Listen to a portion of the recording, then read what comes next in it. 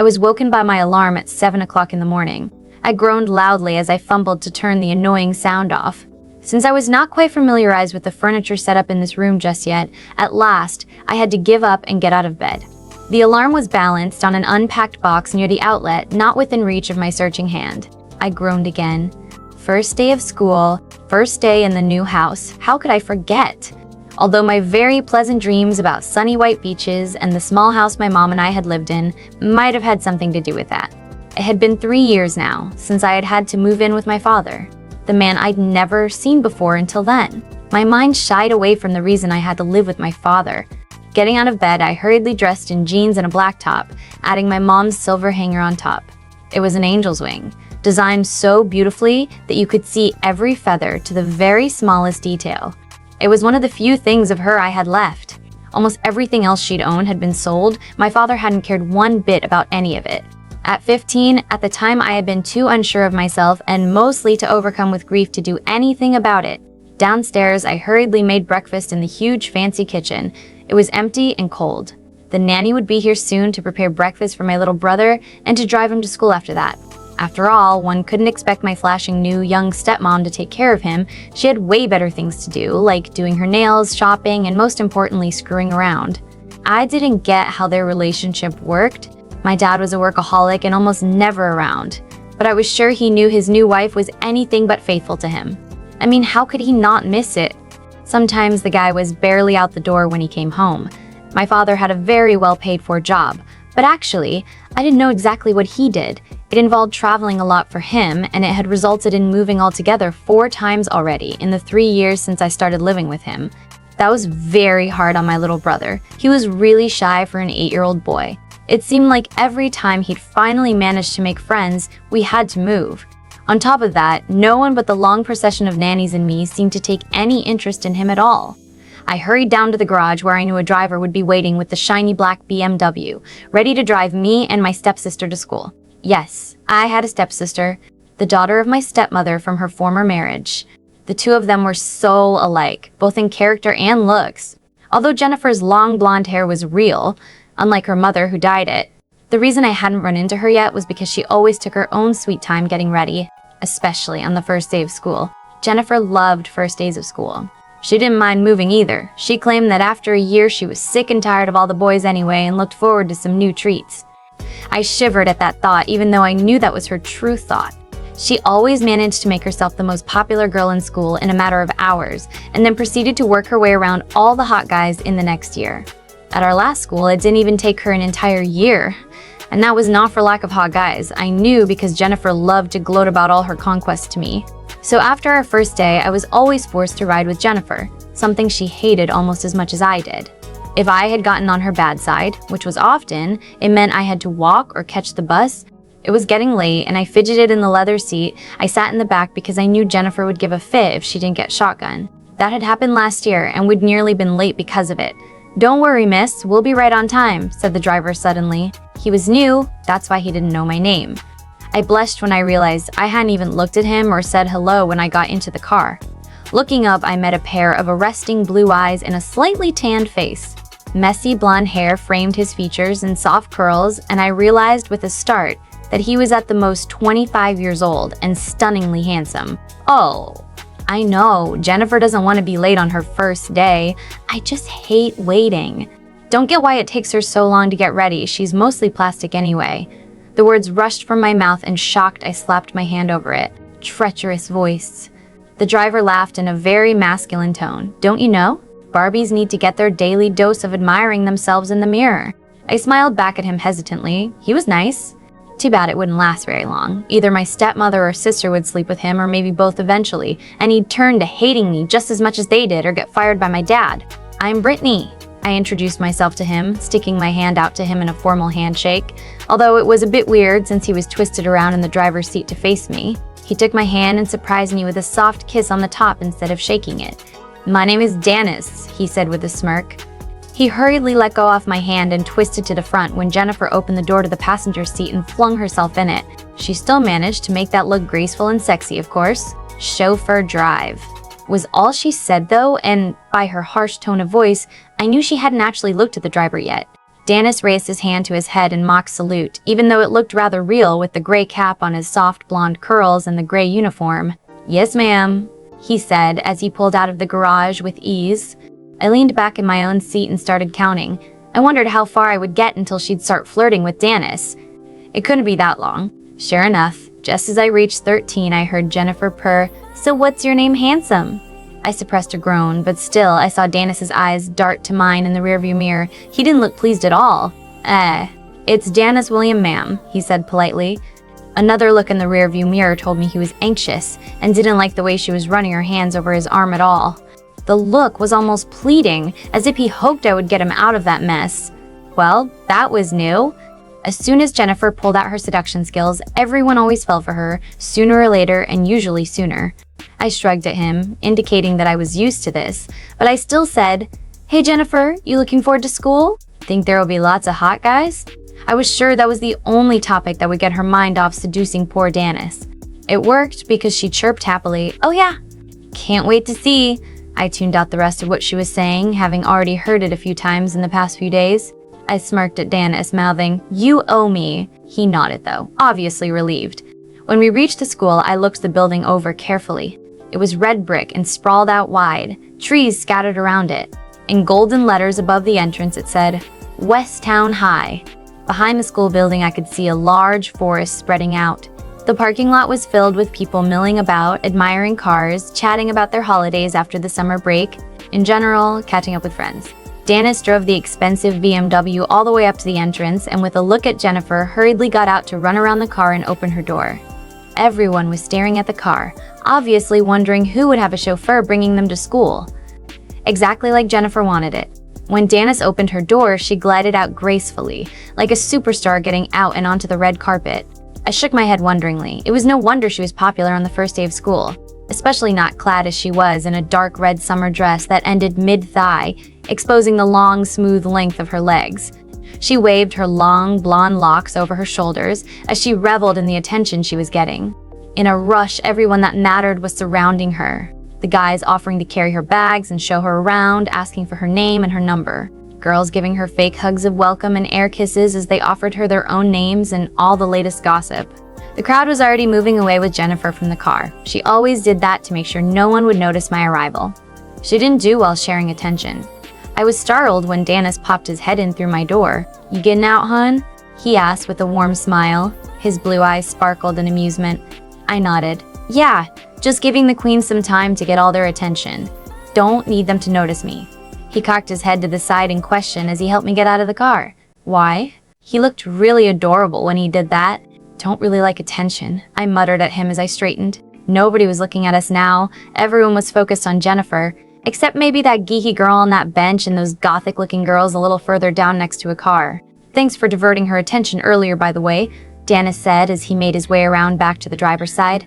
I shrugged. "No problem. How about I take you out on a date to make up for it?" he said with a grin. I drew in a sharp breath in surprise and then glared at him. "You're joking, right?" He couldn't seriously be asking me out if he could get Jennifer, and she was obviously interested in him. "Not really," he said with a smile. "You okay with a Friday? I'll pick you up." He winked at the last part, obviously finding that funny since he was the chauffeur. I swallowed. Wow, he really wasn't joking. "No, I'm sorry, but I don't think I'll be free this Friday." In fact, I don't have an appointment this Friday, it's just that I don't think he's my type. I rejected him then as I waved goodbye. I had to hurry to get my schedule now. "See you after school then, Brittany," he called after me as I hurried inside. The doors closed behind me with an ominous thud, and I knew today was going to be very long. It wouldn't be long before people realized I was new too, and a sister of Jennifer. Then they'd all try to get to know me and ask all about her. For some reason, they always thought that being nice to me would get them closer to her somehow. That only lasted a day or two at the most. Usually after that, they'd realize how much Jennifer hated me and try to get into her good books by being mean to me too. I wasn't sure which behavior I hated most, to be honest. When Jennifer found out I had a date with the hot driver and she hadn't, she'd be really pissed. That usually resulted into her making up something I'd done so that my dad would ground me for her. I couldn't understand why nobody ever listened to my side of the story. Ever. After having collected my schedule and locker combination, I hurried off in that direction. Jennifer had been there as well, followed by a group of people as they all threw themselves at her in an effort to help and impress her. I dumped my bag in my locker and took the schedule and my books for my first period class with me as I searched for the right classroom. The building was large and sprawled out, and I just knew I'd get lost here the first few weeks. The first class was math, and I was glad to realize Jennifer wasn't in it. The teacher was an old, grizzled man, but he seemed nice enough. He waved me to my seat in the back after reading the note, telling him I was new. I was really happy I didn't have to introduce myself to the class that stared at me with obvious interest. The people that hadn't seen Jennifer yet obviously wondering who I was, and the ones that had seen her wondering what my connection to her was. As I sat down, the teacher, Mr. Cook, said, "Sarah, would you please help out Brittany as much as possible? If she's behind on anything, let me know." Then he launched into an explanation about this year's topics he'd discussed with us and the rest of the curriculum. The girl next to me gave me a friendly smile. She wore jeans and a light blue top that matched with her beautiful baby blue eyes. Her brown hair cascaded around her in beautiful wavy locks, and I couldn't help but wonder if she was one of the popular crowd or not. "I'm Sarah, and don't worry, Reynolds is a cool teacher even though he looks scary. I'll show you around if you want," she whispered as she stuck out her hand to me. I shook it carefully. "I'm Brittany, obviously." "Thanks, that would be nice. I'm sure I'm gonna get really lost here. It's all so big." She nodded, but we didn't have the chance to talk any further for the rest of that class. I was glad to see that I wasn't behind at all. In fact, I was ahead off the curriculum by a little. That was good because that meant I didn't have to work harder or struggle with this subject, even though I hated math. I knew I wasn't bad at it. I ignored all the stares I was getting and meekly handed Sarah my schedule after class was over. She was sad to see she didn't have the next period with me, but offered to walk me to the next class anyway. I happily accepted and found it easy to talk to her as she fended off curious people with just a stare. That definitely meant she was popular, didn't it? But I wasn't so sure as we passed a group clustered around Jennifer. She didn't spare them so much as a glance, and most girls there actually glared at her as we passed. At the door to physics, she wished me fun and said with a mischievous smile, "I'll see you at English next period if you can find it." Then she darted away through the filled corridors to her own class. With physics, I did have to introduce myself, but it was made easier because Jennifer was in this class too. I got away with hurriedly saying, "I'm Brittany Baker and I just moved here. I love music and reading." After that, I scurried to a chair in the back and sat down beside a bored-looking skinny guy with a messy mohawk. He didn't even look up when Jennifer started introducing herself, taking her own sweet time. There was some oohs when they heard she had the same last name as me, but that seemed quickly forgotten as they all stared at her. Completely entranced, it seemed, even the teacher. "She really your sister?" asked the mohawk guy halfway through class all of a sudden. I shrugged. "Stepsister, actually." "Ah, that explains. You look nothing alike," he said, and then he resumed staring at the chalkboard again as if it was the most important thing in the world. We didn't exchange any more words, but it didn't take that as a bad thing.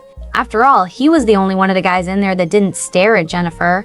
That made him score really high in my book. After physics was over, I really didn't have a clue where to go. I had been slow to leave the room, one of the last ones besides the mohawk guy, but he seemed to be absorbed in himself anyway. Jennifer had disappeared with a crowd down one corridor, but I didn't know if she had English with me or some other class. I started off in a different direction, hoping to find someone I could ask for help. 10 minutes later, I stood in front of the classroom door to my English class. I was late. The class had already started. Stupid Sarah with her prediction, I thought with a slight smile. Then I knocked on the door, hoping that the teacher would forgive me, since this was my first day after all. "Come in," I heard a male voice call. It was low and pleasant, and it sounded like he had a British accent. I opened the door a little hesitantly and stepped into the room. My eyes immediately found Jennifer standing in front of the class. Apparently, she'd been introducing herself. I groaned internally. Great, that meant she'd be pissed off with me for interrupting. "Jennifer, why don't you sit down?" the teacher said, and only then did I notice him. He couldn't be older, then 25, just like Dennis really. He was tall though, reaching over 6 foot easily. I could tell that even though he was slumped on the edge of his desk, his long legs trailing in front of him clad in ripped jeans. A white button-down dress shirt was stretched across a wide, muscular chest and did nothing to hide how well-built he was. But more importantly, he had beautiful, stormy gray eyes that stared at me as if he could see right through me. Luscious lips slightly parted to show a set of white teeth with dark brown hair hanging messily across his forehead. His nose was flared a little, as if he was breathing in deeply, smelling something he rather liked. I swallowed nervously, suddenly finding it impossible to look away from those stormy eyes. They sparked something in the back of my mind. A feeling? It was spiraling down into my body, making it tingle in the most delicious way possible. The teacher suddenly cleared his throat, and then he said, "You're late. Care to explain why? And while you're at it, introduce yourself too." His voice was beautiful in that British accent, a little husky, and I wondered why that was. I shivered and blushed, finally looking away from him to survey the class. Then I said, "I got lost. I'm new here. My name's Brittany Baker." I swear I saw him shiver as I spoke, but then he nodded and said a little brusquely, "Have a seat, Brittany. Don't let it happen again." I hurriedly took a seat in the back of the class, right next to Sarah, who appeared to have saved me a seat. She looked at me knowingly, winking once before focusing on the teacher. All I could think was, "Oh my God, he's smoking hot. Oh my God." I have a crush on my teacher, and I don't even know what he's like. I didn't dare look up at him again during his entire class, but I could tell everyone liked him. Jennifer was doing her very best to seduce him, sitting all the way in the front. Then again, pretty much every girl tried to get his attention one way or another. Except Sarah, she just kept smirking at me and him as if she knew something I didn't. I had to hold back a groan as the girl standing right next to me introduced herself to the class. My class. She did it with such an air that told me she'd done it plenty of times before and reveled in the attention. Little attention seeker she was. The too small red dress she wore said it all. It screamed it at me from a mile away. She was definitely the type of girl I try to avoid as much as possible during daytime. At night, maybe if I was very desperate for a meal, but even then I didn't like her scent very much. Too many chemicals from the perfumes sprayed on her skin and the soaps and creams she'd used. Currently, she was smiling flirtatiously at me every other word while still managing to wrap every single male in the classroom around her little finger. Except me, of course. She was skilled, I had to give her that, but that didn't mean I liked her, and definitely not that I was impressed. She probably had a tiny bit of siren blood in her somewhere.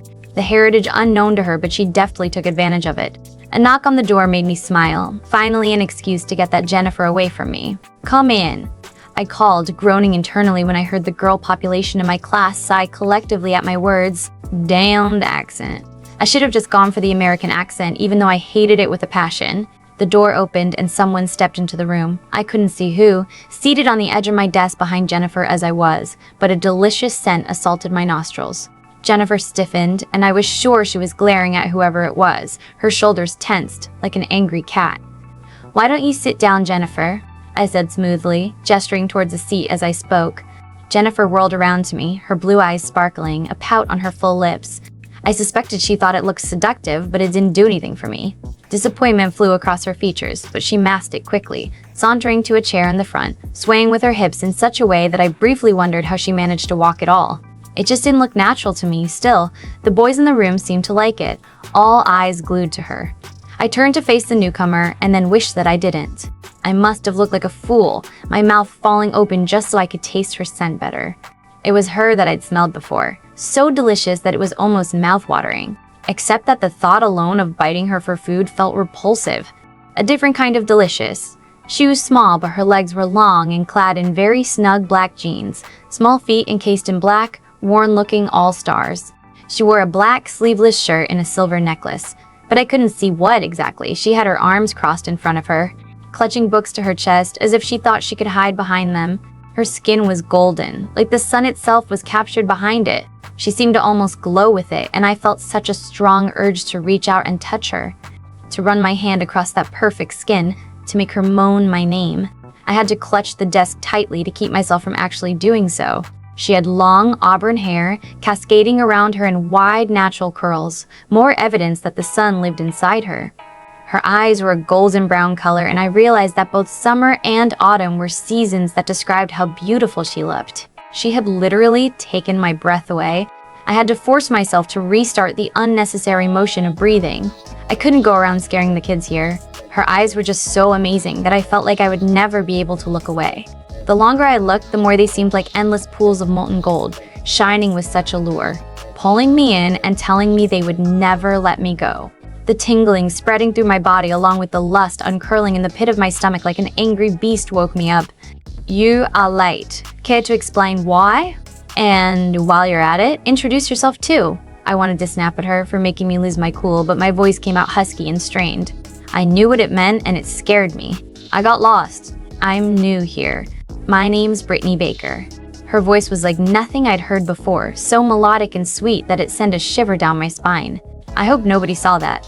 She was uncomfortable with all the attention she was getting, I could tell, the way she glanced around at the classroom. The urge to alleviate her suffering was instant, but I still managed to sound sterner than before. "Have a seat, Brittany. Don't let it happen again." I nodded as I spoke the words, pleased with myself for sounding so collected now. Only then did her words sunk in. Brittany Baker. Oh no, she had the same last name as that Jennifer? They were siblings? Impossible. Brittany, such an old-fashioned name. It suited her in a way. It made her stand out from the rest of the girls these days. I knew I'd never call her Brittany if I didn't have to, though. My tongue already yearning to call her Brit or Brittany. She had walked to a seat in the back, right beside Sarah, and I recognized the mischievous look in my sister's eyes only too well. At her wink, one that told me she knew exactly what I'd been thinking when I first laid eyes on Brittany, I scrambled to a standing position and started class. I couldn't concentrate very well, not with that goddess sitting in the back, spreading that delicious scent. I couldn't understand how none of the other boys seemed affected by it. They still only had eyes for that Jennifer. "Mr. Clitton, can you explain me that assignment again?" asked Jennifer halfway through my class. She was leaning forward on her desk so her breast pushed up, revealing more cleavage than I was sure I was legally allowed to see on a student. I swallowed my annoyance and carefully explained it to the entire class again, not even once stepping closer to the blonde as she flirtatiously batted her eyelashes, enticing me to come closer. I only had eyes for Brittany though. She didn't look at me, her face constantly flushed as she blushed furiously. It made her even more beautiful. Every now and then it seemed like she gathered enough courage to peek up through her long lashes and look at me. Every single time my eyes met those golden orbs of hers and I couldn't look away. I had never been so happy as I was today when I finally dismissed my class for the lunch break. Although it also made me sad because it meant that Angel would be leaving me too. She was one of the last to leave, and before I realized what I'd done, I grabbed her wrist. It made her freeze in her tracks. The shock of actually touching her skin was so intense it nearly had me staggering. It was a good thing the desk was at my back or I really would've.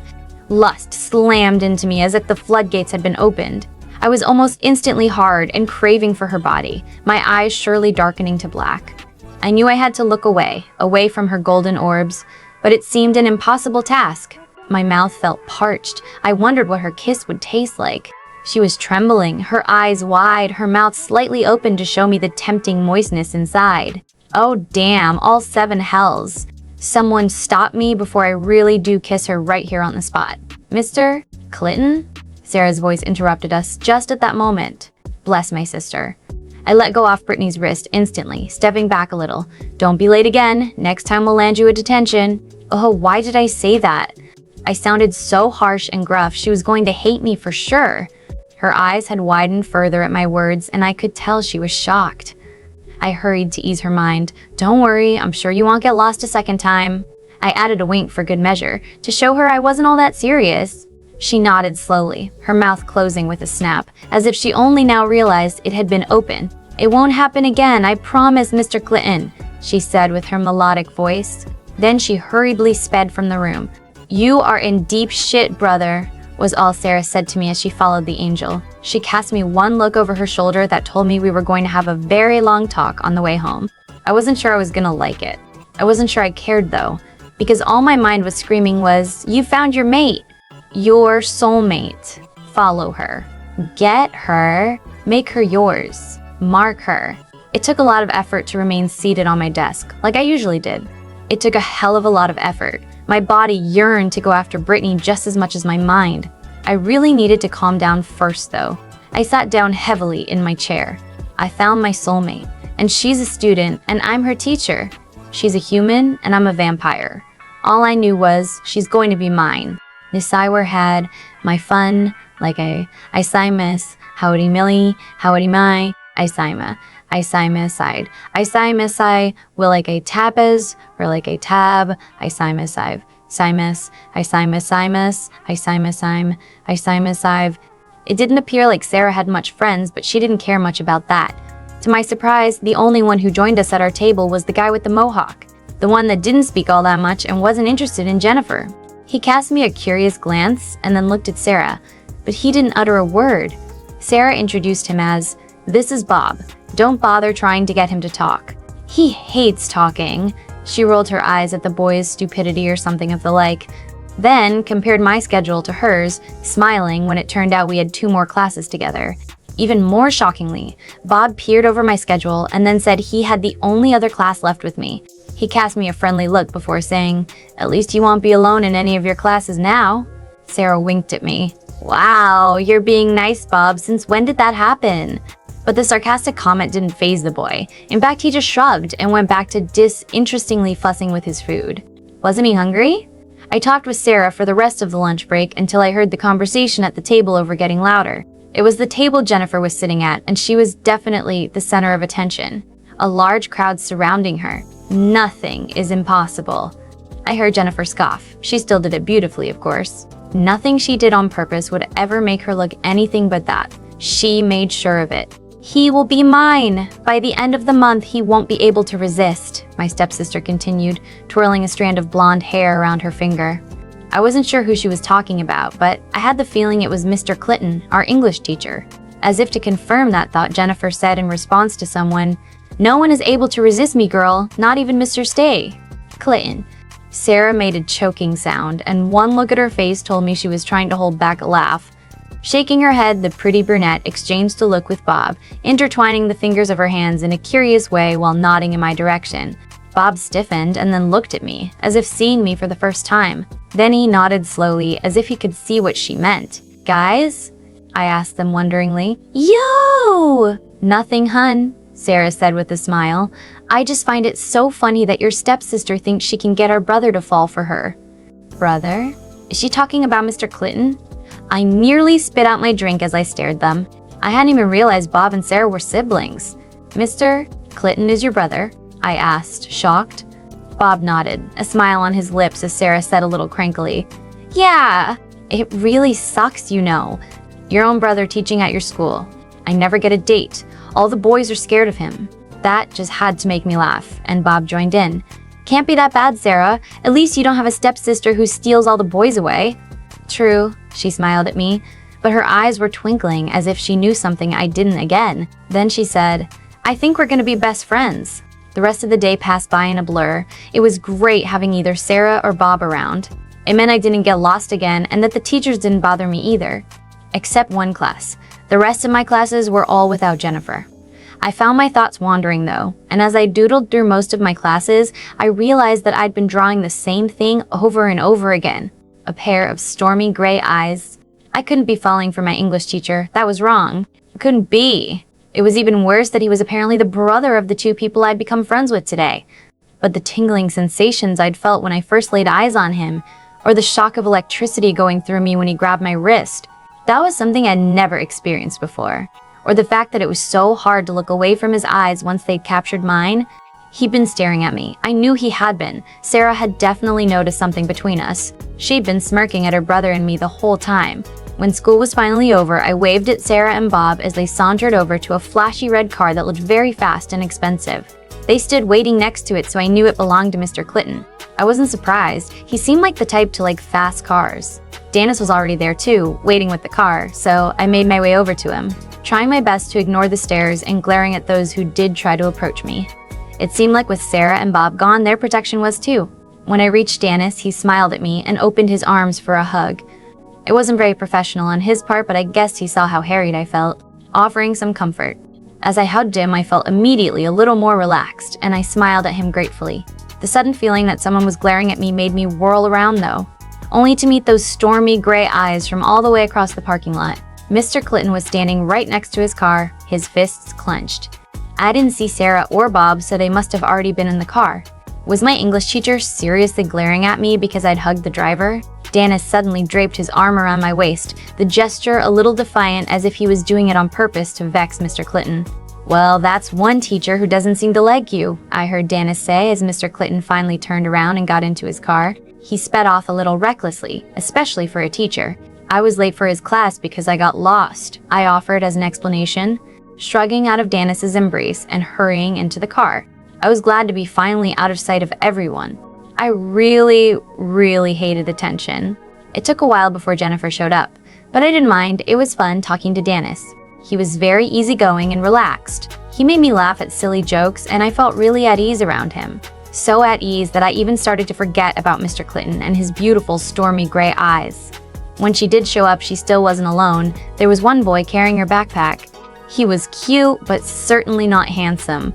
I guessed he only got to carry her backpack because she felt sorry for him. 2 more guys flanked her, both buff and handsome. Obviously, they would be part of the football team or something. 3 more girls were with her, and they all looked a little green behind her back. I guess that would be her new besties, as Jennifer called her fake girlfriends. She kissed the 2 football players each on the cheek as she said goodbye, and then turned to hug all 3 girls, giving them air kisses. That was a habit I really didn't get. All those girls hated each other's guts, yet they pretended to love each other. The Jennifer slipped into the front seat at long last and imperiously told Danis to start driving. She barely spared him a glance now, lost in thought. It was unusual behavior for her, but I didn't comment. Instead, both Danis and I remained quiet, sharing the occasional glance through the rearview mirror. Once he started pulling funny faces, though, it was hard not to laugh. I had to slap my hand across my mouth to keep from making noise. I didn't want to wake the beast. At home, Jennifer left the garage in a hurry, her usual gracefulness disappearing completely.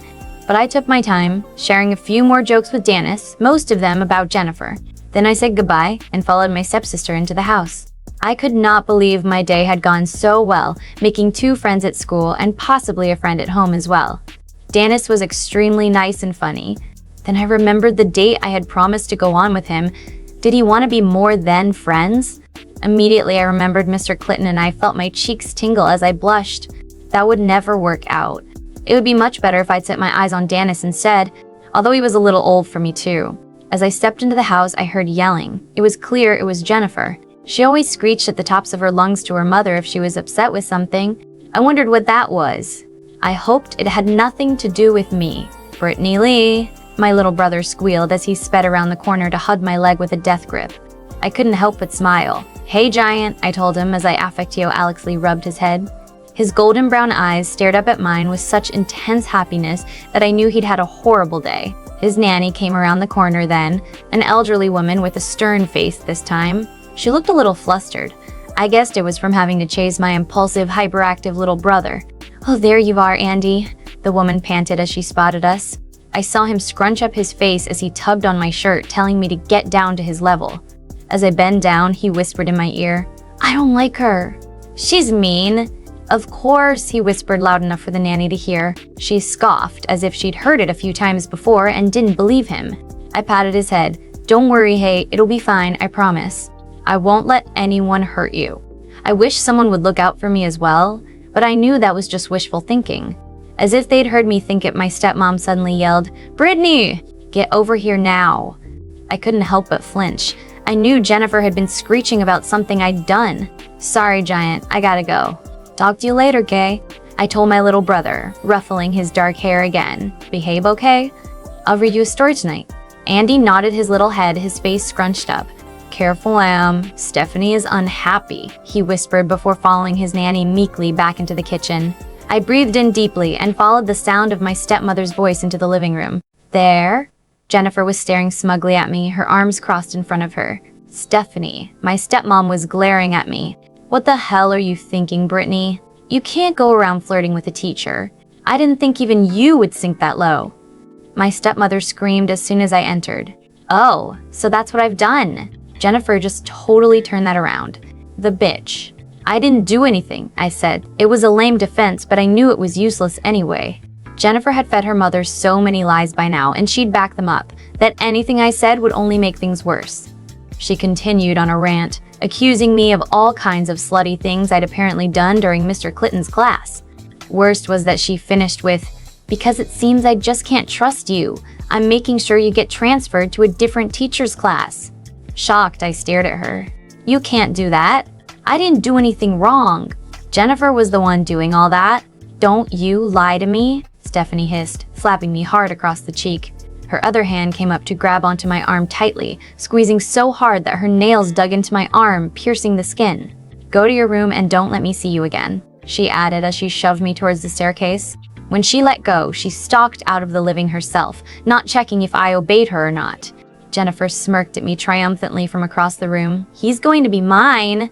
There's nothing you can do to stop it. It didn't take a genius to guess she was talking about Mr. Clitton. You know he'll lose his job, right? If people find out, I told her, feeling angry at the hot jealousy spreading through me, I wasn't going to see Mr. Clitton again, and she would have all the time to sink her hooks into him. It was ridiculous because I would never want anything like that from a teacher anyway. It was, after all, not allowed, Jennifer laughed. I know, Brittany, but I don't care. I could only stare at her in shock for a moment before I hurried up the stairs to my room. I couldn't stand to be near that girl any longer. Behind me, I heard her say, loud enough for me to hear, "He's going to be mine." Remember that. Sprawled on my back, I stared at the white ceiling. At least my bed was comfy.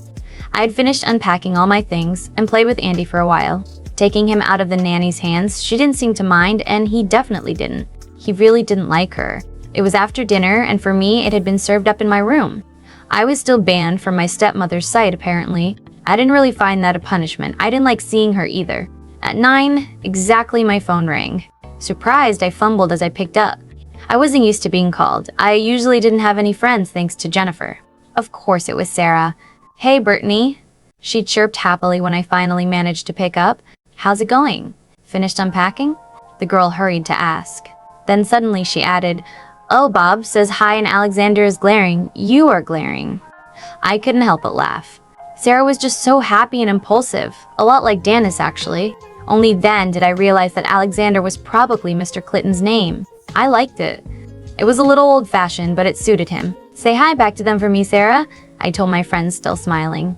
"And yeah, I'm done packing. I'm grounded though," Brittany says. "Hi back, guys," Sarah repeated for me. I could imagine her lying on her back on the couch, her legs dangling of the top. It seemed a very typical position for her. Wait, what? Grounded? Why? I groaned as I threw myself backwards on my bed again. "You are not going to believe this, Sarah. Why? What happened?" "Alex, go away." Sarah's voice became a little annoyed as she was fending off her older brother, obviously. I could hear him talking in the background, but I couldn't hear what he was saying. I was blushing now, even though no one could see me. The object of the reason for my grounding was right there. He might even be able to hear me talk. This was embarrassing. I got grounded because apparently I was flirting with your brother, I told Sarah as softly as possible in the hope that Alexander couldn't hear. "What? You didn't flirt with Bob. What are you talking about?" Sarah said loudly though, and I really wanted to hit her on the head. Groaning again, I buried my face in my pillow. "Sarah, the other brother." "Oh, well, you weren't flirting with him either. In fact, you were the only one not flirting with him today. Much to his disappointment, I might add." "Ouch, Alex. That's not nice. Can you believe that Brittany, my own brother and legal guardian, just totally hit me?" "I would have hit you too for that, Sarah. I don't need your brother to hear all that." "It's embarrassing," I told my new friend softly, but I couldn't help but smile a little. Mr. Clitton wanted me to flirt with him, or was that just a joke? "Oh, I'm sorry, Brittany. Let me get outside, but really I don't understand why you're grounded." There was some muffled noise, then some angry comments towards her brothers, and then finally, the sound of a door slamming shut. There, now they can't hear a thing. "Now, Spill?" Sarah sounded a little out of breath. Jennifer told my stepmom that I was flirting with him. That's all really. She just totally told her mom that I did pretty much everything she was doing. Oh, and I'm not just grounded. My stepmom is going to get my schedule rearranged so I won't have English from Mr. Clitton. I couldn't help but sound sad as I said that. Obviously, Sarah caught on to it. Or maybe she just thought I was sad I wouldn't have that class with her anymore. That bitch? She's not going to get away with that, hun, I promise. "I'll take care of it." Then the girl laughed evilly. "I'll make Alex take care of it." "Sarah, he doesn't need to know." "It's no big deal," I hissed at her, mortified at the thought that she'd talked to Mr. Clitton about it. It was already embarrassing enough. We talked a while longer about all kinds of things, but then I had to hang up hurriedly.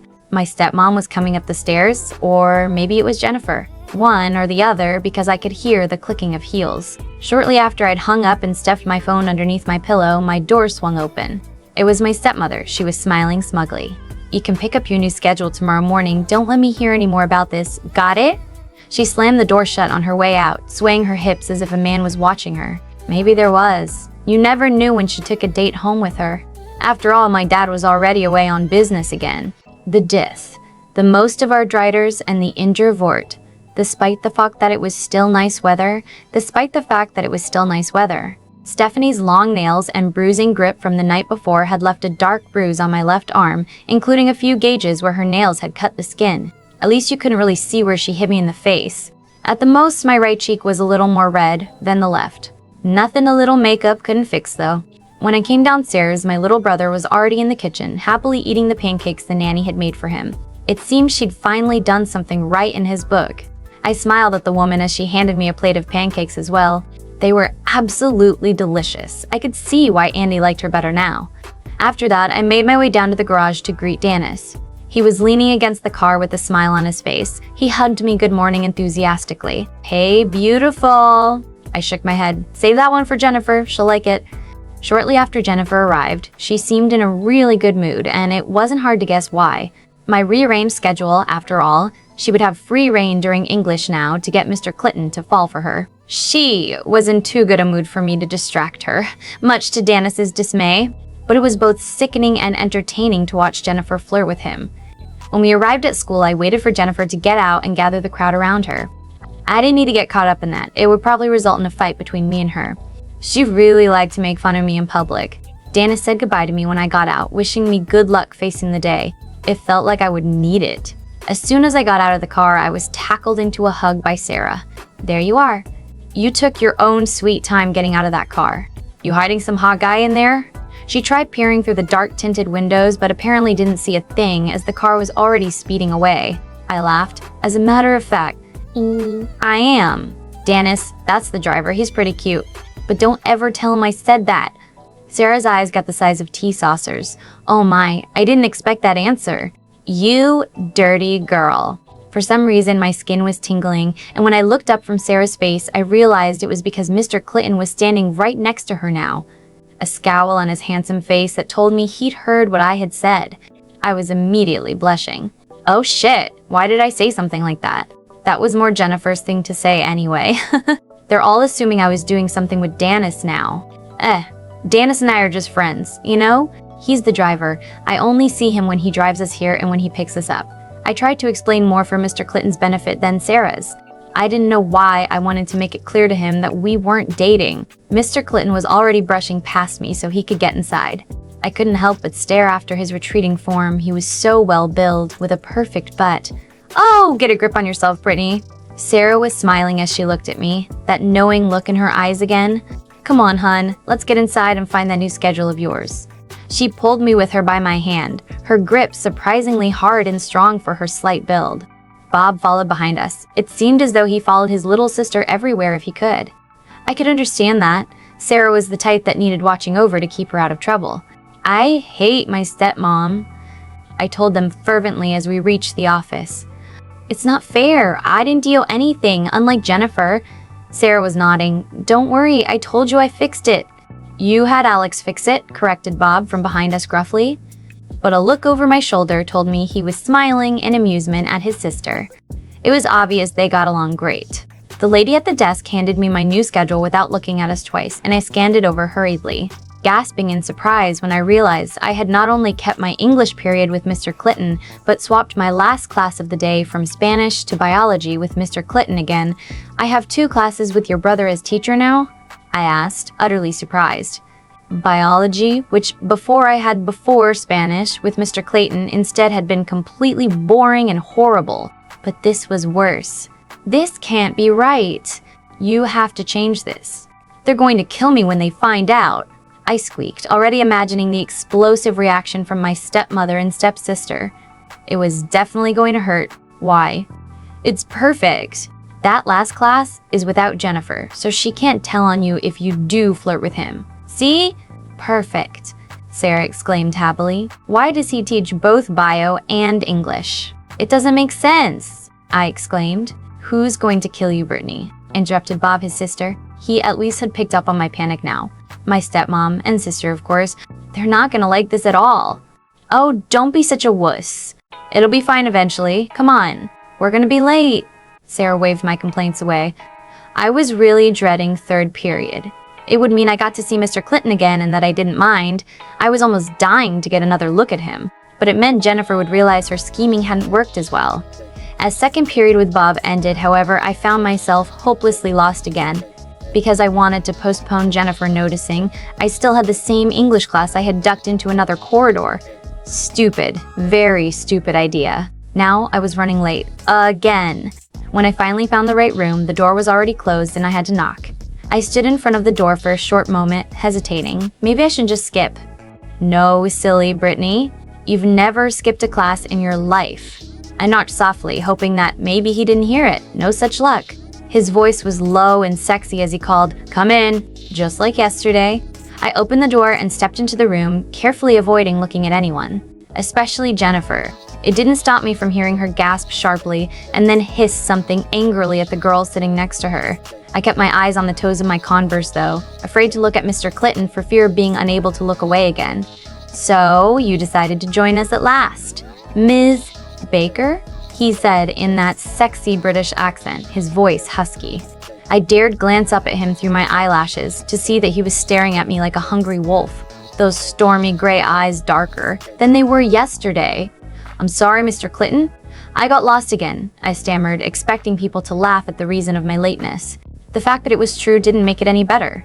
To my surprise, only a few people laughed, one of them obviously Jennifer, the rest her follower girls. Mr. Clitton nodded as he gestured to the empty seat next to Sarah, who was smirking deviously again. "Detention this afternoon? I don't tolerate tardiness, especially not twice in a row." He sounded so stern, I couldn't keep myself from flinching at his tone of voice. As I passed him though, on my way to my seat, I could feel goosebumps rise on my skin. I didn't fail to notice how he shivered either, nor the sharp intake of breath he took. I slid down as low as possible in my seat, hoping nobody would notice me for the rest of the lesson. Sarah just patted my hand softly once, and then focused on Mr. Clitton too. He was talking about the book we'd be reading in class. Unlike yesterday, he was seated behind his desk now. He looked tense and uncomfortable, and I wondered what the reason for that was. His eyes constantly strayed towards me. Every time I looked up, he would just be looking away from me, exactly opposite of yesterday. Jennifer's behavior was horrible. She was constantly raising her hand and asking questions, most of them having something to do with how she couldn't find something in her book. It meant he had to go over to her. She took that opportunity to rub against him in any way possible that didn't look like it was on purpose. It made my blood boil. She was just such a dirty bitch, and she didn't even care that Mr. Clitton could totally lose his job. It felt horrible that she was the one touching him when my hands were itching so badly to run my fingers through his dark hair and across his pale skin. When at long last the class was over and nearly everyone had left, Jennifer stayed behind to flirt some more with him, casting angry glares in my direction for still being there. She didn't know that Sarah was the one holding onto my arm tightly so I couldn't leave. Mr. Clitton was running his hands through his hair in obvious annoyance. "Jennifer, ask a classmate if you have so much trouble keeping your place in the book. I can't help you with every single detail." After that, she trailed off a little uncertainly. She obviously didn't understand why her charm wasn't working on him. I could only say that I was ridiculously relieved about that, and for that I had to scold myself. He's a teacher. Alex. What the hell? Detention? That's just totally unfair and uncalled for. She was lost. "Where's your sense of chivalry?" Sarah exclaimed. She was still holding on tightly to my arm and had dragged me all the way over to his desk, bringing me agonizingly close to him. Close enough that I could feel his body warmth and that I could practically feel how tense he was too. "She was late, Sarah. Now go all right?" "I need to prepare for my next class," was all he said, sitting down in his chair heavily. "Fine," my friend hissed, and then she pulled me with her out of the class. I cast one quick look over my shoulder and met his stormy gray eyes. They were smoldering, and it made me very warm all over, especially low in my body. During lunch, we chatted idly. That was until Jennifer waltzed past us, glaring daggers at me. Oh yeah. I was so dead when I got home today. I was almost happy I landed a detention. At least, that meant I'd be home later than usual. The rest of the day passed by in a blur, until biology, of course. Neither Bob or Sarah had that class with me, so I had to sit in the back, all by myself. I didn't mind that much. I had an unrestricted view on Mr. Clitton, and no Jennifer shamelessly flirting with him either. He didn't look all that much at me here. He seemed more at ease as he explained things, gesturing with his hands as he talked animatedly. He was definitely a good teacher because even those that struggled seemed to understand everything by the end of class. He just explained everything in such simple, easy words. It was a pleasure to be with him in the room this way, and I had almost forgiven Sarah for doing this to me. His voice just gave me shivers, and it was so easy to get lost in a daydream where I could date him, in which he was absolutely in love with me, and mostly in which he was running those strong hands over my skin in some way, bringing me pleasure. I was blushing furiously when I realized what I was thinking of. The class was already emptying out and I started stuffing my things back into my backpack hurriedly. Don't think like that, Brittany. Bad thoughts. Bad girl. Suddenly, he was right next to my desk, looming over me because he was so bloody tall. Did you forget you had detention with me, Brittany? He was smirking and it looked absolutely delicious. I just wanted to kiss his lips. I shook my head as I blushed scarlet. Bad girl! No, I didn't forget, Mr. Clitton, I muttered softly. The classroom was deserted now and the door closed. I was sure no one was going to disturb us. That made me swallow convulsively. Why was he so close to me? Didn't he know how badly I just wanted to touch him? As if he heard me, he stepped back a little, sitting down on the desk next to mine. How come you keep getting lost? It's not that difficult to find your way around here, he trailed off, sounding unsure of how to continue. I'll tell Bob to escort you tomorrow, he won't mind, he said then. I'm sure I'll be on time tomorrow, Mr. Clitton. No need to bother Bob, I said as I shifted in my seat uncomfortably. Was I going to have to do anything? Or were we just going to sit here and talk? That seemed a little unusual. Suddenly, a hand shot out and grabbed my wrist, his other hand yanking my sleeve up. It didn't hurt, but he wasn't particularly gentle either. Mr. Clitton, I exclaimed, a little shocked. You're hurt, was all he said, his voice tight, controlled as if he was keeping anger at bay by a small thread. I stared down at my arm, at the bruise and cuts my stepmom had given me. Oh, yeah, it's nothing, I told him. It's not nothing to me. Who did this? Suf, he said, still in that tight voice, but his stormy eyes showed concern. It woke that warm feeling inside me again, my stomach fluttering. No one, I muttered.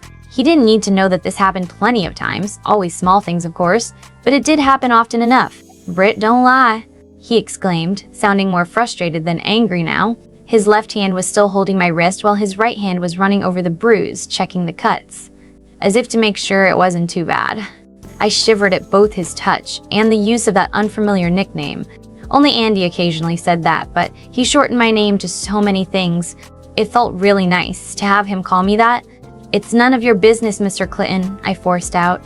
My eyes were trying to close and my body was already leaning into him, yearning to get as close to him as possible. Suddenly, he let go of my arm and stepped backwards. Please, don't call me that.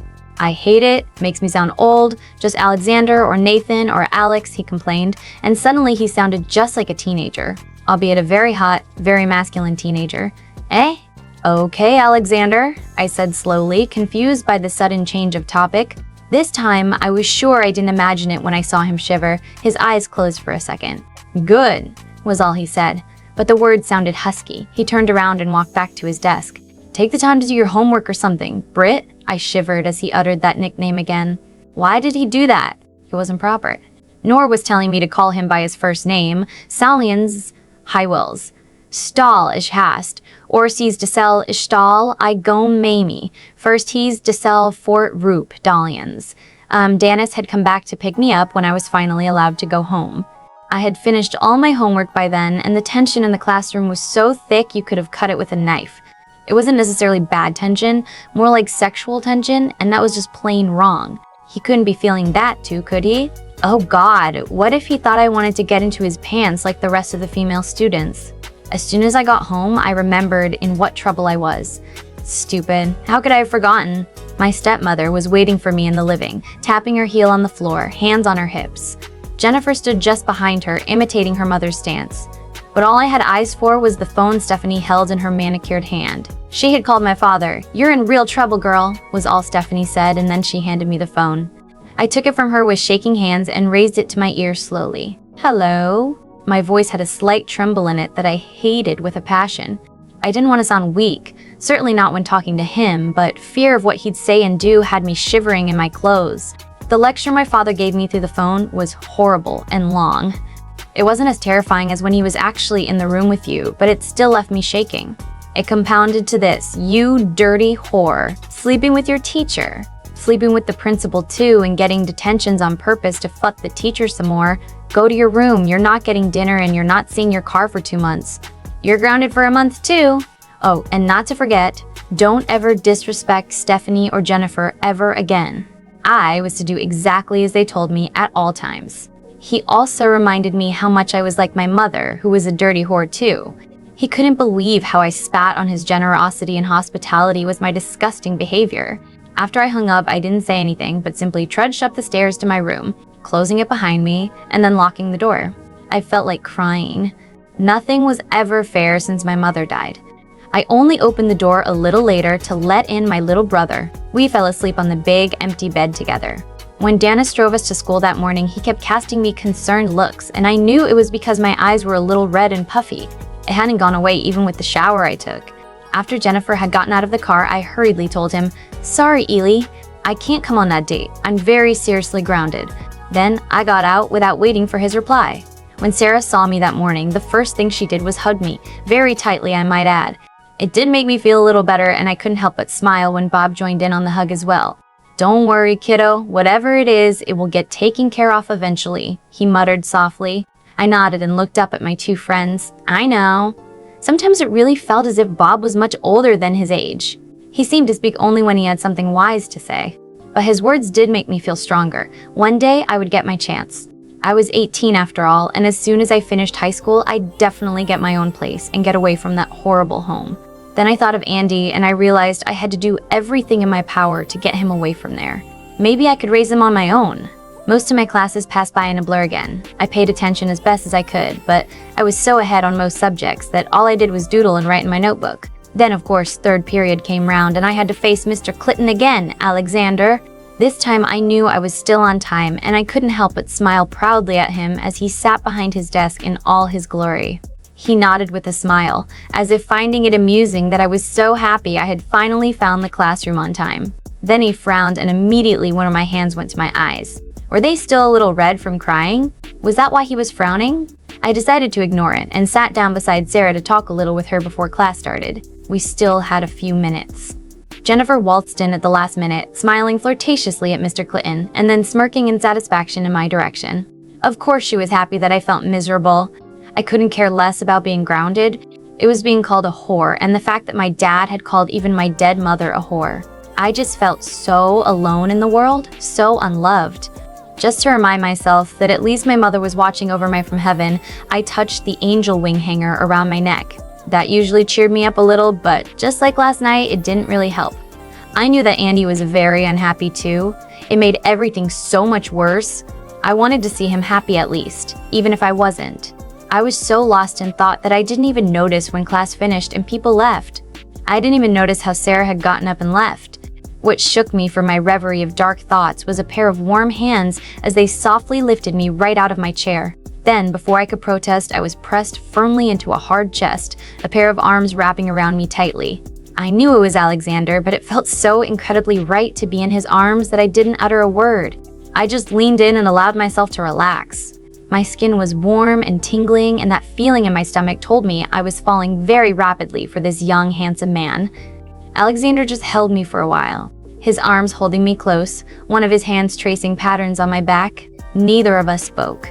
Eventually, he slowly let go. "Britt," his voice was husky again, "go eat your lunch."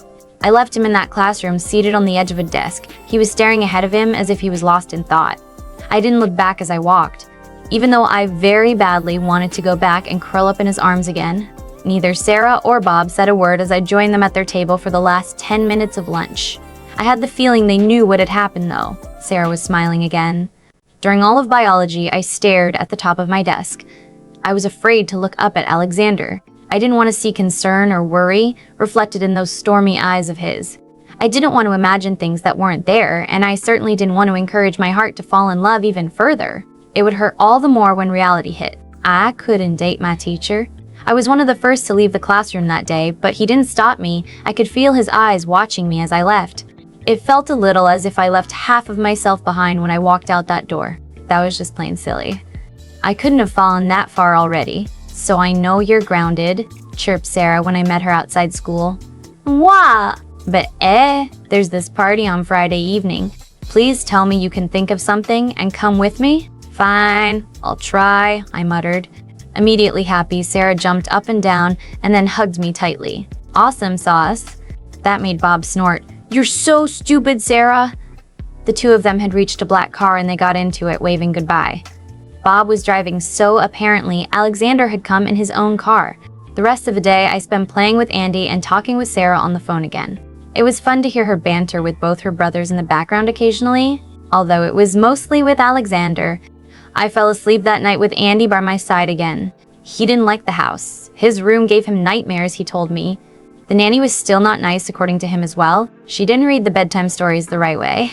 During the rest of the week, I felt increasingly more worried about Andy. He was complaining about school too. How the kids all hated him and never wanted to play. How the nanny wouldn't let him play with the toys he liked. How Stephanie snapped at him every time she saw him. How he hated all the strange men in the house all the time. Jennifer had luckily not paid too much attention to me. She seemed too busy flirting with Alexander or any of the other jocks to notice me. After her revenge through making my dad mad at me, she seemed content to let things be. Stephanie really didn't seem to know my dad had grounded me, because when I asked her if I could sleep over at Sarah at Friday, she agreed in a heartbeat. That went way easier than I thought it would. Then again, maybe she was just glad to get me out of the house. So on Friday morning, I said with a little twinge at my heartstrings, goodbye to my little brother, promising him that I'd return safe and sound for him the next day. I made the nanny promise to allow him to sleep in my room if that was what he preferred. At school, everything seemed the same as it had the past few days. Although Alexander cast me more looks than usual again, a frown on his forehead as if he was worried about something. Was that because I'd be sleeping over at his house tonight? I was a little worried about that myself. When at long last the final bell rang, I got out of my seat slowly, thinking for once that it didn't matter if I stayed a little longer. After all, I'd probably be driving home with Alexander anyway. Sarah was waiting for me at the door to the classroom and made me skip with her all the way to the flashy red car. I knew it made both Bob and Alexander smile as they watched us, and it was enough to bring a smile to my face as well. Looking forward to tonight? I know I am, the girl enthused happily as she squashed into the back seat with me. The Clitton house was huge. It was more like a mansion, really, built in a somewhat Victorian style. It was pretty, I decided as I followed the siblings into their home. Everything inside was decorated in warm colors, all of it tastefully flowing into each other to make it a pleasant, warm home. I instantly felt at ease. The hallway looked messy with all the shoes and coats scattered about around the coat and shoe rack. There was a wide silver dish on a dark wooden cabinet against the other wall, and Alexander carelessly tossed his keys in it before disappearing deeper into the house. Bob cast Sarah one look, smiled at me, and then said, "If you need anything, I'll be in my room." Then he too darted away up the stairs and out of sight so quickly that I barely saw it. "Come, I'll show you around," Sarah hurriedly said as we took off our shoes and coats. Then she pulled me into the first room on the left, a wide dining room connected to a large, homey-looking kitchen. On the other side of the entrance was a large living room with big, comfy couches and an expensive-looking TV set. How could they afford all this? Alexander was the only one who worked, and it seemed like they didn't have any parents. I had heard Sarah say Alexander was their legal guardian. Maybe they had had a big inheritance or something? Because a teacher's salary sure wasn't enough to be able to afford this. After I'd seen all of the ground floor, she took me up the grand stairs and pointed at the doors we passed. That's Bob's room, bathroom, my room. Down the hall is Alexander's room. There's another bathroom, that's the study, and those two doors are both guest rooms. After that dazzling explanation that I was sure to forget, she tugged me into her own room and set about getting the both of us ready for that party. When at long last she was finally done with me, I stared at myself in the floor-length mirror in her room. My auburn hair had been perfectly styled, falling around my shoulders and face in wide curls, dark makeup around my eyes to make them look smoky and sexy, all of it finished off with a little lip gloss. Just enough to make them look moist, almost as if I'd just been kissing. I was wearing a simple black dress she'd lent me. It was way shorter than anything I chose to wear myself, but somehow she'd forced me into it. I still wasn't sure how she'd managed that.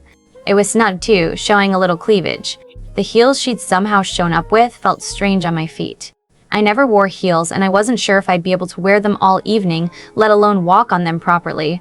No matter how uncomfortable I felt in the clothes, it was all worth it as I followed Sarah down the stairs. Both Alexander and Bob were right there in the hall. I wasn't sure if it was a coincidence or if Sarah had told them to wait there for us so they could see us. Bob's eyes raked over my body appreciatively, his mohawk bobbing as he nodded his head. "You look very nice, Brittany," he said warmly. "And so do you, Sarah."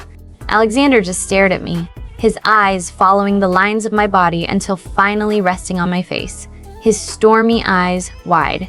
I saw his Adam's apple bob as he swallowed once, twice. Still, his mouth fell open a third time. Did I really look that pretty? I couldn't imagine him doing that on purpose. He looked a bit like a goldfish. A very handsome goldfish, though. At long last, he snapped out of it. "You going to that party looking like that?" Oh, that didn't sound very friendly. In fact, he sounded rather angry. "Alex?" Sarah snapped at him, and he took a step back. "Oh, don't take me wrong, you both look stunning." At both his eyes lingered on me, though. "But you know how teenage boys are, they'll be all over you." That's kind of the point, brother," Sarah replied as she pulled me with her out the door. I couldn't help but squeak a little nervously. "It is?" I was looking over my shoulder just so I could see Alexander a little longer. He was clenching his fists at his sides, a frown on his forehead as he stared after us. Was he really worried guys would be all over us?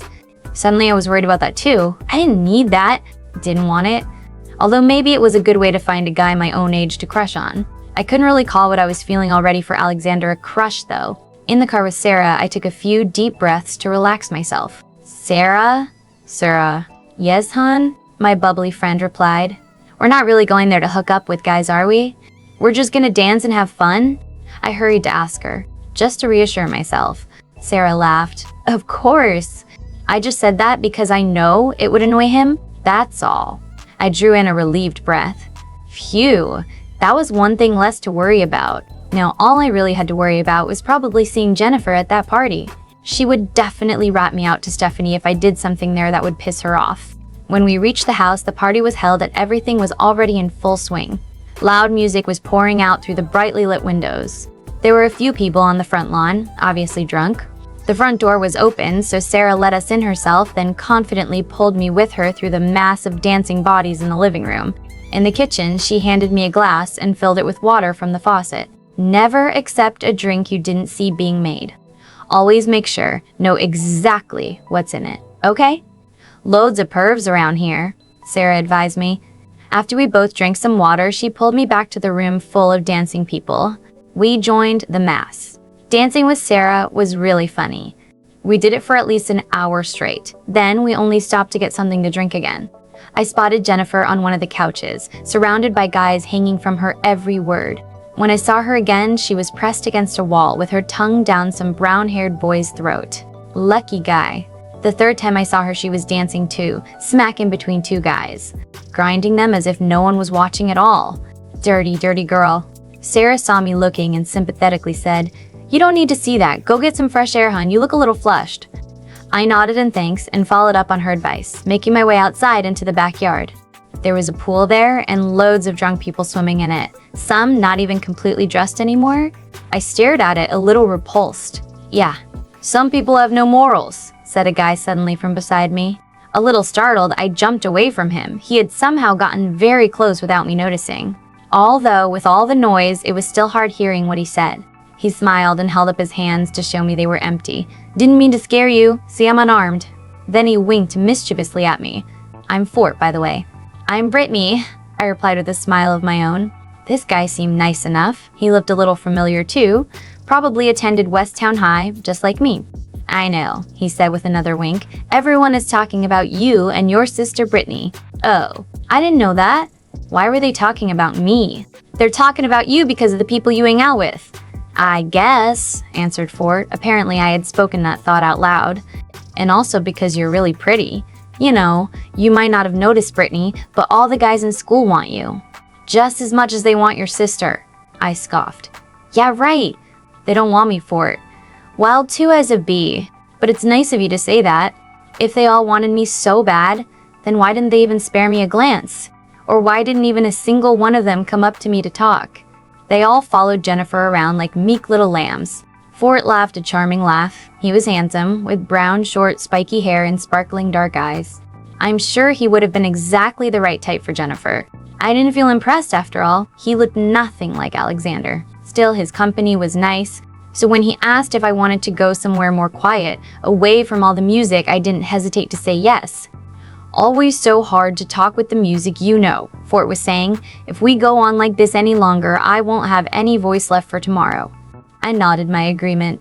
He took me back inside the house and led me past the dance floor to the hall, then up the stairs. I didn't see Sarah anywhere, but I saw Jennifer looking at me with a strange look on her face. Upstairs, we passed a few doors. Fort opened each one a crack and then closed them again. At last, he found an empty room apparently and pulled me inside. The music wasn't as loud as it was in the garden or downstairs, so we didn't have to yell to talk. He sat me down on the edge of a bed and plopped down next to me, stretching out on his back. "You're pretty cool, Brittany. You should be the popular one, not your sister." I shook my head. "Don't make fun of me." But I smiled at him anyway. He was smiling so warmly at me now, and his laughter was very infecting. We lapsed into an easy conversation again. It was starting to get late. It seemed like I had been talking to Fort for quite a while now. He was openly flirting with me and didn't seem ashamed of it at all. It was both a little disconcerting and flattering at the same time. "I think I should go and find Sarah. She's probably looking for me now," I said as I realized I had totally ditched my friend just to talk to this guy. It felt a bit like I was doing something wrong. In fact, I didn't understand why I had followed him up here in the first place. Sure, his company was nice, but it didn't feel right. Everyone knew going up here usually meant something along the lines of sex. That was probably why he checked all those rooms so carefully, making sure I couldn't see. The bed we were sitting on seemed 10 times smaller than before, and I hurriedly scrambled to my feet. "Yeah, I think I ought to go find her." "Already? Just when things are getting interesting," Fort said with another devious smile. He grabbed hold of my hand and pulled me back down with him. I was a lot closer to him now than before, and suddenly I realized that I could smell alcohol on him. "Fort, I really should go. Sarah is looking for me." I hoped that was true and that at any minute now, she'd burst through the door to get me away from there. The boy had lost all his charm from before. It really seemed as if he transformed from easygoing and relaxed to angry. A strange snarl passed his lips, and then suddenly he was on top of me, pushing me down roughly with his body weight and his hands. His lips attached themselves to mine forcefully, and I tried desperately to push him away. Moving my head sideways helped a little. His lips were on my cheek now. It didn't stop him from trailing kissed over the exposed skin all the way to my ear where he bit down on my earlobe. "Let go. Stop it." I yelled, but my hands were trapped uselessly underneath his heavy chest. He was forcing my legs apart with his knees. Somehow my black dress had already ridden up to expose my panties and part of my stomach. Why was he so bloody heavy? Why couldn't I fight him? I had never felt so helpless and so defenseless, and above all so stupid in my entire life. One hand had roughly taken hold of my breast, and he was squeezing hard enough that I moaned in pain. "Stop it," I whimpered as desperate tears started forcing their way out from beneath my lashes. "I know you want me, baby." "You like this, don't you?" Fort was saying. "No, I don't." "Let go of me, you asshole." I screamed as I hit him as hard as I could with my free hand on his head and neck and shoulder. Anywhere I could reach him. He grunted in pain when my fist struck his eye and then raised himself so he could get a better grip on both my hands. It meant my left leg suddenly had more space to move, and I prayed, "Please let this work. Please." Drawing back my leg, I brought up my knee as hard as I could, rejoicing when Fort screamed out in pain. He doubled over, grabbing for his crotch, moaning and cursing my name, but I was already pulling down my dress and running out the door. I hoped he couldn't walk for days. I was still crying as I dashed down the stairs, straight through the living with its crowded mass of people. Then finally, I was out the door and pounding down the street as fast as I could. I never, ever wanted to go back there, and I certainly never wanted to see that Fort ever again. I'd only gone as far as a few streets when I stumbled and twisted my ankle, all due to those stupid heels. I didn't bother getting up, but just brought my knees to my chest, hugging them tightly as I cried. How could I have been so stupid? I walked right into that. What was wrong with me? Shivering, I clutched my arms more tightly around my body. I could still feel his hands on me, his lips, feel him touching me. Oh God, he'd just gone and stolen my first kiss. I had let some idiot steal my very first kiss. The thought made me cry even harder. Stupid, stupid, stupid, stupid. This was all my own fault. Shh. It's not your fault, never your fault. You're safe now, it's okay.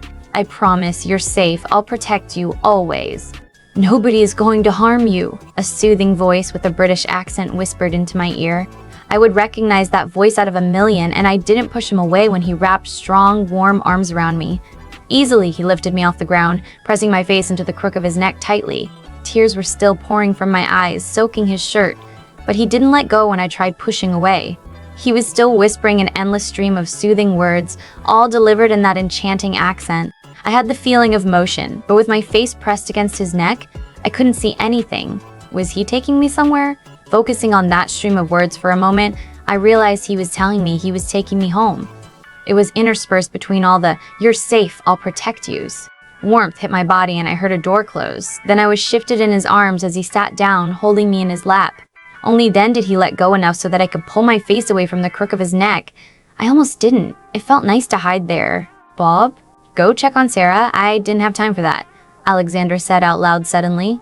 The loud noise made me flinch, and it resulted into him spewing another stream of calming comments. He was stroking my back now, tracing patterns again. My body was still in a panic state, shivering, my fists clutching tightly onto his shirt, my heart beating rapidly in my throat, tears pouring down my cheeks. I tried to focus on his embrace and his calming voice, but it was hard. The memories of what had just happened kept resurfacing. On top of that, my mind kept blaming myself for being so stupid and following that boy upstairs in the first place. I should have noticed what his intentions were. My sight was blurry and I kept my eyes downcast. I was too afraid to see the accusation in Alexander's eyes. He must think I was stupid too, especially because Sarah had made it seem like we both wanted attention. "Shh, Britt, it's okay. I got you, promise," Alexander was saying when at long last I had calmed down enough to stop my sobbing. At the moment, I was still clutching his shirt tightly as I cried into it.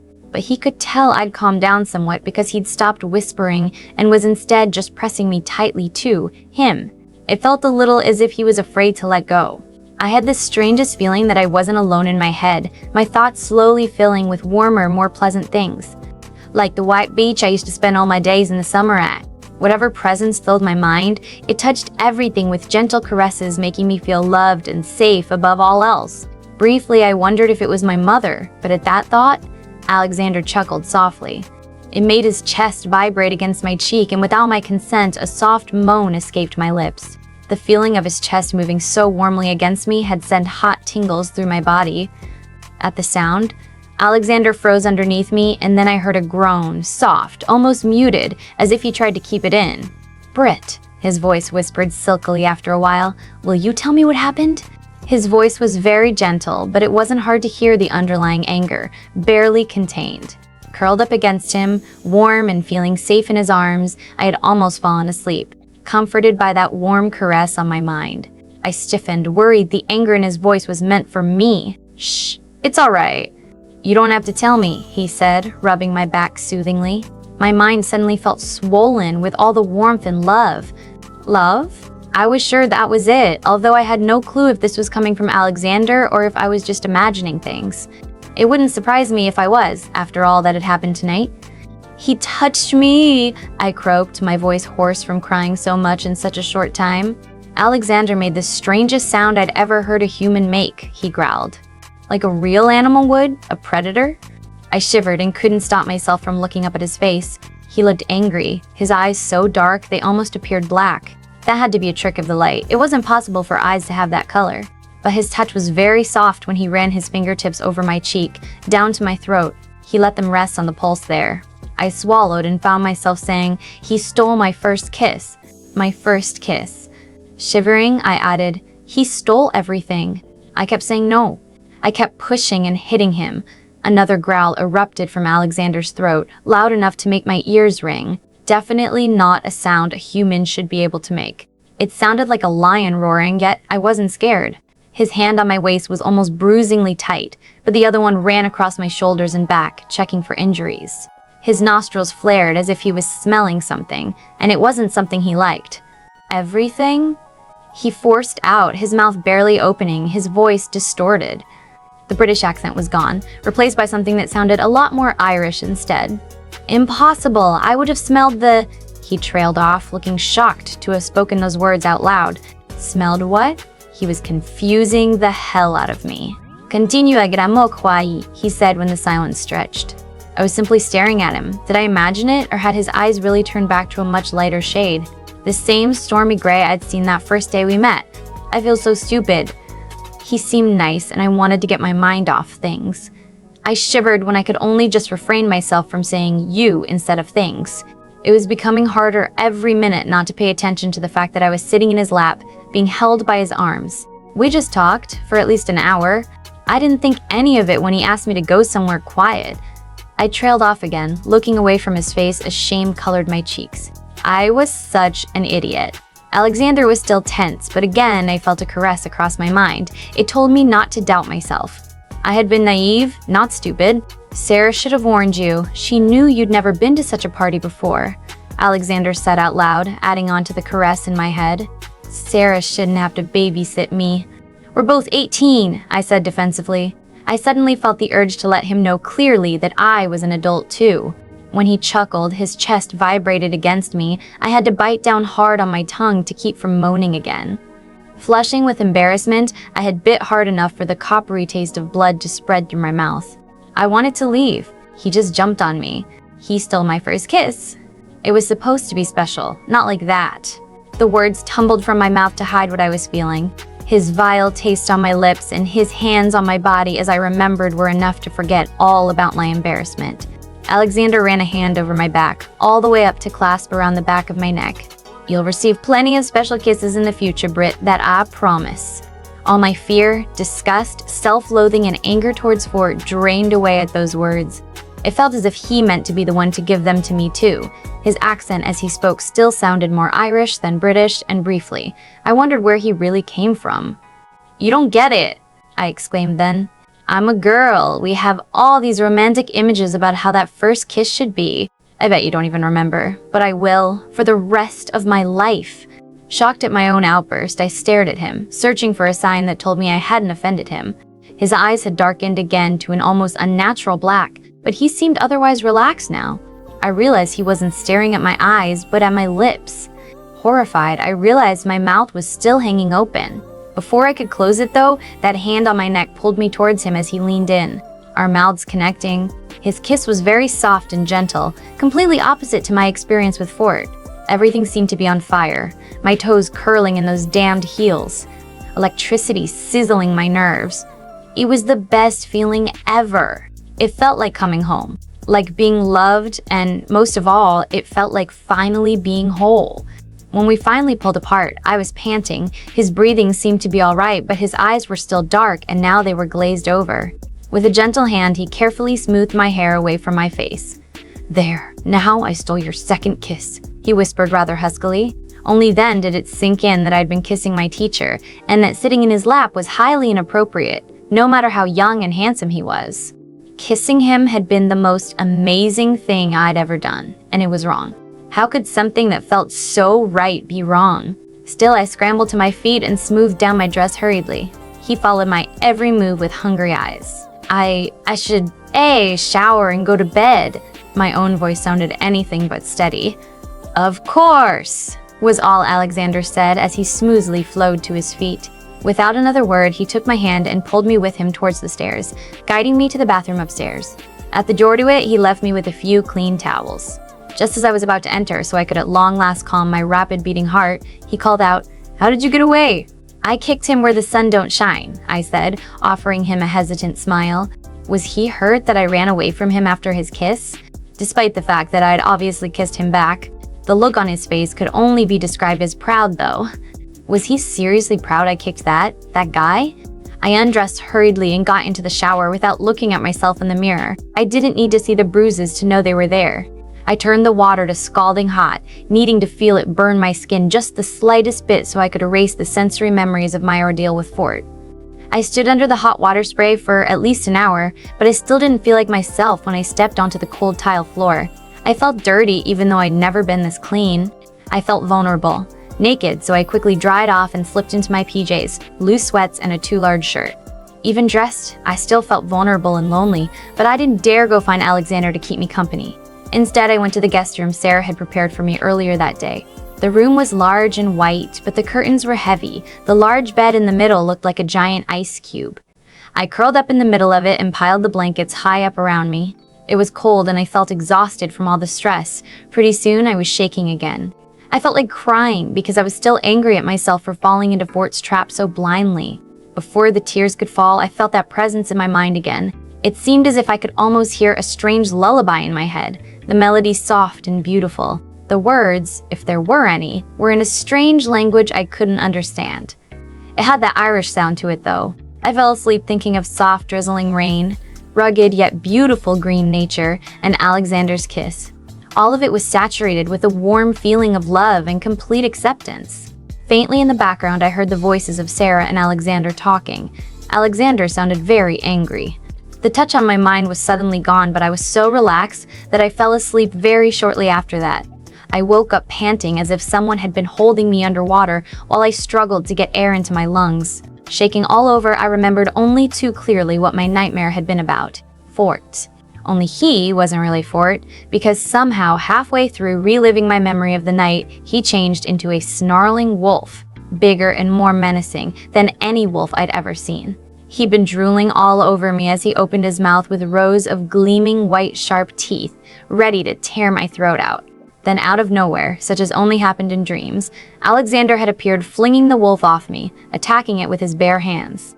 I wanted to scream and pull Alexander away from the snapping jaws, but someone was holding me back. Alexander was growling while the wolf snarled, and soon all I could see was matted brown fur. Alexander buried underneath the huge creature, blood pooling around the wrestling forms. Alexander's blood. I shook my head to dispel the dream, but fear was racing through my veins. I was both scared for Alexander's life, unreasonable as it was, and terrified of Fort for a whole new reason. I couldn't shake the thought that he really was a wolf. A wolf in sheep's clothes. The large, dark room had shadows looming everywhere, and I couldn't take it anymore. I yanked the blankets that had tangled around me away and nearly fell out off bed in my hurry to get to the door. I'll just go to Sarah, I thought. She'll understand. Even though a small part of me thought, wouldn't you rather go to Alexander instead? I nearly screamed at the shadow in the hall, but it was only Bob. I didn't mean to scare you, he mumbled apologetically, his blue eyes gleaming silver in the sparse light. It reminded me of the eyes of a cat. My heart was hammering in my chest, and it seemed he was looking straight at it instead of my face. That's the room you are looking for, Bob said, one long arm stretching out gracefully to point at a door a little ways down. Thank you, I mumbled, already rushing towards it. His strange behavior was only spurring my panic on. I didn't really have a clear idea of what to do when I reached Sarah, but I was sure she would calm me down. I stumbled through the door ungracefully, closing it behind me with a click that sounded louder in the silence next to my heavy breathing. This room was even darker then, the guest room, but I could faintly make out the bed. I hurried towards it.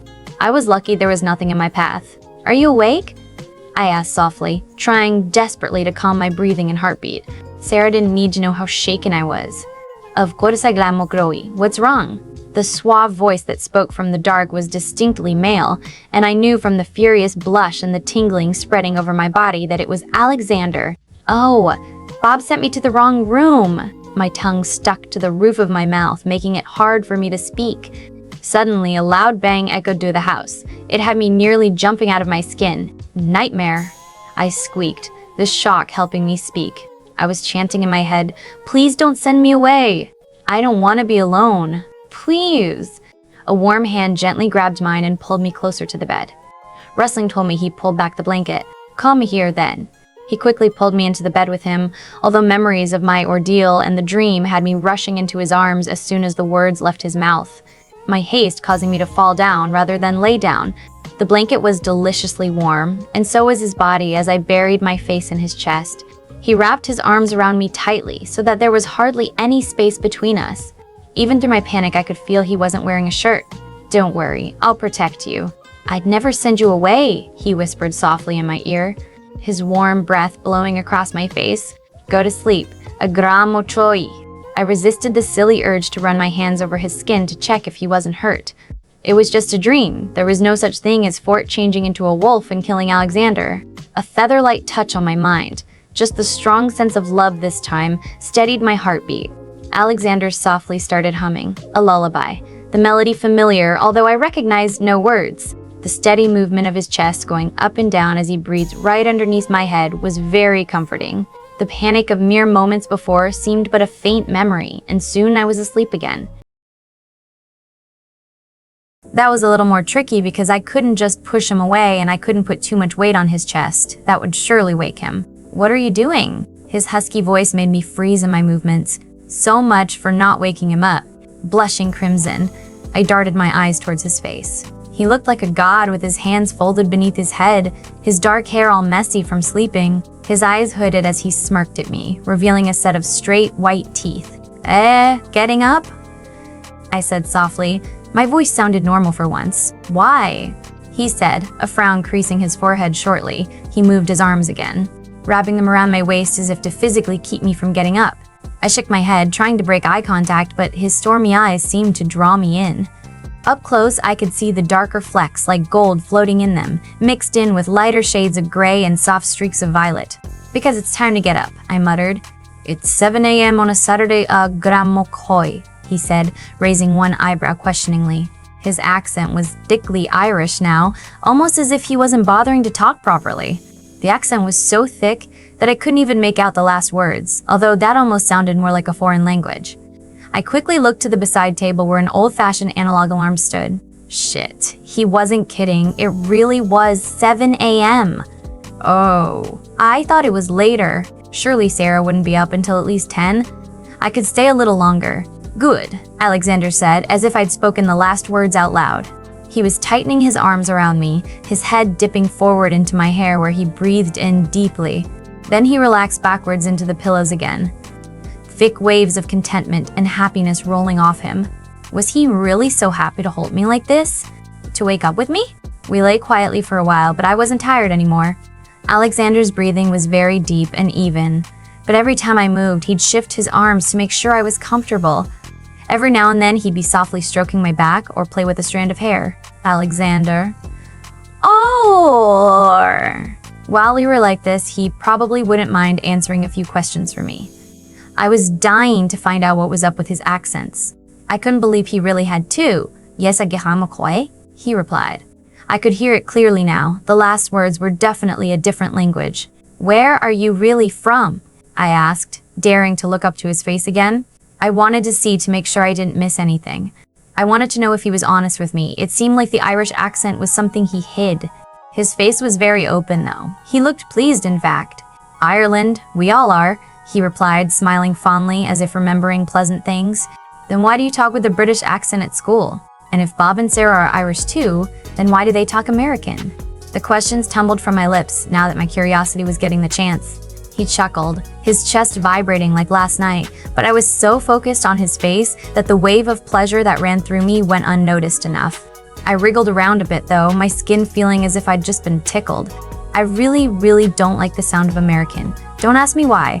"I don't really know," he smirked, all traces of accent suddenly gone. His voice sounded strange, now that he talked properly, American all of a sudden. "See, I have a knack for languages and accents, but the Irish is harder to understand for most people." He interrupted himself to laugh. "If I talk Irish too much, it's hard not to slip into Gaelic for me. I lived a long time in London. British is almost natural to me as well. Bob and Sarah. They want to fit in a little more at school. That's why you can't hear their accent. Maybe they think people won't notice we're related either that way." He laughed again as he finished explaining. It was very clear that he was in a good mood now. I smiled at him. "Oh, so that lullaby and those words you keep saying, they're Gaelic? What do they mean?" He nodded slowly, smiling warmly at me. "It sent butterflies flapping around in my stomach. Yes, the lullaby was something my mother used to sing to me when I was little. It's too long to translate, but it's about the moon and a human falling in love with a Baoban Sith." I wondered what that was. Baobin Sith, he pronounced it like Baven She, and that reminded me of the name Banshee. My mother had told me a story about that creature, a spirit woman, luring men and killing them. I wondered if they were the same. "And the words you said?" "Tea." Alexander cast me a lazy smile. Gramokroye." "Yes, those. You said them last night a few times and twice this morning," I said, nodding. The way he said them made me think they meant something sweet, an endearment. "Someday I will tell you," with a laugh he added, "Gramokroye, Brittany." I frowned. "But I want to know now." Who knew if I'd ever be in the position again to ask? We might not even talk again after this. It would be better if we didn't. He could lose his job after all, if the school found out he'd slept with me. That sounded wrong in my head. It made me blush. Alexander chuckled. "I promise I will tell you one day." This time, I couldn't prevent the sigh escaping my lips at the vibration of his chest. My eyes closing as I shivered, unwanted thoughts of running my hands across his skin and kissing his amazingly soft lips again shooting through my mind.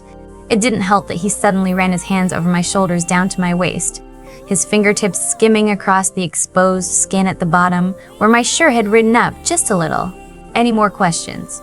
he asked softly. Aren't you afraid to lose your job? I asked, equally as soft. It really worried me. He had his 2 siblings to take care of. I didn't want to cause problems. Wait, what was I thinking? We wouldn't start a relationship anyway. He was just being nice because of last night. Why would I lose my job? He wondered, one of his hands back in my hair, running soft fingers through it to disentangle the knots. It's against school policy, I mumbled, feeling my face heat up again. I meant just the fact that he was holding me in his arms right now, with me lying on top of him, in his bed. Not anything more serious, but still. I don't care about that agramo kroi, he was smiling, his eyes twinkling in amusement. He knew exactly what I was thinking. But, I spluttered, don't you need the money? Run one, I work at the school because I like to teach, not because I need to. He tucked the strand of hair he'd been playing with behind my ear. Oh, that was a new word. I own several restaurants and shops. I own several successful companies. If I didn't want to, I wouldn't have to work a single day in my life. There's no reason to worry about that job. You're more important than that. The last, he added completely serious, his hand tilting my chin upward so he could look me in the eye.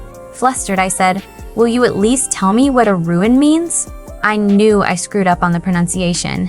He laughed. A run, it means something like my dear. There was a soft knock at the door, and then Sarah's muted voice said, are you too decent? Blushing scarlet, I sat up straight. Oh, she already knew I was here, and she thought we were doing something. Of course, der Führer Og, come in, Alexander said, his hands grabbing my hips to hold me still. I was straddling him now, the blanket falling down around me to reveal that I was still fully dressed and that he only wore sweats, riding low on his hips. His chest was a vision in the early morning light, although looking at the alarm told me it was now nearly 10 a.m. Chiseled planes and shades that defined the muscles even more made it hard to peel my eyes away from him, and I knotted my hands into fists on my knees to keep them still. Morning, Sarah chirped happily as she stepped into the room. She was already dressed in a flowing white and blue summer dress, looking every bit like a supermodel. She held a phone in her hand that she stuck out to Alexander. Master Barati on the phone for you. Alexander took the phone with his left hand, his right still holding my hip. It felt a little as if he was making sure I wouldn't get up. Within seconds, he was talking low and quickly into the mouthpiece. What he spoke sounded very much like Italian. God, how many languages and accents did this man speak? Sarah's voice pulled me away from staring at him. I'm sorry. I should have gone looking for you sooner last night. Her blue-eyed gaze showed nothing but sincerity. I squirmed a little uneasily. It's all right. It wasn't your fault. Besides, you shouldn't have to babysit me. I repeated the words from last night, but I didn't feel the urge to add that we were both the same age this time. I know, but still. I should have. I don't know. Done something right? Sarah exclaimed. It was obvious she was feeling very guilty about it for some reason. Sarah, I told her, trying to keep my voice as light as possible. It was hard because of the awkward position I was in, on top of her brother who wouldn't let me go. I really don't blame you. I know you would have helped me if you could have. Besides, it was very satisfying to kick him and get away myself. I hope he had trouble walking straight after that. Sarah smiled and then giggled. Oh yeah, he was limping badly when he came down the stairs. Think your sister went to take care of him though, stepsister. I corrected her, squirming again when Alexander's thumb started rubbing circles through my t-shirt. Yeah, stepsister, you two are nothing alike. Don't worry, everyone knows that, Sarah agreed. She winked and then nodded towards Alexander. He was still on the phone and seemed oblivious to our conversation. Tell him breakfast is in 10, okay? With those words, she spun around and darted back out the door closing softly behind her without making as much as a sound. Great, she didn't seem surprised at all to see me there. It almost seemed as if she was expecting it, or as if she was used to this kind of thing. I cast one look at Alexander to see that he was still on the phone, not looking at me but at something on the ceiling. Now, to get up quickly, I shifted a little to the side, but his hand kept me from moving more than an inch. The other direction yielded the same result, and pushing up with my knees didn't help at all. I didn't even see the muscles in his arms tense as I moved, even though he must have been using quite a lot of strength. Despite that, his grip on my hip felt soft and didn't hurt. In fact, it was nice how warm his hand was and that thumb was still rubbing circles. It sent tingles through my body that I didn't really want to be feeling right now. I tried grabbing his hand and moving it away, but even pulling at his little finger didn't yield any results. Was I that weak, or was he just unbelievably strong? I could see he was muscular, but he couldn't be that strong now, could he? A little fed up, I contemplated hitting him, wriggling around impatiently. "What are you doing?" Alexander suddenly asked, the Irish accent sounding heavy again. He was still holding the phone in one hand, but it appeared he was done. His eyes were a smoldering black again. "Trying to get up?" I exclaimed, showing him how frustrated I was by now. Why didn't he just let me go? To add power to my words, I took my fist and went to punch his stomach.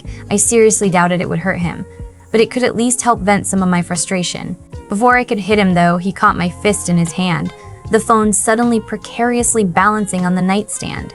Shocked by how fast he'd moved, I stared at his face. "What? Wah. Don't do that, you could hurt yourself a gramokroy," he said rather huskily. Sitting up so I was balanced on his lap, still straddling him, but his chest was pressing against me. Feeling angry for some reason, I huffed, "Can you at least let me up?" "Breakfast is ready." I knew I sounded annoyed, but I didn't care. "What's wrong? Did Sarah say something or run?" He wondered, his expression confused and a little worried, although his eyes were still dark. Both hands were on my hips now, still preventing me from getting up. Why was Sarah not surprised I was here? Is she used to finding her friends or other students in your bed or something? I clasped both my hands over my own mouth in shock at the words that had just tumbled out. Where the hell did that come from? Alexander still looked confused, but then suddenly his expression cleared to make place for amusement. "Agramokroi, are you jealous?" This time he didn't stop me from hitting his chest. I winced slightly at the hard impact. Even from this close, it felt like hitting stone. Of course not. I assure you, there's never been a student in my bed before. "You are the only one." He was still smiling as he said it, but something in his eyes told me he was deadly serious. Especially his last words, they seemed to mean so much more. Then why wasn't Sarah surprised? I muttered, still determined to get all my questions answered. I was still blushing and I felt almost embarrassed about what I was asking now. After all, this didn't mean anything. He was just being nice because of Fort. "Sarah doesn't get surprised easily. She always seems to know everything," Alexander said, shuddering at the thought as if he was a little creeped out about that. "Seriously, that girl has ears and eyes everywhere." I nodded slowly. I had noticed all those looks and knowing smiles she'd been giving me and Alexander too, come to think of it. Wait, what did that mean? Did she think we had feelings for each other or something? "We need to get up. Breakfast is nearly ready," I told him. He nodded. "Did I answer all your questions? A gramokwa?" But his hands had finally let go off my hips so I could get up. I frowned at him as I hurriedly got up, nearly tumbling to the floor in my haste. Not really. I felt cold now that I wasn't touching him anymore and a little less whole, but that didn't make any sense. "I'm going to get dressed. Bye." With that, I was darting out the door, his laughter chasing me all the way to my room. What he was finding amusing, I didn't know. Probably my hasty and ungraceful exit. Great, I just made a fool out of myself. After I got dressed and made my way to the kitchen, I could already hear voices drifting up. Was that Bob talking? Since when did he talk so much?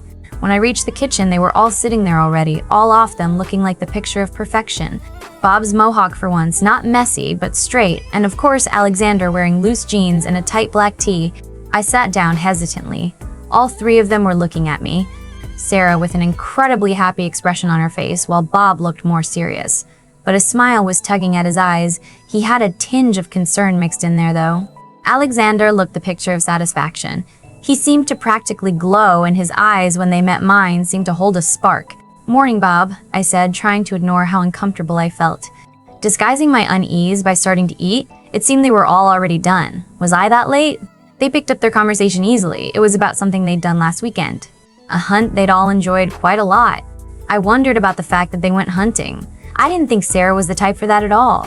Hunting boys, now that I would understand coming from her. The doorbell rang and Sarah was already halfway out the door.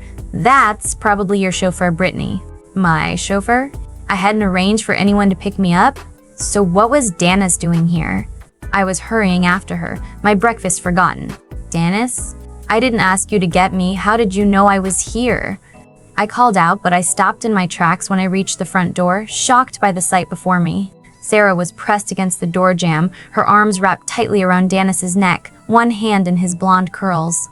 Her legs she'd wrapped around his waist, pulling him even closer, and I didn't want to know where the hell his hands were. Most importantly, they were kissing like their lives depended on it.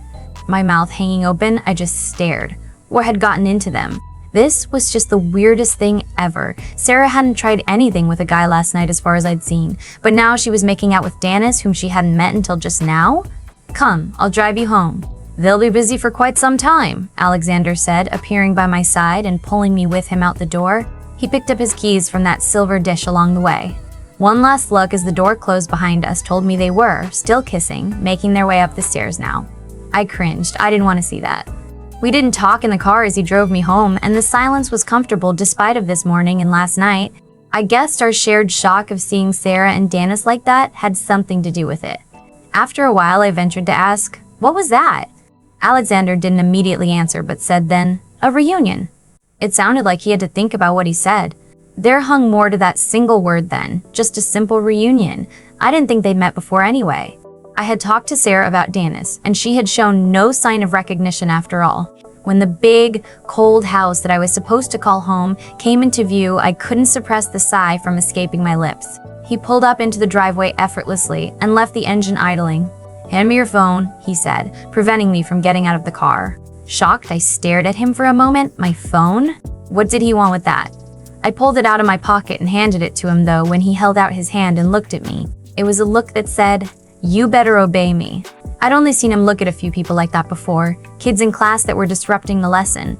I dropped my old crappy phone in his hand and shrugged. "Why?" He was already typing something into my phone. "I'm giving you my number."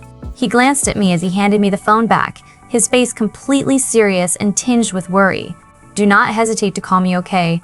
If there's something wrong, anything at all. Or if you just want to hear a friendly voice," as he spoke. A soft caress touched my mind, easing some of my anxiety and worry. It didn't take away the sense of foreboding, though. Dennis being sent to pick me up? Did that mean my father was home? Okay, I blushed again. I wanted to stay in his car and go back home with him. I didn't want to go back to this house ever again. Nothing but unhappy memories so far, and being with this family was anything but nice, ever. I felt a little like Cinderella sometimes. Taking a deep breath, I opened the door to get out. A hand on my arm stopped me. "I mean it, Britt. Call me if there's something going on. If you want to get away, I'll come to pick you up again." His eyes were large and stormy as always, but now also filled to overflowing with concern. I nodded and forced a smile to show him I was fine. He didn't seem to buy it. "One last thing, Britt. Will you tell me his name?" His voice sounded remote and controlled again, steel covered with silk. I shivered. I knew exactly who he meant. "Fort, that's all I know." Alexander nodded and let go of my arm at last. I hurried out of the car into the front door. Rubbing my arm where he'd touched me, the skin was tingling. I waited at the front door to watch him drive away, waving half-heartedly. When the flashy red car was gone, I turned and knocked on the door. I didn't have my keys on me. They were still in my bag in the guest room in Alexander's house. With Sarah and Dennis's shocking surprise, I'd completely forgotten about my bag. I took a very deep breath and squared my shoulders as I stepped into the house. The maid who'd opened the door smiled sympathetically at me and pointed towards the living. "Your father is in there." I knew he was home. As I stepped into the living room, my father didn't waste time and started yelling at me right away. Occasionally helped by my stepmother, with Jennifer piling on lies about my bad behavior. There was just one thing keeping me standing all that time: Andy. His nanny was nowhere to be seen, but Stephanie held his hand in a bruisingly tight grip. If he tried to get away, either my dad or she would snap at him that he should stand still, that he had to know what his big sister was doing wrong. It made my blood boil. The poor kid was crying relentlessly. He knew it was all lies, but it hurt him to know they were hurting me. It was very hard to drive away. I knew she was hurting, although I didn't know why. The urge was very strong to barge into that house and kill everything and anyone that was causing it. I knew that she wouldn't appreciate it if I did. She was a gentle soul. I knew she wouldn't be happy if I went and killed that fort either, but I wasn't gonna let him get away with assaulting my mate. Grabbing my phone, I snapped it open, dialing a number from my contact list. I didn't bother restraining the growl that ripped from my throat as the phone was picked up. "Thomas, I demand repayment. Your son assaulted my mate." The words were pulled together in a long snarl and my mouth twisted around the word son. I didn't hold my fangs back as they pushed through my gums, fueled by my anger. The man on the other side of the line growled as well before saying, "Change your tone, vampire." As the alpha of the pack of werewolves in town, he was one of the few that wasn't scared of me. In a fight I would still win easily, but his rank allowed him more privileges. "I'll be damned if I will. Your son tried to rape my mate last night." I have a right to rip his fucking head off. Be happy that I haven't done so yet and went to you instead. To anyone human, my words would have been unrecognizable, but Thomas had no trouble understanding. Since when do you have a mate? Nobody knows about that, Thomas said, his voice calm now. Although I could tell he was offended by my way of talking. He was letting his alpha side show, trying to redirect conflict. I found her this week. Thomas, she doesn't even know yet, but that doesn't change anything. He still tried to rape her last night, I explained, my initial anger having burned away now. I pinched the bridge of my nose. That means Fort didn't know she was yours, though. You can't expect him to stay away if she's not marked, Thomas said, defending his son and future alpha. It was his very own pride I was laying accusations to as well. Thomas? I growled his name again. That doesn't take away the fact that he tried to rape someone, whether she's my mate or not. That's against the rules. It's wrong. He needs to be punished. It was quiet for a moment before I heard Thomas sigh. Will you allow me to punish him? Or do you demand your right of repayment? The monster inside me wanted nothing more than to get the chance to pound Fort's face to mush, but my rational side said, fine, but if there's another incident, I won't be so nice. Be glad I came to you first. You know I didn't have to do that. I knew that if Fort showed up at school on Monday, all battered and bruised, Britt would know I was responsible for it. She must have seen the anger on my face when she told me the name. She probably thought I didn't know who he was, though. Nathan. I will deal with this. No pack member of mine gets away with attempted rape. I just want to know one thing. So, what? The angry beast inside me roared.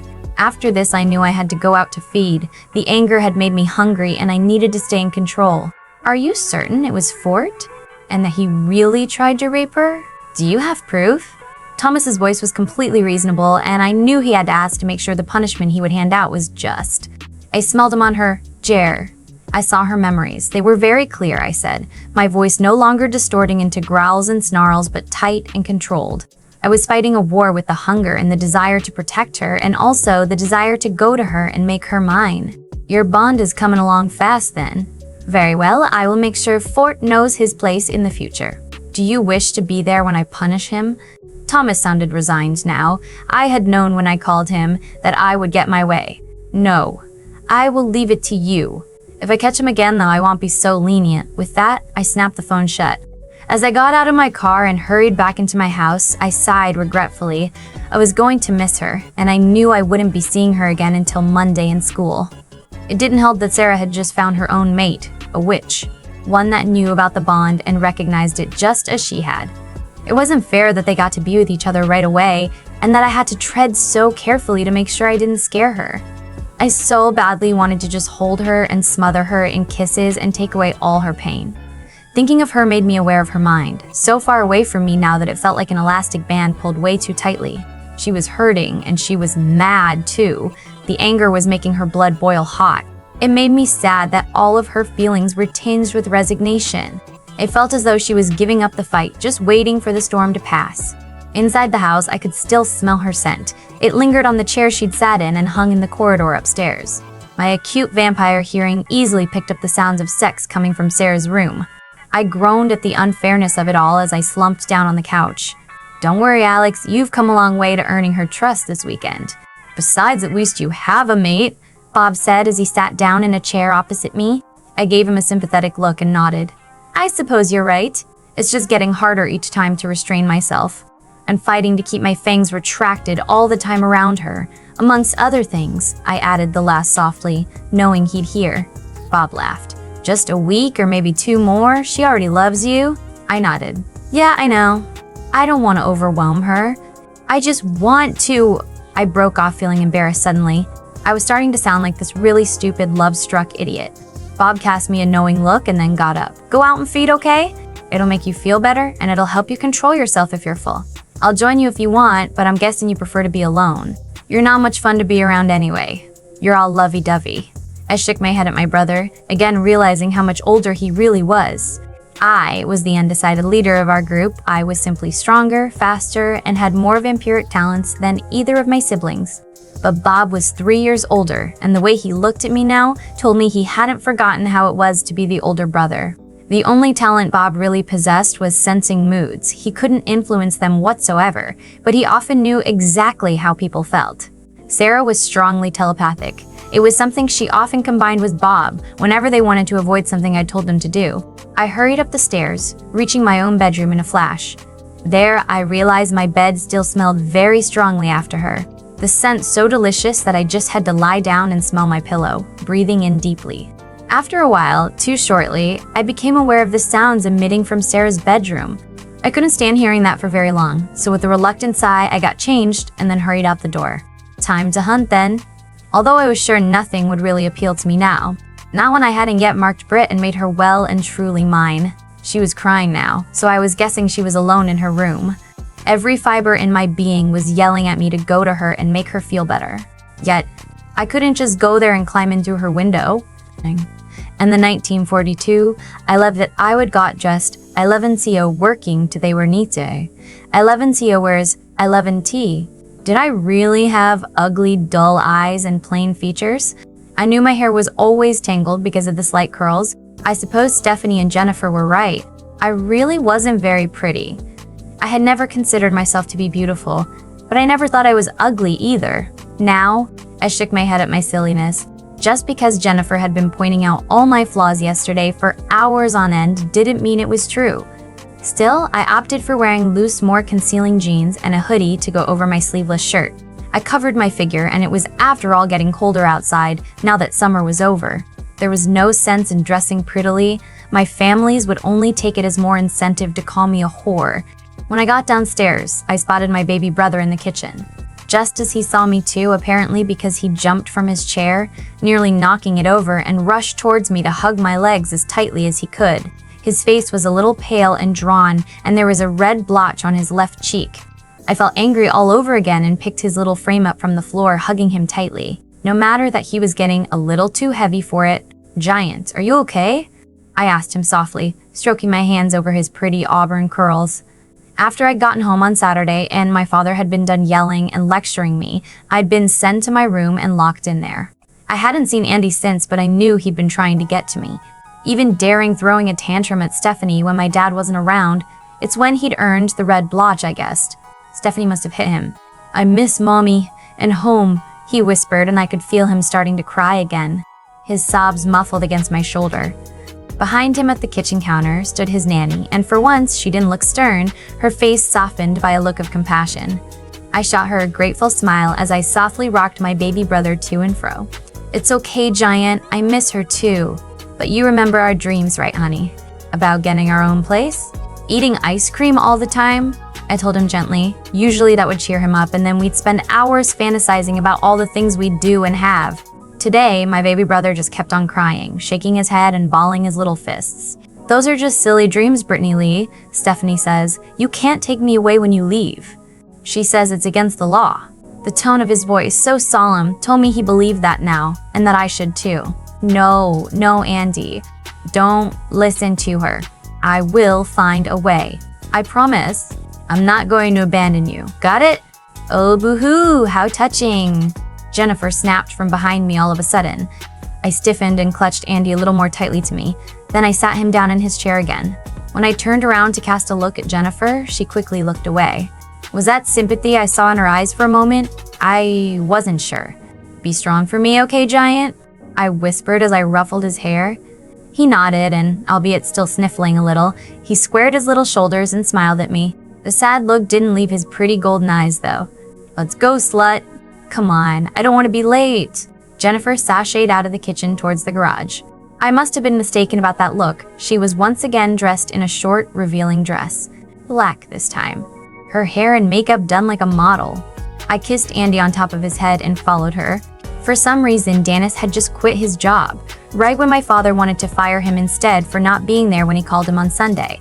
But with Dennis gone, it meant I had to ride with Jennifer to school. That was something she definitely didn't like. When we were nearly there, she suddenly stopped and said, "Get out! You're walking the last bit." I didn't hesitate getting out, even though I knew it meant I'd be late. If I didn't, she'd tell her mother another lie about something I'd done. I couldn't let that happen. I couldn't let them yell like that at me anymore in front of Andy. It was killing him. When I reached school, I wasn't as late as I thought I'd be. Anger at my so-called family for hurting little Hay had given my feet speed, it seemed. Jennifer, of course, was right at the center of attention with everyone staring at her expensive car. I slipped inside unnoticed when I saw neither Bob or Sarah were there yet. In fact, Sarah didn't show up for her entire first period, but I was glad to see that Bob was there in second period. He cast me a gentle smile and patted my hand as if to tell me everything was okay. When I asked him where Sarah was, he said, "Still at home. Probably doing something dirty with Dennis?" "What? She's skipping to be with Dennis? Does Alexander know?" I whispered loudly. Luckily, the teacher didn't seem to hear. Bob nodded. "Of course. He told the principal she's sick. Why the hell does he help her skip school so she can be with her? Boyfriend? Weren't brothers usually all protective about that sort of thing? Surely he knew she'd be having sex or something. Wouldn't he want to prevent that?" Bob smiled a closed-mouthed smile. "Trust me, he couldn't keep them apart even if he wanted to. We're just hoping that they get all of this lust out of their systems during the day so that we can at least sleep at night without having to hear them." I felt myself flushing scarlet. Wow, was it that bad? I thought Sarah had more sense in her than that. From Dennis, at least I could understand. He was a guy after all. Although he had been nice enough to send me a text on Sunday, apologizing about not picking me up, explaining that he'd quit his job and that obviously he didn't want to go on a date anymore, but that he'd still make it up to me for saving him from my sister. When class was over, Bob pulled me aside in the corridor. "Bob, I'm going to be late if you don't let me go." I told him seriously, but still, I didn't walk away as he looked around, obviously waiting for the hall to empty somewhat. "Listen, Brittany, I really like you, and so does Sarah," Bob started. "In fact, I think we'd become good friends in such a short time, and I'm glad." I frowned. "Okay, what was this all about?" "Now, my brother, he really likes you, okay? Give him a chance. He's a good guy, and he deserves a girl like you." Bob said those words in such serious tones that I could only stare and gape at him. Did Bob just seriously tell me to go out with his brother, who was in fact at least 5 years older than me and also my teacher, and therefore it was totally against the rules? It wasn't illegal, we were both legal adults, but it was still against school policy and he could lose his job. Bob was already gone, off to his next class when I finally started moving. I kept thinking, to hell with the rules, Alexander had said himself that he didn't care about the job. My feet had led me to the right classroom all by themselves, and I was already knocking on the door before I realized I was late. Again.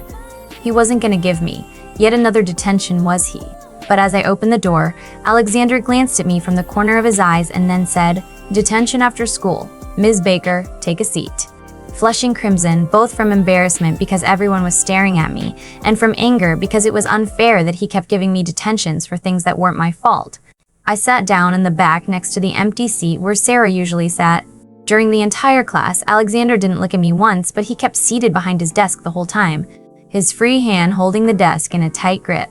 I was constantly assaulted by waves of desire, all of them focusing on Alexander and how badly I just wanted to be as near to him as possible. Touching his skin, running my fingers through his silky hair, and breathing in the scent of him. The tension between us was so thick that my skin was tingling with it and my cheeks felt constantly on fire. I couldn't understand how no one seemed to pick up on it, nor why it was so strong now when it seemed all right during the weekend. I was concentrating so hard on staying in my seat that I didn't realize the bell had rang, signaling the end of the period. It was very lucky that Alexander hadn't called on me during class. I wouldn't have heard him if he had. His body beside my desk all of a sudden made the tingling on my skin even worse. As I looked up at him and met his stormy gray eyes, it almost felt as if I could tell what he was feeling, happy and worried, and something else barely kept in check. I blushed when I realized I could identify that last bit as lust. At least now I knew it wasn't just me. Wait, what was I thinking? I didn't know that was what he was feeling. I was starting to imagine things. "You didn't call," was all he said, his voice gentle and solemn. I shook my head. Of course I hadn't called him. First of all, because either my stepmother, dad, or Jennifer would have heard me talking probably, and then they'd have taken away my phone. Secondly, because he was still my teacher, despite what had happened, and I wasn't ready to share stories about my family with him. I doubted he wanted to hear anyway. Hard to know. I should go get lunch, I stammered, hating myself for being so nervous suddenly.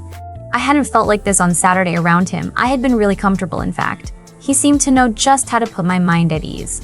Wait, Alexander said as I got up and moved past him. Can I just hold you for a minute? I stared at him in surprise, already nodding because I wanted nothing more than to be in his arms. Still, my more rational mind spluttered, "Why?" His arms enfolded me and he pulled me flush against his chest, his head coming to rest on top of mine.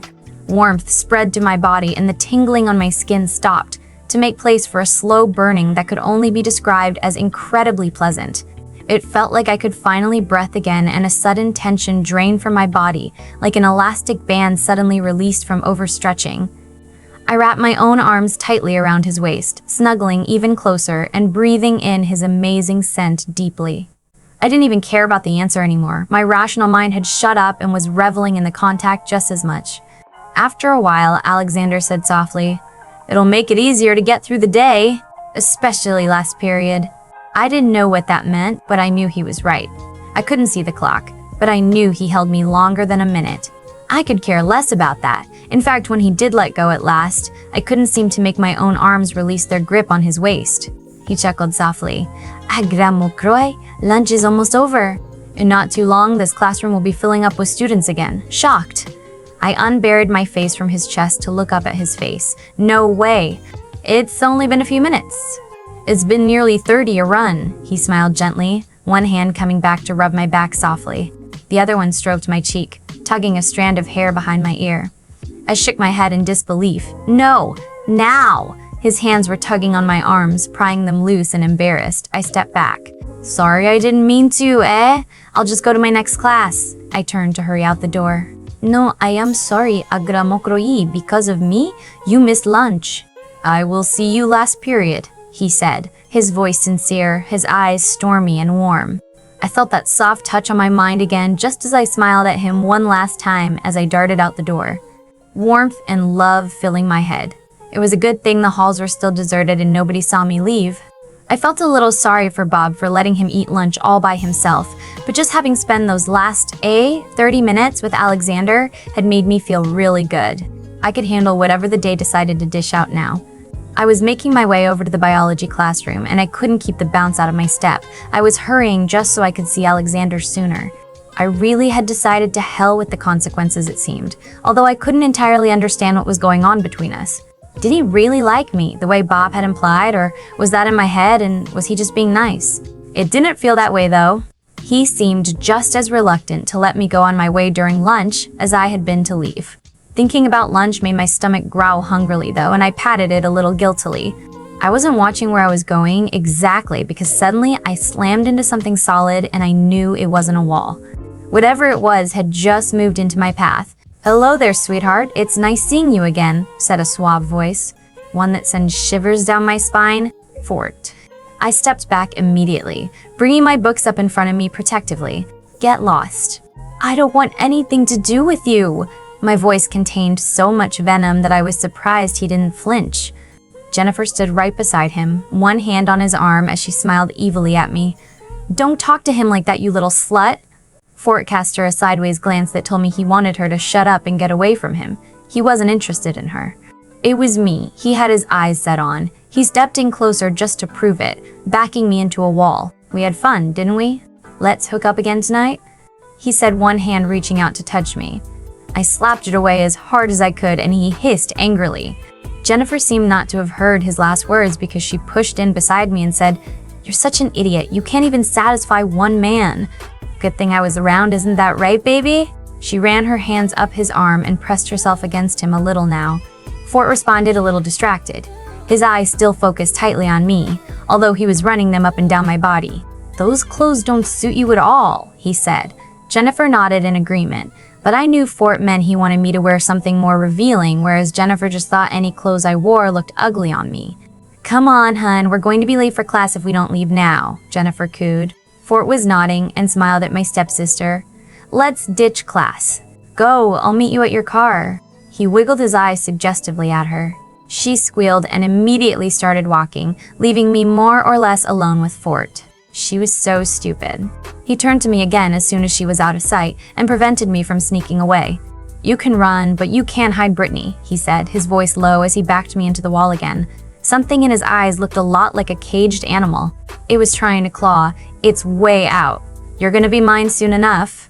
His hand came up to wrap around my throat, rubbing the bare skin there roughly. I swallowed nervously, readying my leg to kick him again.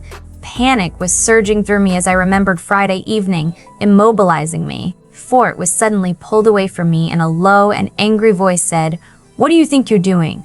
The voice sounded so angry, in fact, that it was nearly a growl. The impact it had on Fort was very satisfying. He whirled around, his shoulders slumped, and he shook his head. "Nothing, Mr. Clitton. I'm going to class now." His voice was very demure, but as he all but ran away, he cast one look over his shoulder, hate-filled. Alexander didn't seem to be impressed in the least as he watched the guy leave, his shoulders shaking with suppressed rage. Then he turned around to look at me. "Are you all right, Brittany?" I nodded, but at the use of my full name, I realized the hallway was anything but deserted. Students, mostly from the biology class, were all staring. I shivered and nodded. "Yes, Mr. Clitton, thank you." We all filed into the classroom and I hurried to the back, glad that I could sit down because my legs felt a little wobbly. So I had been mistaken. Just a hug, albeit a long one, wasn't enough to make me strong enough to face anything for the rest of the day. It was of course silly of me to forget that he attended school here as well and that I didn't have the chance to run into him. But I really had forgotten with all the worrying about Danis and the fact that my father had been home this weekend. Alexander started class, handing out assignments. His voice sounded normal to anyone but the most observant. To me, he still sounded angry, but when I met his stormy eyes, I felt a wave of love and concern wash over me. I nodded slowly, breathing in deeply to show him I was fine. During the entire lesson, he kept walking around the room from person to person as he explained and helped people.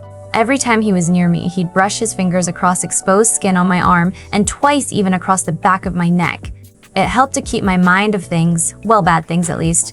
By the end of class, I was thinking mostly about him again, and that tension was back, differently. It wasn't as heavily there as that morning, but it still made my skin tingle. When Alexander at last dismissed the class, he reminded me loudly that I did have a detention again. I hadn't moved anyway, but I guessed he said it for the benefit of the other students, so that they knew I had a legit reason to stay behind. When the last one was out the door, he held up a hand. "Stay here, I'll be right back, okay?" He was out the door before I could reply.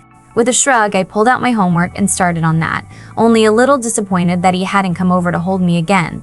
I was really confused now. I knew I wanted to be with him. The way he made me feel said enough, despite what I had been thinking before I'd found myself falling harder for him every time I saw him. But it just wasn't clear to me what he felt and wanted from me. Did he feel like I did? Did he really think being with me was worth risking losing his job? Or was he still just being nice because I was friends with his sister? A package was dropped in front of me. "Here, you must be hungry. You missed lunch because of me." I looked up to find Alexander standing in front of me, leaning forward on my desk to peer into my face. He was smiling and nodded encouragingly at the food in front of me. It was just a simple sandwich and a bottle of orange juice. I dug in hungrily. It tasted absolutely amazing and was nearly done when I realized he had missed lunch too. "Oh, I blushed madly at him and he grinned. "I already ate a gramochoye." I finished the last bit hurriedly and took a few sips of the drink before bending back over my homework. I had just stuffed myself like a pig in front of him. How embarrassing. As if he read my mind, though he said, "I should not have kept you from your lunch. You were very hungry. I forget sometimes. You need more food than I do." He sounded genuinely remorseful, as if he had done something horrible. He had moved back a little to sit down on the edge of the desk in front of mine, and as I looked up, his stormy gray eyes were focused intently on my face. "Tell me about yourself," he demanded then. "What?" I stuttered out, surprised by the request. "I want to get to know you. Will you tell me about yourself?" he asked gently. A soft smile was curving his lips, and I wanted nothing more than to kiss them. Blushing again, I shrugged. "What do you want to know?" "Everything," he replied. The look in his eyes told me he was deadly serious. He really wanted to know everything about me. Well, I have a little brother that I absolutely love to death," I told him honestly. Thinking about Andy made me a little sad again, and I could tell he noticed because he hurried to say, "Is he well?"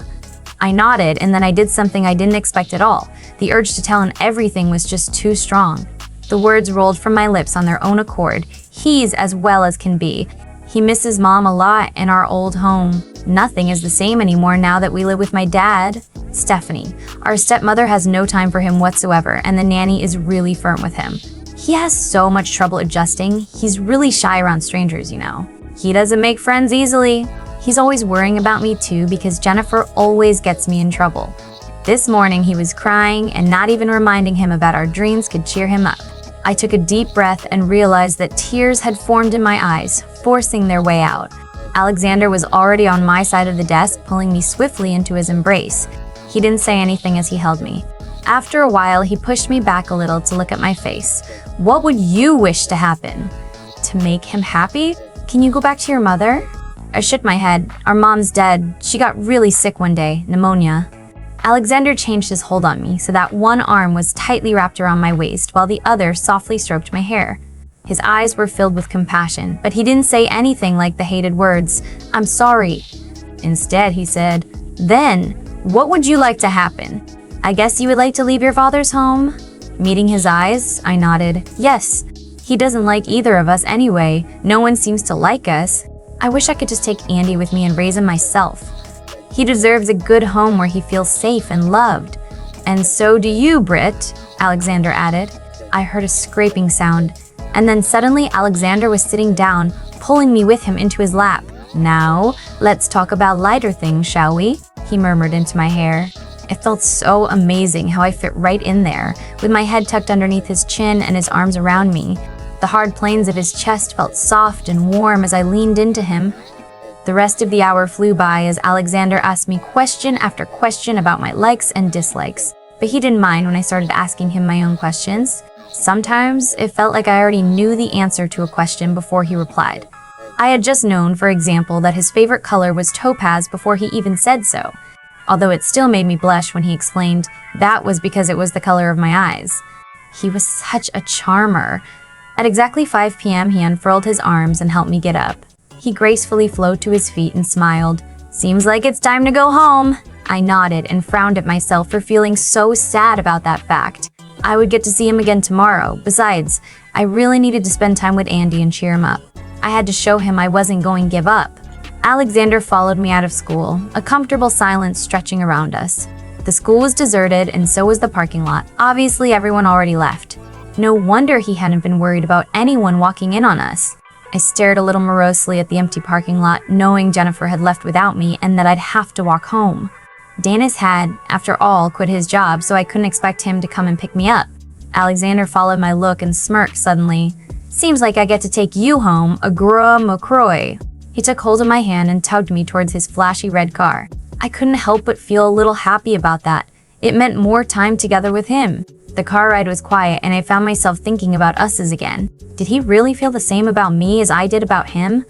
The way he acted really showed that he didn't care. He could lose his job if it was found out. "Alexander?" I asked, determined suddenly to find out where we were standing at. I didn't want to go home and worry about it all night. "Yes, quoi?" he replied, raising an eyebrow to show me he wanted to know what was on my mind. "What, eh? Where? What's going on between us?" I cringed when I said us, because it implied there was an us and I didn't know that. It was what I was trying to find out. Alexander stared at me for a moment and then said seriously, "I'm sorry, Gros McCroy. I'd been going about this all backwards." I felt my heart sink to the pit of my stomach. See? There was no us. He was just being a good friend, like his siblings. But what about that kiss then? Blushing and feeling hurt and upset, even though it wasn't his fault, but my own stupid mind that had fooled myself. I turned away to look out the window, hoping the rest of the ride wouldn't be awkward now that I had ruined things. "Britt," he took one hand of the wheel and gently folded it around mine. "I want to be with you," he said. My eyes automatically shot to his face, thinking that I must have heard him wrong or that he was joking. There was just no way this insanely handsome man, at least 5 years older than me, would want to be with me. "I want to be with you, Brittany," he repeated, smiling softly at the disbelief on my face. "Would you go out with me on a date? Wednesday, perhaps?" A little numb, I nodded my head. "Yes." My voice sounded breathless, and I mentally scolded myself for sounding like such a dumb, love-struck ninny all of a sudden. He suddenly brought my hand up and pressed a kiss on the top, like an old-fashioned gentleman. His lips were soft, and I could only just suppress a shiver of delight. "We have arrived at Gros McCroy," he said, letting go of my hand. I wrenched my eyes away from him to see that he'd parked his car right in front of the big empty house. I took a deep breath, savoring his scent before opening the door. "Be strong, but call me if you need anything at all," he said, and I nodded. Squaring my shoulders, I marched up to the front door. I had to knock because my keys were still in that bag at the Clitton residence. The maid opened and she smiled at me. That was a good sign, probably. Turning, I watched Alexander drive away, ignoring the strange pulling feeling on my heart. Stephanie was apparently gone, out with friends according to the maid, but the rolling of her eyes told me she didn't believe that. Jennifer was out too, on a date with some guy probably, or maybe hanging out with her new besties. Since my father had left this morning again for work, it meant I had the house pretty much to myself with Andy. Good, time to do some major cheering up then. Just done in. When you all in makers. Hi when you ate that is a makers. I when you ever real pie. I when you ever real buy. I when you ever real buy. I when you immediately seemed to help, if only a little. I wondered how Bob had known that fact. He hadn't met his soulmate yet. Although Bob never talked much about those first 10 years he'd been a vampire, neither Sarah or I had been there by his side then. When I got home, Sarah and Dennis had finally decided to be social, it seemed. Or maybe they were simply downstairs because Dennis's body was definitely human and he needed sustenance. Evening, Mr. Clitton, the guy said hesitantly, and I growled in annoyance. So now you suddenly remember your manners, do you? I said. I could still vividly remember that afternoon when he'd openly defied me, touching M.Y. Britt while staring me down. Pity. Sarah had already been in the car and hadn't seen him at that time. Dennis visibly shrunk into himself, but he bravely said, "I'm sorry, I did not mean to offend you in any way, and I will do anything to get your approval." Sarah is the most amazing girl I've ever laid eyes on. Sarah, who was sitting beside him, smiled widely at his words and then returned to glaring at me. I shook my head a little confused and then laughed as realization dawned on me. I'm fine with you and Sarah being together. You're soulmates. I know you would never do anything to harm her. Relief flashed across the young witch's features. Despite his brave words, it was obvious he didn't want to fight me. He knew he'd lose. His magic wasn't enough to do serious damage to me, and the spells that could took too long to be useful in an open fight. I'm referring to that day in the parking lot. Dennis, when you defied me and touched MY mate, I explained, but I didn't feel angry about that anymore. I was just grumpy because I was still yearning so strongly to go to Britt. It was hard focusing on anything other than the link between her mind and mine. After today, it seemed to have gotten much stronger again. I suspected strong enough even for Britt to realize the connection was there. Dennis, Sam, Sarah exclaimed, slapping his shoulder playfully. You flirted with Brittany? The blonde-haired witch looked a lot like a little angel, a cherub.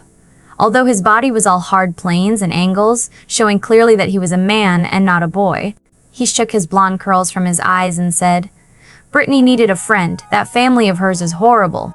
They're all so mean to her, she gets the blame of everything. I nodded. Sarah, that stepsister, doesn't want to be seen with her. She makes her walk to and from school if she's even a second too late. I want you to pick her up tomorrow morning. As her friend, it's not weird if you do that, right? I left the unspoken words hanging. I would be glad to do it, but as her teacher people, we're bound to notice, and we didn't want that. I knew I'd told Britt several times that I didn't care about the job, but I did want to keep it if that was possible. I preferred being able to see her in school and keep an eye on her there. Not just Fort seemed interested in her. Nearly all the supernatural students at the school paid extra attention to her. I wasn't very strongly telepathic, not like Sarah, but I had still picked up quite a lot of thoughts that I didn't want to hear.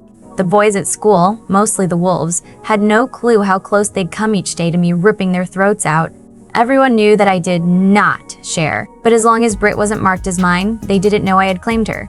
I sighed. Maybe I should let the entire supernatural community know. Calling a meeting might not be a bad idea. No, I don't think that would help Alex, and of course I'll drive her to school from now on. Now that Dennis isn't doing it anymore, that's a great idea. Sarah was reading my mind, of course. Why? A meeting to tell everyone she's mine would at least keep the kids at school in check. Fort was bothering her again in the hallway today, which reminds me, I need to call Thomas and tell him he's gone soft. He promised me this would stop.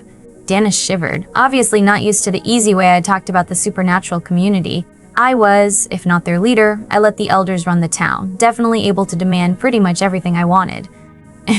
Thomas is out of town on business? Alexander, that's probably why Fort is running wild like that. He thinks he can get away with things when the alpha's not around. Bloody Kid is bullying a lot of the young witches as well. He calls us inferior. At the last words, Dennis spat angrily and then buried himself in the plate of mac and cheese, embarrassed by his outburst. I see, so he hasn't been punished yet. I nodded. That made sense. Although it pissed me off that Thomas had refrained from telling me he was away when I was on the phone with him. I can tell Britt is nearly ready to accept you, Alex. She said yes when you asked her on a date, didn't she? That's why you should wait with a meeting. She's smart and sensitive. She would notice if half the student body started treating her differently all of a sudden. Besides, I think she'd appreciate it if you introduced her properly instead of going behind her back. She's stubborn, you know. She'd be pissed if you did that. Sarah shared some of her insights, and I couldn't disagree. Britt was stubborn, all right. It's what had kept her upright these past 3 years since she started living with her dad. It's why she was still alive and kicking even though she had to care for her little brother and love him like a mother and father. I really wished I could just take the both of them away from that house. They could live here without a problem. Enough space and money. No lack of people to love the both of them either. With a smirk towards Sarah, I thought Sarah would just love to have a little brother to look after. Showing me she'd heard the thought, Sarah started to smile. It might not be a bad idea to look into the legal aspect of that, Alex. So that when the time is right, we can pluck them both away. I doubt she'll move in if she can't take her brother with her. Dennis groaned. You know how confusing it is to hear only one half of a conversation? I'm no mind reader like you, Miz. But you're right. Brittany would never leave that house without Andy. We talked a while longer, planning what to do with Fort and with Brittany and Andy. We needed a plan. After a while, Sarah started on the topic of the date and started planning that, leaving me with little input and nothing to do. When at long last we all got up to go to bed, it was nearly midnight. There was just one question remaining. Dennis, when are you moving in completely? Or are you moving out, Sarah? Would not be so bad if she moved out, meant I wouldn't have to hear them have sex. Sarah, having heard the thought, laughed, but Dennis replied, Hey, you are okay with me moving in? Of course, why wouldn't I be? If your grandmother is okay with it, then so am I. His grandmother was the crone of the village. It sounded disrespectful to me to call a pleasant old lady crone, but for witches that was a title of honor. It meant she was the leader. My grandmother is very happy for me. She can't wait to meet you, Sarah, Dennis said, turning himself towards Sarah to explain what his grandmother had said and done. I left them and wished Bob good night as I passed him watching TV. It appeared to be some kind of show about vampires. He found those greatly amusing. They were so unrealistic that it was funny. When I crashed in bed, I touched my mind gently to Britt. She was sleeping already. Her dreams were restless, though, filled with worries about her baby brother and surprisingly about me abandoning her. I filled her mind with comforting thoughts about how I loved her and would always protect her. It wasn't hard to paint a picture in her dreams where both she and Andy lived in my house with Bob, Sarah, Dennis, and me. She accepted the image as her own. It was close to what she wanted herself. After that, I turned around and fell asleep myself, hoping that tomorrow would bring me another step closer to winning her heart.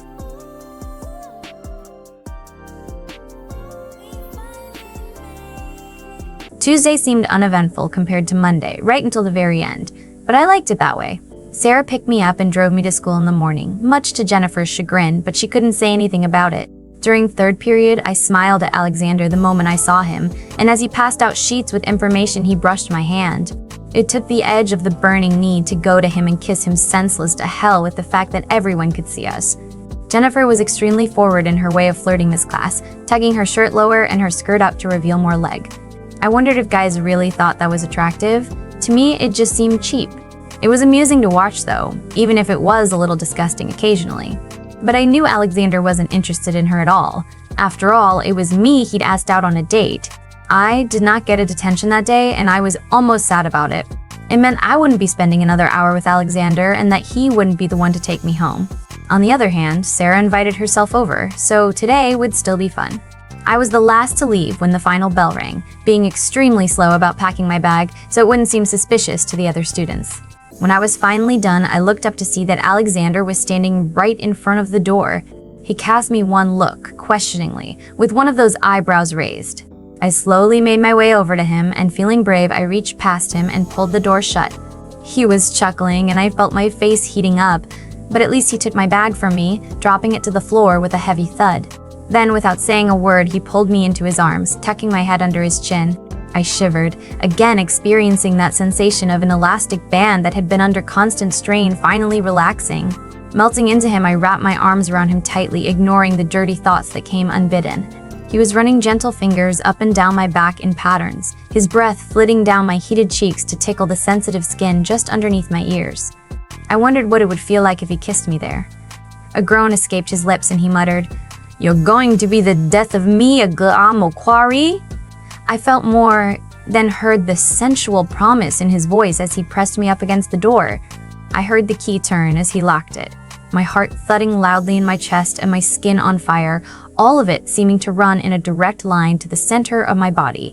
One of his hands was on my hip, the lower half of his body pressing into me. The other hand slid up my arm, across the soft skin of my throat, and then pulled my chin up so he could look me in the eye.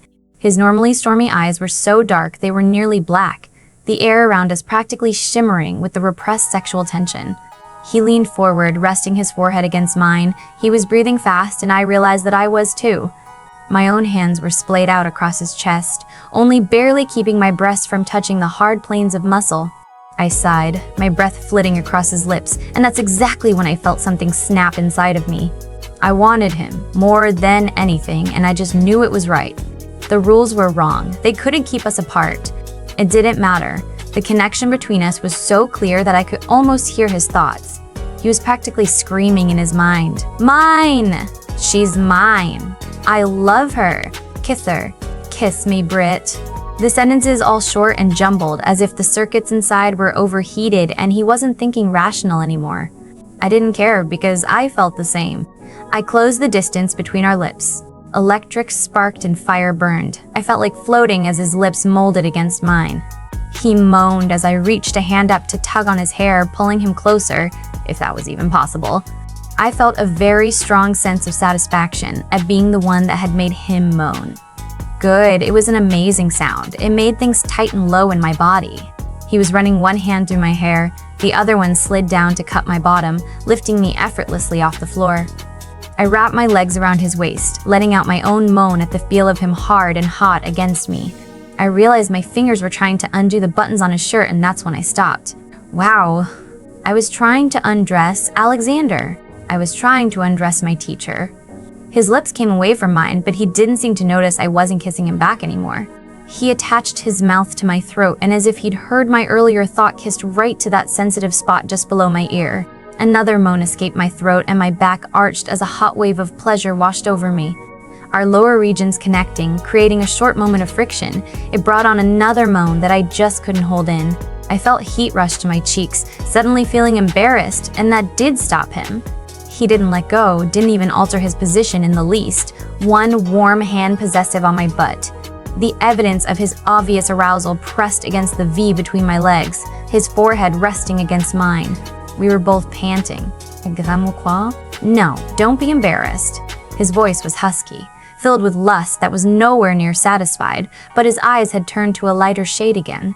He pressed himself closer, and that caused another wave of pleasure to shoot through my body. He was rubbing against me in such a way. I knew he'd seen it on my face because he did it a second time, and then smirked in male satisfaction at the moan rolling off my lips. I very much love that sound, he whispered hotly, pressing against me again just to hear me moan. Alexander. His name fell from my lips, and I was shocked to hear how unsteady my own voice sounded. I sounded like sex, I thought, and that made me blush again. I love it when you say my name like that, Alexander said, again that male satisfaction filling his voice. He ran one hand up my side and then pulled away, allowing me to drop my unsteady legs to the floor. Sarah is waiting, he said with a roll of his eyes, reaching behind me. He unlocked the door, freeing me to go home and leave him. I was still leaning against the door, not trusting myself to stand up fully after that onslaught on my senses. I was still reeling from his hot kiss, and there was something hot pooled low in my body that craved release. I knew what kind, and I shivered, dirty thoughts after a very dirty moment. Just looking at Alexander, I could still see how aroused he was, but he seemed collected as he stepped away from me to lean against his desk. Bloody man, I was going to be the death of him? How about the other way around? He was smirking as if he'd heard that, and I surprised myself by half growling, "No reading my mind!" Amusement sparkled in his eyes, and he nodded. "Fine, I won't do it again, but only if I get to kiss you like this more often. Deal?" Was he mocking me now? Yet I nodded. Deal.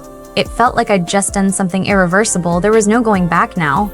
I had officially broken the rules now by making out with my teacher. I felt relieved somehow. "Britt, you should go now." "Sarah is waiting and she's starting to get impatient," Alexander said. His voice was still husky, but it contained much of his amusement too. I frowned. "How do you know?" "I can read minds, remember?" he said, chuckling as if he'd said something very funny. "Are you making fun of me now?" I couldn't keep a little of the hurt out of my voice. How could he? After we just kissed. It was more than that, way more, but I couldn't quite make myself think about it. He smiled. Of course not, Aguamoshwa. I would never make fun of you. It was a joke. I felt a soft touch on my mind, a caress. It was filled with warmth and love and acceptance. I just couldn't feel upset anymore. All right, I'll see you tomorrow, Alexander, I offered as I picked up my bag from the floor where he dropped it. Just before I opened the door and left, I felt his body heat right behind me, a soft touch of his fingertips underneath my chin. He tilted my head up to meet his eyes. Take care, Brittany. He brushed his lips against mine softly, barely touching, and then he stepped back again. As I walked through the empty hallways, my hands strayed to my lips.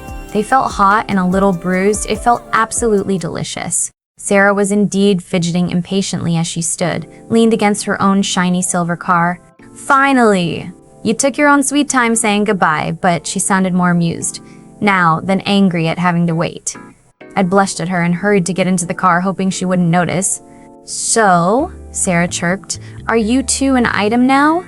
I stared at my friend for a moment, then hurried to look at the window as we peeled away from the parking lot. I could just see Alexander leaving the building and walking to his own car. He was smiling and waved once in my direction. Well, are you? Sarah insisted when I didn't reply. I don't know. We just kissed, I told her, blushing furiously. I hid my face by looking out the window intently, even though I could no longer see Alexander. I find that hard to believe. You have a hickey on your neck, Brittany. That doesn't happen if you just kiss. She was shaking with repressed laughter for some reason. Mortified, I clasped my hand over the spot below my ear. That bastard. Why did he do that? How was I supposed to hide that from Jennifer and Stephanie? He very much wants to make you his. My brother is very possessive when it comes to girlfriends, Sarah said as if reading my mind, although it was probably clearly written on my face. Girlfriend? I asked, or more like squeaked. Was I his girlfriend now? Yeah, he doesn't date much, you know.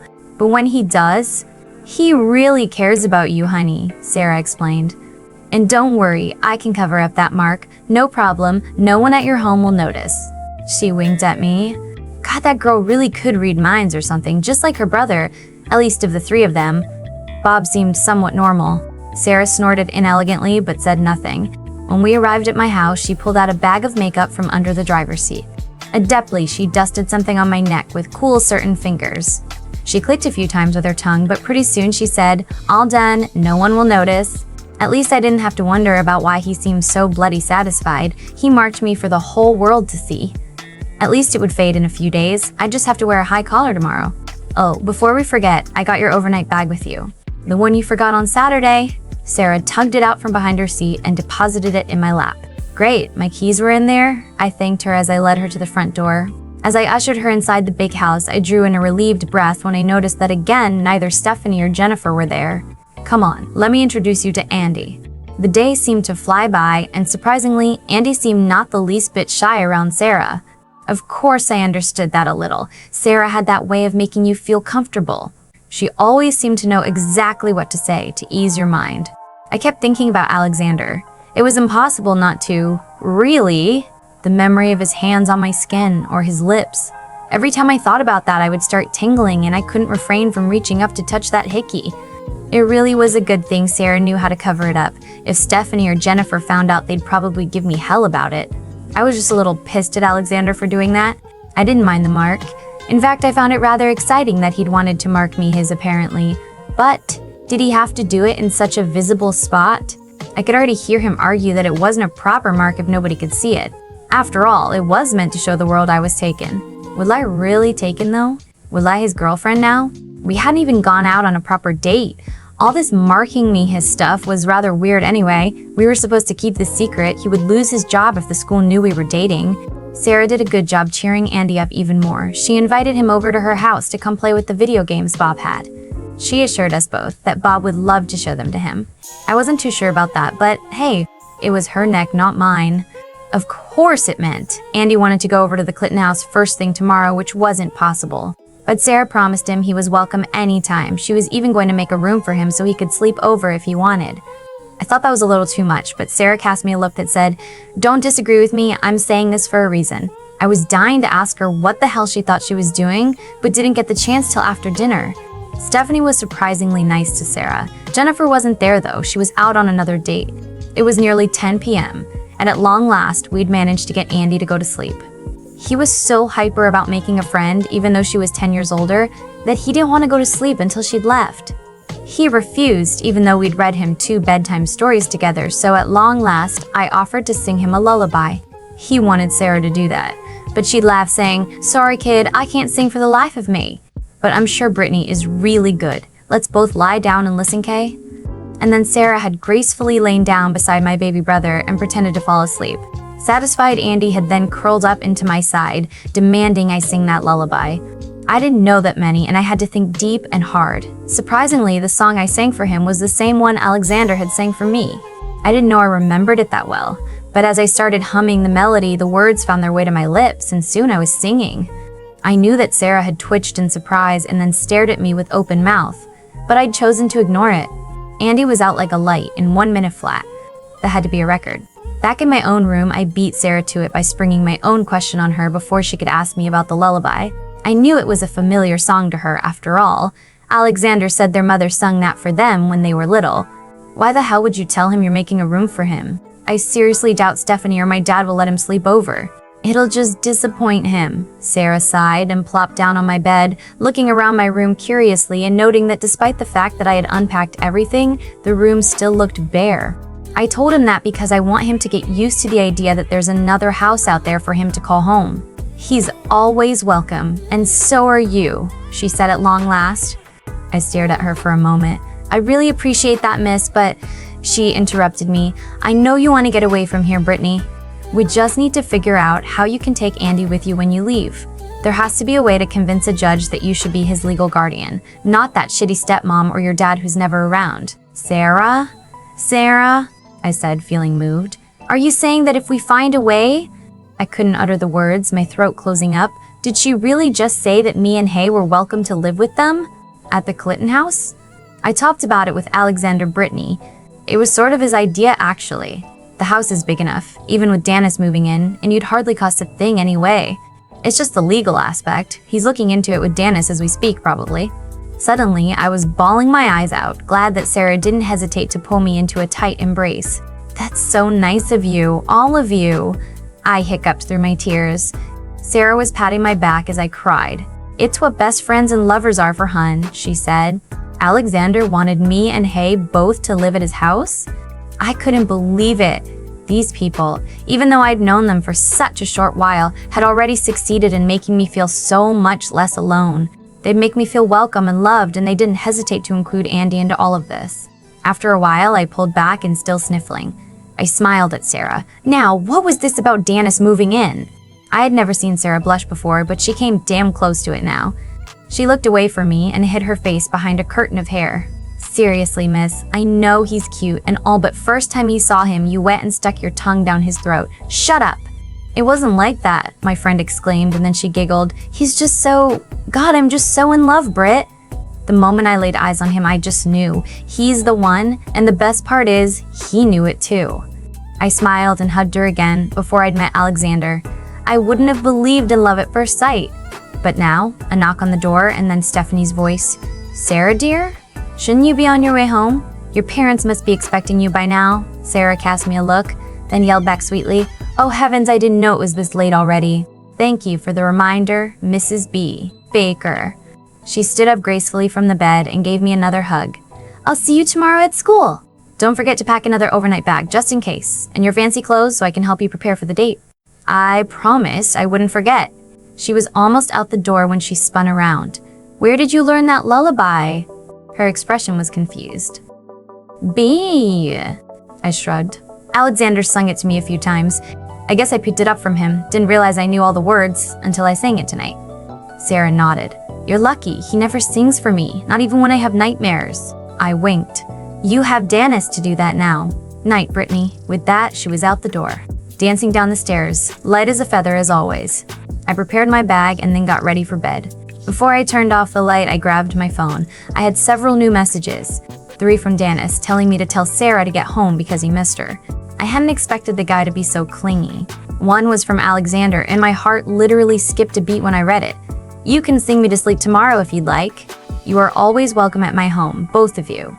And don't cover up the hiki agramokwa." How had he known I'd been singing a lullaby? Had Sarah told him already? But as I checked the time on the text messages, I saw that he'd sent it just a few minutes after Andy had fallen asleep. It was eerie.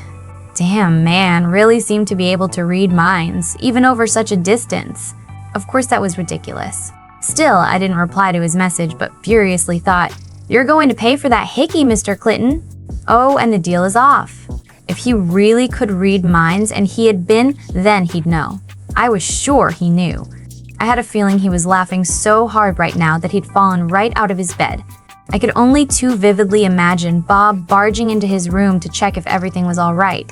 That image only a little distorted by the strange banging and moaning sound I heard in the background. I shivered and dispelled the image. I was really going insane, but just like last night, right before I drifted off to sleep, thinking pleasant thoughts of Alexander and me together, I felt that touch on my mind, soft and gentle as always. A caress that eased any last worries and pulled me into sleep, guiding me into pleasant dreams.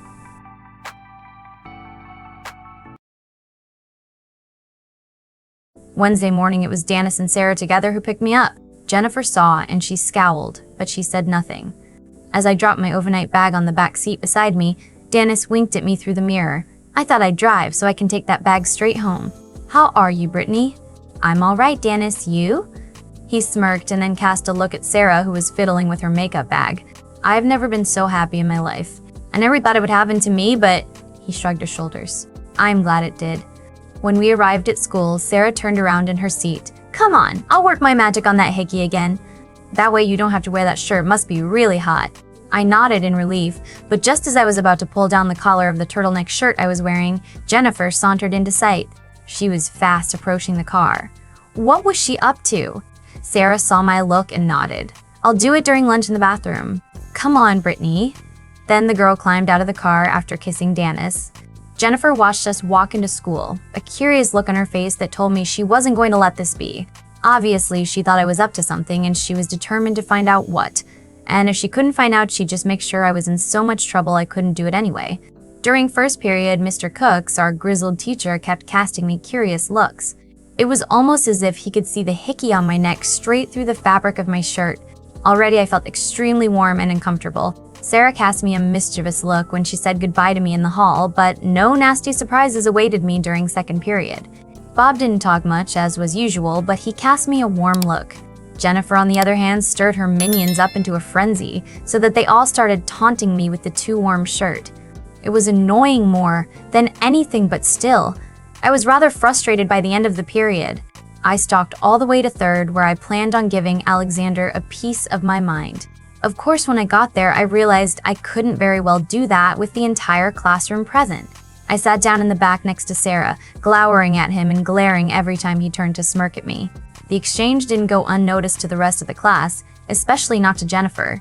It wasn't fair that for a stereotyped slutty blonde bitch, she was pretty smart. Alexander didn't come near me at all, and despite my anger, I noted that the physical tension was building again. How unfair. I wanted to be furious with him for forcing me to wear the stupid turtleneck. Yet most of the time, all I could think about was kissing him like yesterday, feeling his body pressed against mine. When class was over, Sarah helped me out by asking me some questions about the homework and insisted on discussing a project she had for art with me. By the time she was done talking, the entire classroom had emptied. Only Jennifer stood right in front of Alexander, pressing herself up against him. It was hilarious to see how he was backing away, till he hit the chalkboard, his eyes frantically trying to meet mine, begging me to get my creepy stepsister away from him. Jennifer knew she wasn't having the desired effect on him yet. She kept cooing at him, making flirty comments. For some reason, Alexander was scrunching up his nose, as if he smelled something he didn't like. I smirked at Sarah, who nodded, and we both made our way over to them. Alexander cast me a relieved look, obviously thinking I was going to free him from Jennifer.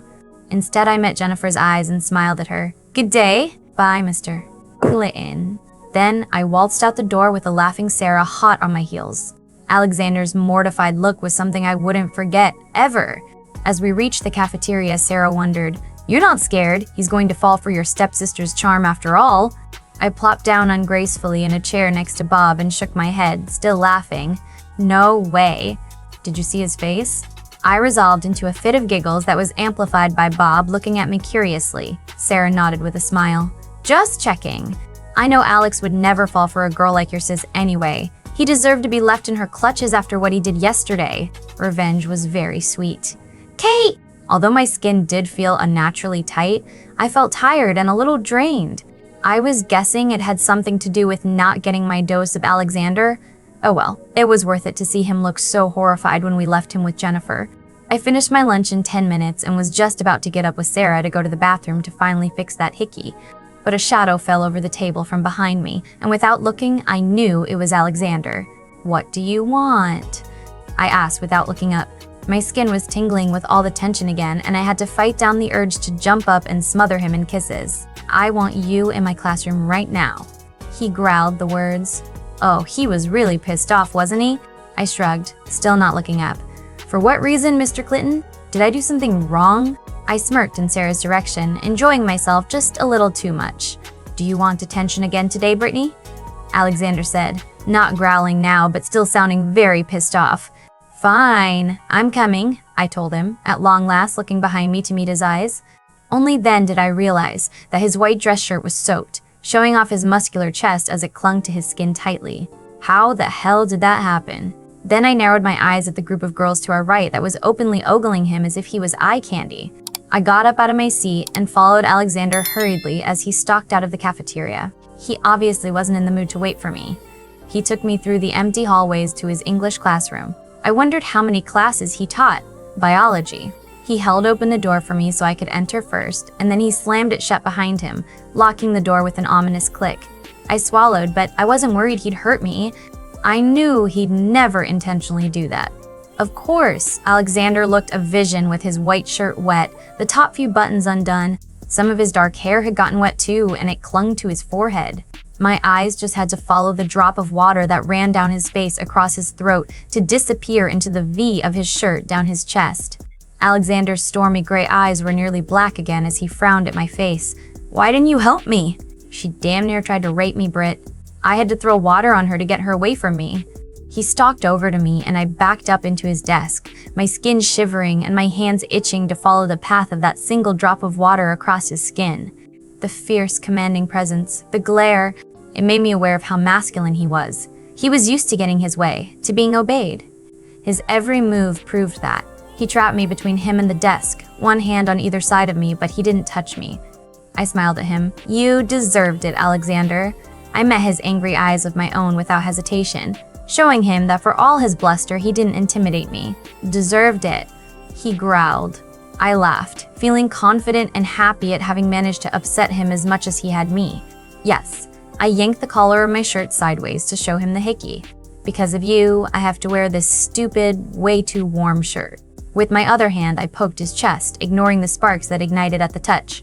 His black eyes followed the curve of my neck to rest on the red mark on my skin there, and then he grinned, that male satisfaction appearing on his face again.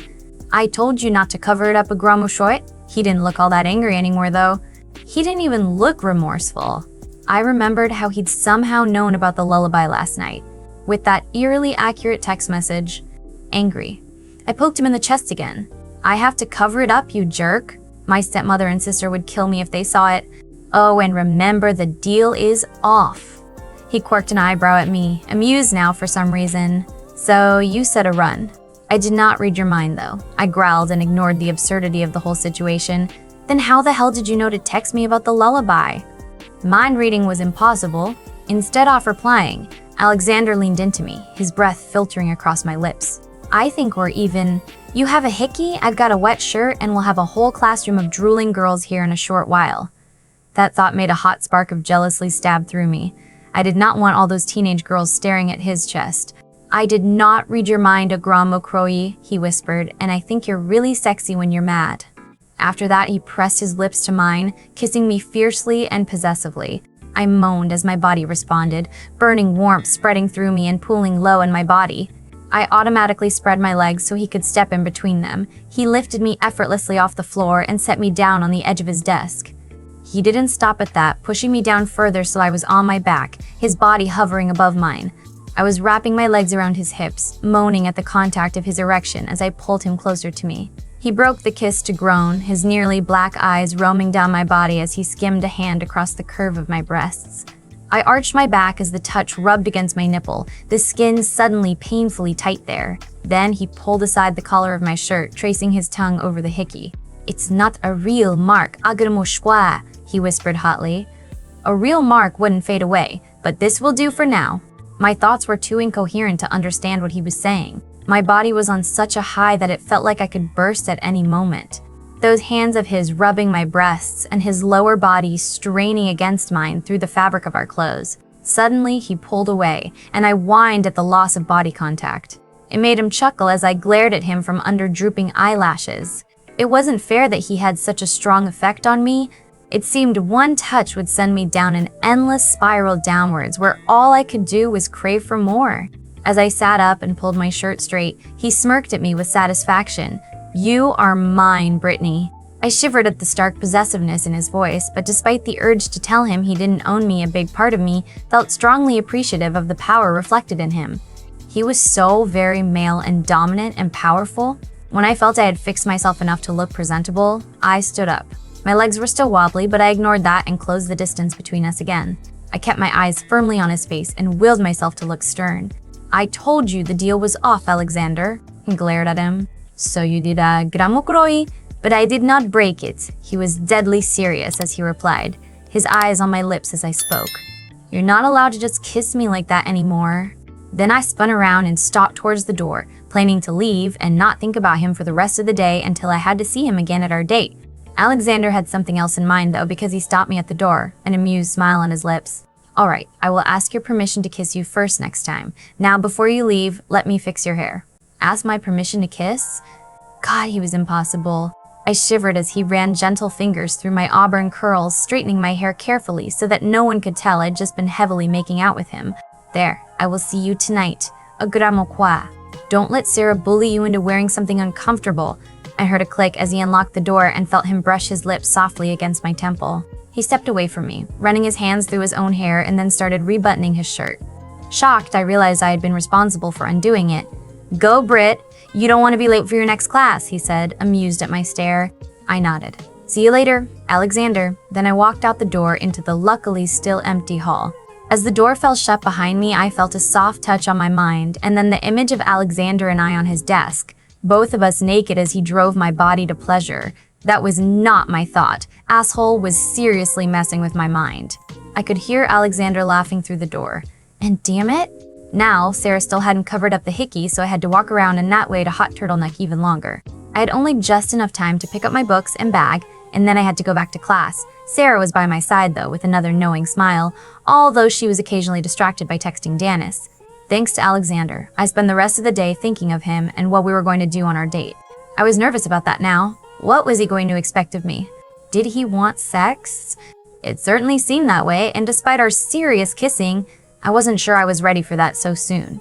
"Hey, baby," a low voice suddenly said, right next to me. Shocked, I stepped back, away from Fort. Why did I keep walking into him? He was so bloody sneaky. "Leave me alone, Fort. I'm not in the mood for your crap," I snapped at him. Sidestepping so I could walk around him, I continued on my way with Sarah still by my side. She was shooting him angry glares, but Fort didn't seem impressed by that. "Not in the mood? That sounds promising," the guy said with a smirk. He grabbed my wrist and spun me around. "Fort, let her go," Sarah yelled angrily while I stared up at his face, imagining a dark wolf prowling behind those eyes of his. "Oh, shut up, freak. You and your witchy boyfriend don't scare me." Fort snapped at Sarah, pushing her away from us roughly. Sarah was slammed sideways into a row of lockers with a loud bang. Surely the teachers had heard that and would come running now. But as I looked around, all I saw was students gathering around to watch. Not a single adult around. Fort turned his attention back on me. "I know you want to be with me, baby.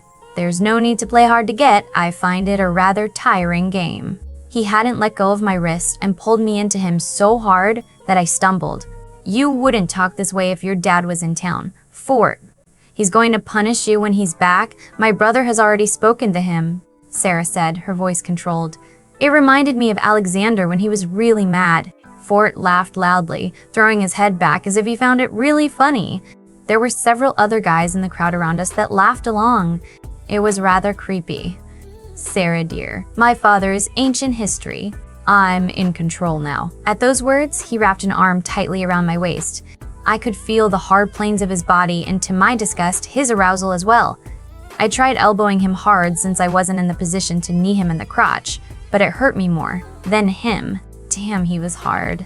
Suddenly, Sarah was by my side, yanking the collar of my turtleneck down to reveal the hickey for everyone to see.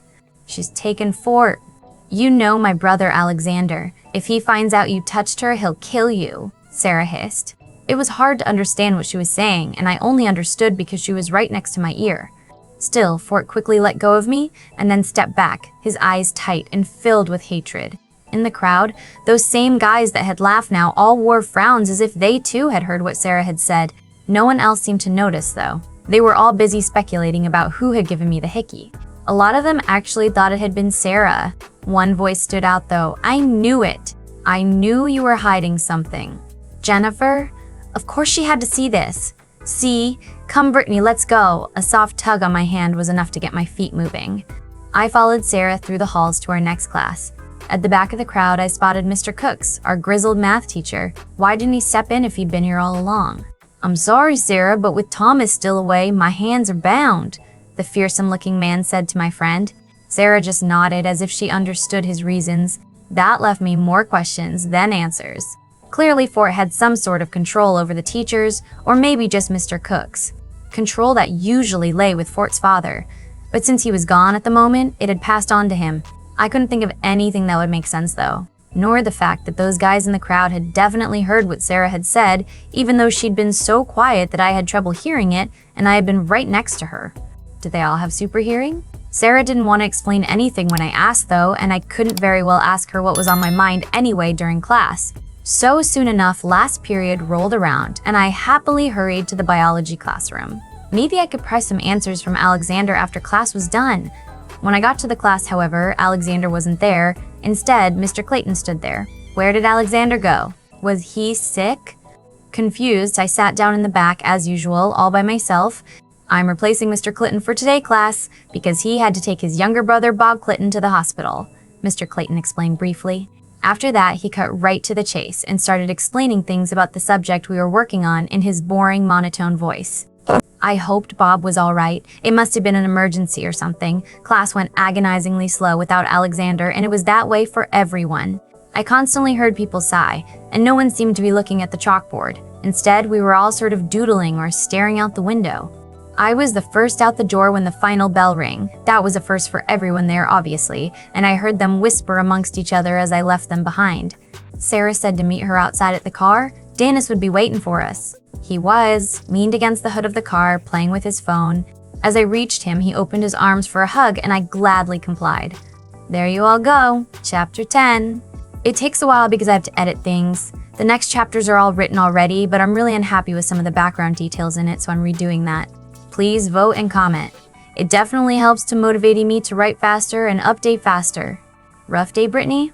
He asked with a smile. I nodded. Yeah, run in with Fort. He called you a witch and then tossed Sarah into a row of lockers. Dennis froze and stared at me. He called me a witch? I shrugged. Yeah, I don't see why though. You look nothing like a witch. He laughed. Thanks. Is Sarah okay? But just at that moment, she appeared, bouncing up to us and jumping in his arms to smother him with kisses. Yeah, she's fine, I told him, although I doubted he was listening. Instead, I got in the car. I had just spotted Jennifer and Fort coming out of the school. Fort wasn't looking at us, but Jennifer was, and she had that evil look on her face that told me trouble was going to find me soon. Are you sure, Sarah? I asked hesitantly as I stared at my reflection in the mirror. I was wearing a skin-tight dark red dress. It was the color of blood. The dress wrapped around my torso elegantly and accentuated my breasts with a narrow split down the front to reveal the inner slopes. The dress left my back bare but flared out around the hips. If I twirled around, the skirt would form a perfect circle around me. It reached till just past my knees with layers to show darker red and black underneath. Of course, Sarah had also managed to get me into heels. I couldn't help it. They were just so pretty that I had to try them on. Once on, Sarah hadn't let me take them off again. They were red too. darker than the dress, and ribbons tied them to my feet that wrapped around my legs in elegant crosses all the way to my knees. They were so dainty and small that they made my already small feet look tiny.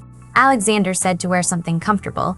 I told my friend for the umpteenth time, but I knew she wouldn't listen. To be honest, I thought I looked pretty in the mirror, and the heels and dress might not have been all that comfortable. At least they made me feel really sexy and feminine. I liked how the low but very narrow plunging neckline accentuated my mother's angel wing necklace too. Sarah sat me down on a chair and started on my hair and makeup, twirling strands into curls and pinning them on my head in a fancy pattern.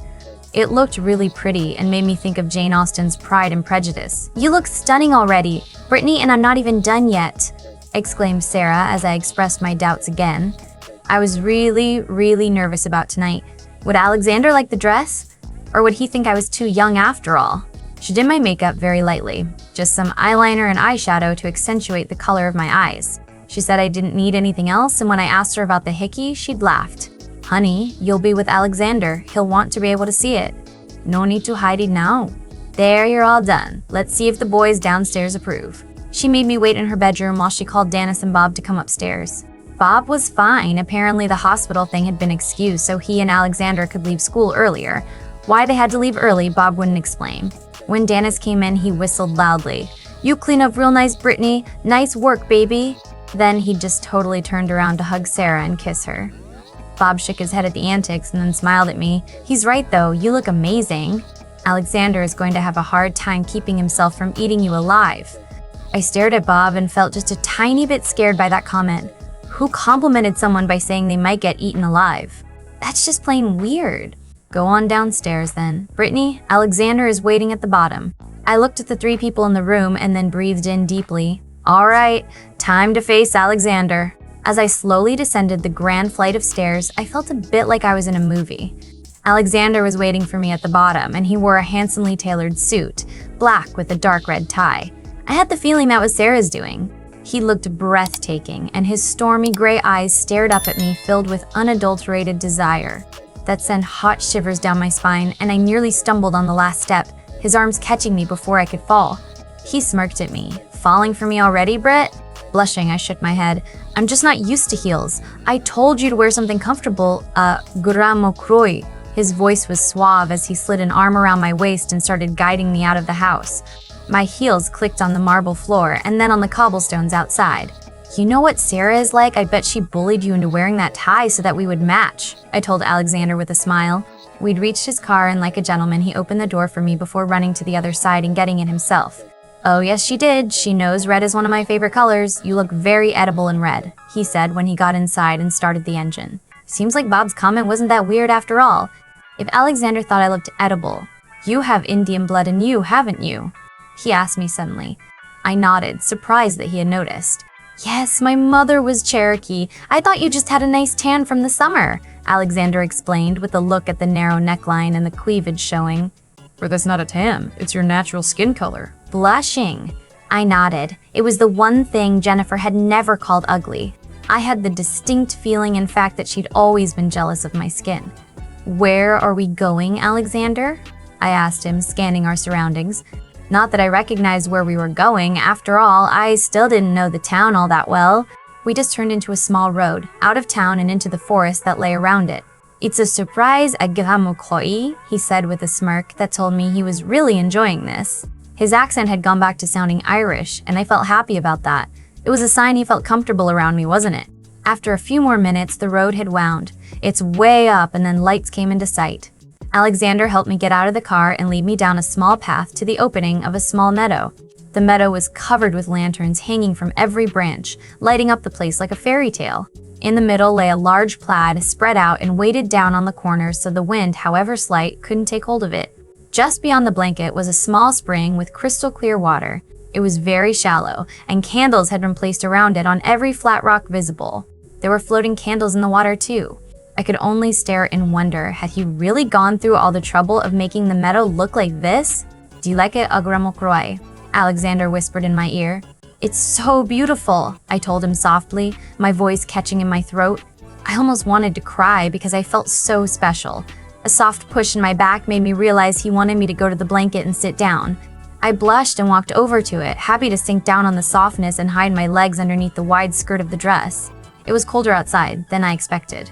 Alexander had been carrying a large picnic basket with him, and I felt silly for not having noticed it before. He sat down beside me and started unpacking it, revealing plates and glasses and a bottle of sparkling champagne. Then he took out steaming, warm pastries and other delicious-smelling food. He smiled at my wide eyes as he piled food on a single plate. Who knew Danis was so good at cooking? Then he handed me the plate and stretched his legs out behind me, so that part of my side was leaning against them. It felt nice and warm, and immediately I didn't feel cold anymore. As I took a bite of the food, I couldn't help but sigh at the explosion of taste on my tongue. This was absolutely divine. I took a small bit between my fingers and reached over to him. "You have to try this. It's heavenly." His eyes followed my hand, and then he obediently leaned forward to allow me to put the food in his mouth. I shivered as his lips brushed my fingers. He chewed slowly and then swallowed. "He should go professional with food like that," he murmured. His eyes were still on me as I tried more of the food, watching my expression avidly as if it was the most interesting thing in the world. "Aren't you gonna eat?" I asked after a while, feeling uncomfortable with him watching me eat. He shrugged. "I don't eat much mokoi. Would you like some wine?" He started pouring the clear champagne into 2 wine glasses and handed me one without waiting for a reply. "Surely you must eat something, Alexander?" I frowned at him as I put my plate away and accepted the glass he handed me. "Don't worry about me, Britt. I will explain something to you in a short moment. Let me enjoy watching you for just a little longer," Alexander said, his voice soft and amused, a twinkling in his gray eyes as he looked at my face as if trying to memorize every little detail. Blushing, I looked away and took a few sips from the champagne. Why was he looking at me like that? Was he afraid I would disappear? Or run away? His fingertips tilted my chin up so I would meet his eyes. "I just want to remember you as you are now." I stared at him and suddenly worried that he was going to be the one to run away. He changed his mind. He didn't want to lose his job after all. "I want to remember you as you are before I tell you my secret, mokoi." Secret? Was he going to explain me about the mind-reading thing? I already guessed that much, hadn't I? And I hadn't run away screaming or declared him a lunatic. Since I had finished eating, Alexander repacked all the food items back into the basket and pulled out a plate of strawberries. I had told him those were my favorite fruit. If it was up to me, I'd eat them every day. "Dessert," he smiled, but the smile didn't quite reach his eyes this time. He seemed nervous somehow. Was whatever secret he wanted to tell me really that big that he was afraid to tell me? I popped a strawberry in my mouth and stared at him curiously. "You know you can tell me anything, Alexander. I know, Britt, but this is... well, you'll understand once I've told you, I hope." He shifted closer to me and ran his fingers over the hickey on my neck. It wasn't on purpose. A run, I lost control. I shrugged, even as I shivered at his touch. I'm not mad about it anymore. For some reason, it scared off Fort. "Good," he nodded. Then hesitating, as if he thought of how to phrase something, he said, "Do you really believe I can read your mind?" Oh, so it was about the mind reading after all. Either you're really good at reading facial expressions or you can read minds. Although, I thought about how to explain the text message from the night before. "Yes?" he prompted. "That message you sent me last night? About the lullaby and the hickey and hay and I always being welcome? Why did you send that? How did you know I had just sung that lullaby? That's not even mind reading, that has to be, I don't know, telepathic. Or were you secretly standing outside my bedroom window or something?" Alexander nodded. "Telepathic is the word I'd use. I was at home. Bob and Danis can testify to that. But we have this connection. Britt, I don't even mean to listen in, but, well, as with the lullaby, I just heard." I shivered as he confirmed that I wasn't imagining those things, at least. I felt almost relieved about that. "Do you have that with a lot of people?" I wondered. He shook his head. "No, just you a. Sarah is the telepathic one, not me. Or at least, I'm not very strongly telepathic. Sarah is telepathic? Oh, no wonder she always looks like she knows everything," it exclaimed. I was a little worried that I wasn't freaking out about this yet, but I supposed it was because I already knew this, sort of. "Alexander, have you... when you, read my mind, can you put feelings or thoughts in it too?"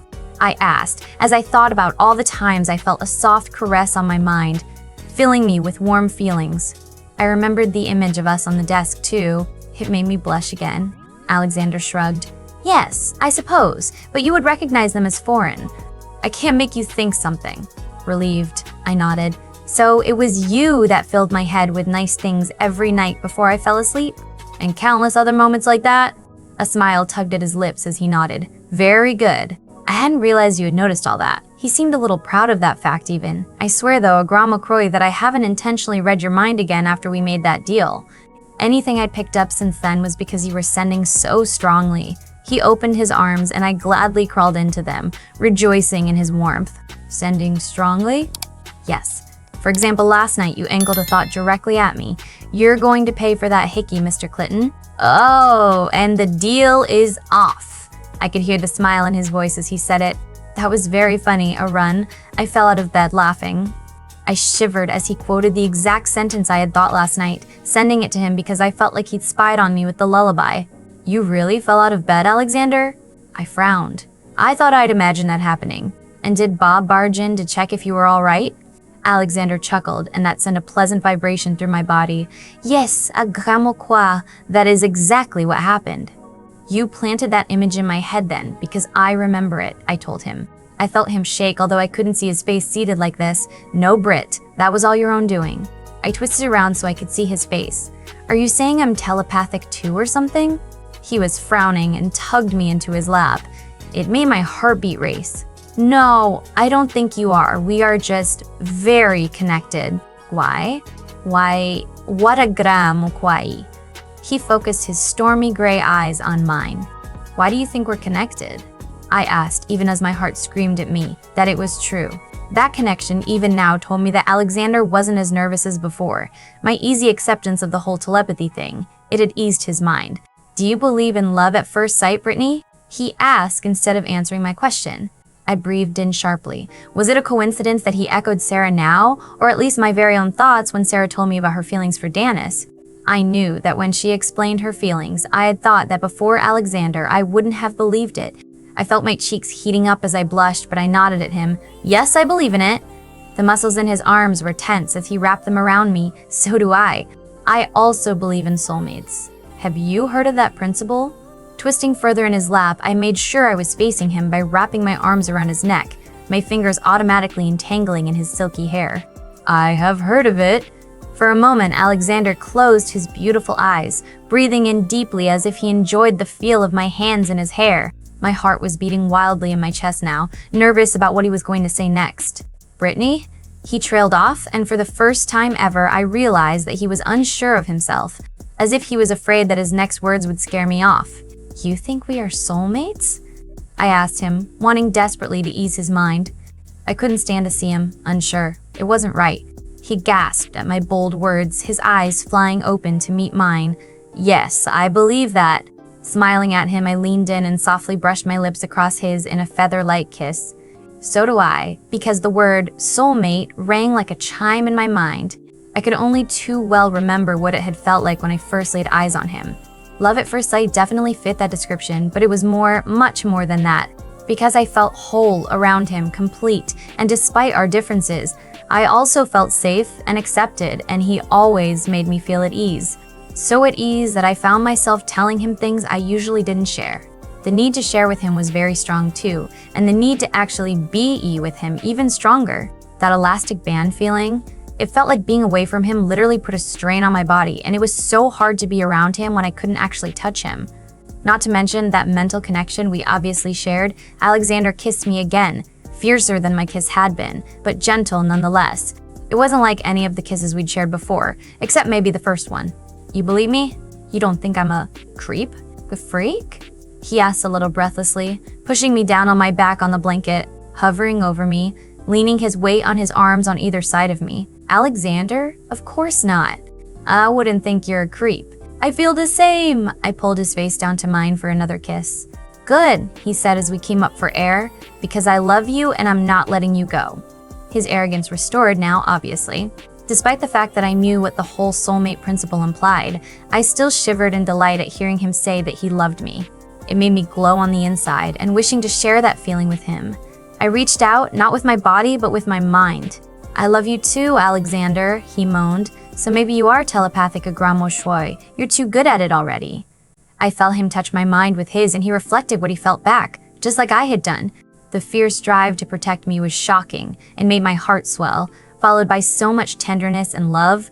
He was glowing too from the inside out. Desire had flared up in him now, and he attached his lips to mine again, kissing me so passio-Alexly that my toes curled in my shoes. He held himself in check though this time, his gray eyes boring into mine as we parted for air, his hands still on either side of me holding onto the blanket we were lying on. "Britt," he started, but feeling confident I shushed him. "Alexander, will you tell me what a gror mocroi means now?" I asked him.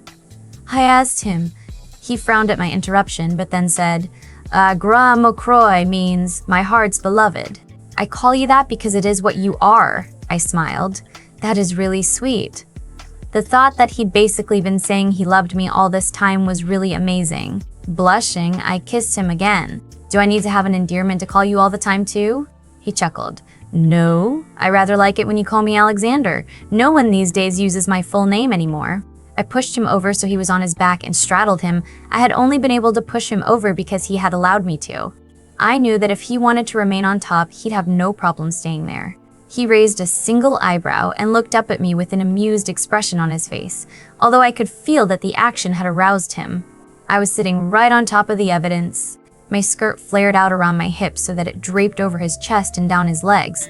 "Was there something else you wanted to tell me?" I asked him, remembering how I had interrupted him and that we had sort of gotten sidetracked on the whole soulmate thing. It wasn't what he originally wanted to tell me. He stared at me for a moment, his hands coming up to grab my hips, one of them sliding further upwards across my bare back before pulling me down, so that I was lying on his chest and he could wrap his arms around me, my head tucked into the crook of his neck. "I think you've had enough information to process for one night, don't you?"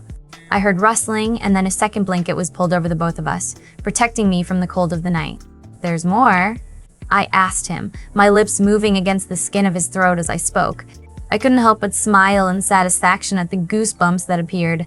"Yes, I'm afraid there is, but it can wait," he said honestly, and I liked how his chest moved underneath me as he spoke. "Can you at least explain to me why you claim you don't need to eat?"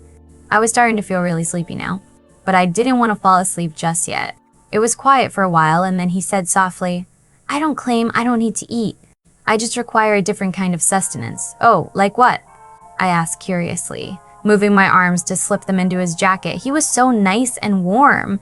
I thought he wasn't going to reply because he was quiet for a long time. I even thought for a short moment that he'd fallen asleep, but as I gently touched my mind to his, I could feel he was still awake. It was so easy now to reach out with my mind and touch him.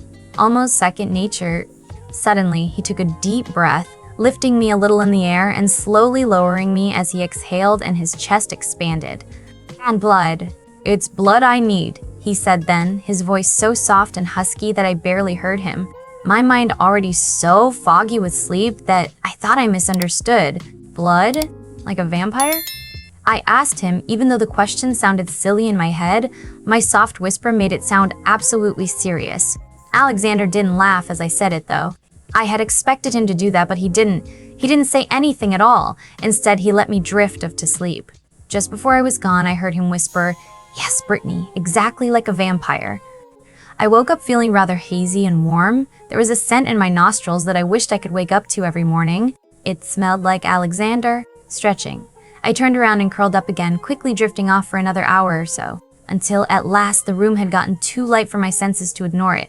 When I opened my eyes, the first thing I noticed was that the bed was empty. I was alone. The second thing I noticed was that I was most definitely in Alexander's room, and I was wearing a shirt of his instead of PJs. The shirt was large enough to be a dress or nightgown, though. My eyes searched for a clock and finally landed on the analog, old-fashioned alarm on his nightstand. It read 10 a.m. Fuck. I sat up straight and scrambled out of bed. I was missing school! Shit, why didn't he wake me up? Where was he anyway? Don't tell me he went to school and left me here. Searching around the room, I couldn't find my own clothes anywhere, so I slipped on the way to a large pair of sweats that were his. They had been folded over a chair in the corner. I was about to open the door to search for my clothes or overnight bag when the memories of last night crashed into me. There was a lot of white noise as my mind scrambled around all the impossible things it wanted to forget. Soulmates.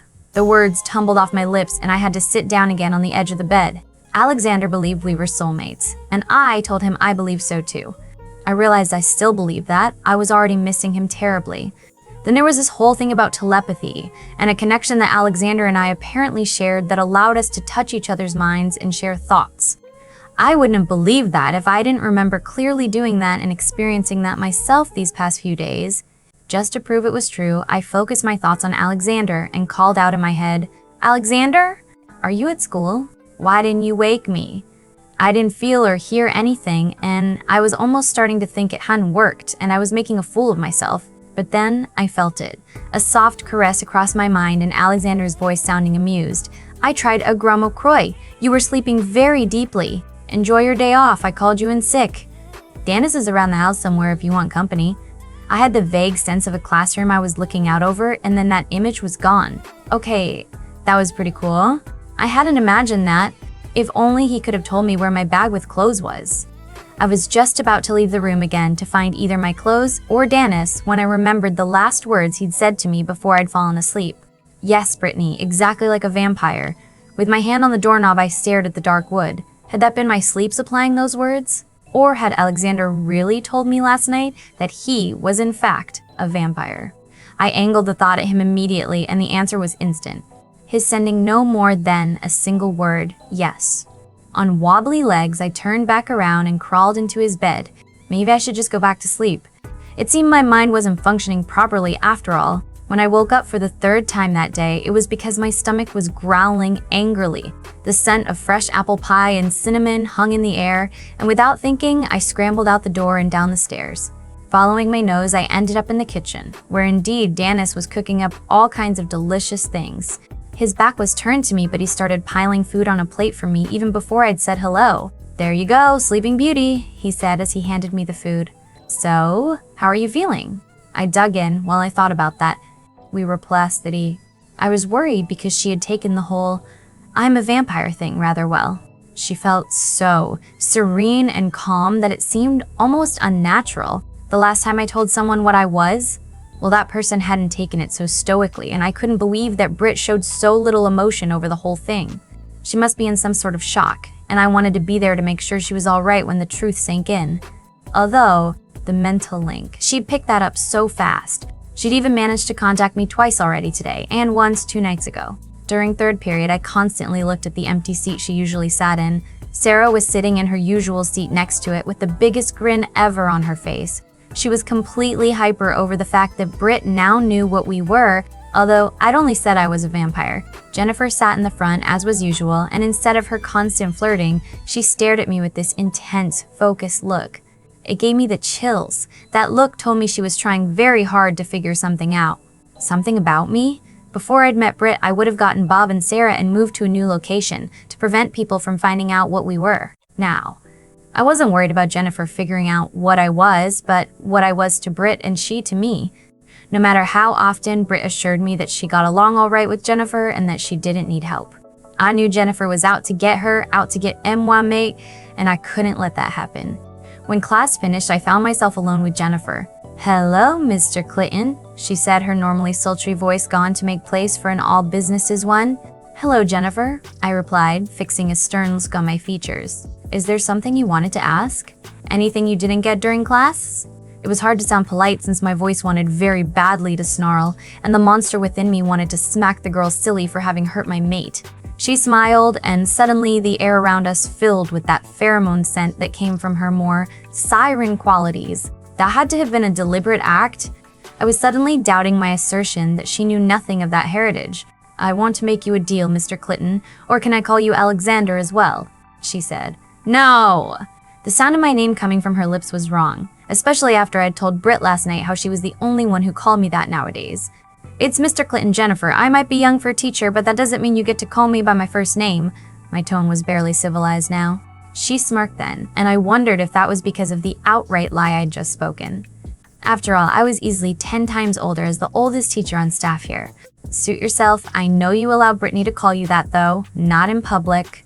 The words left my throat before I could stop myself, and after I'd said them, I knew there was no backing down. She's exceptionally bright. The assignments she turns in are college level.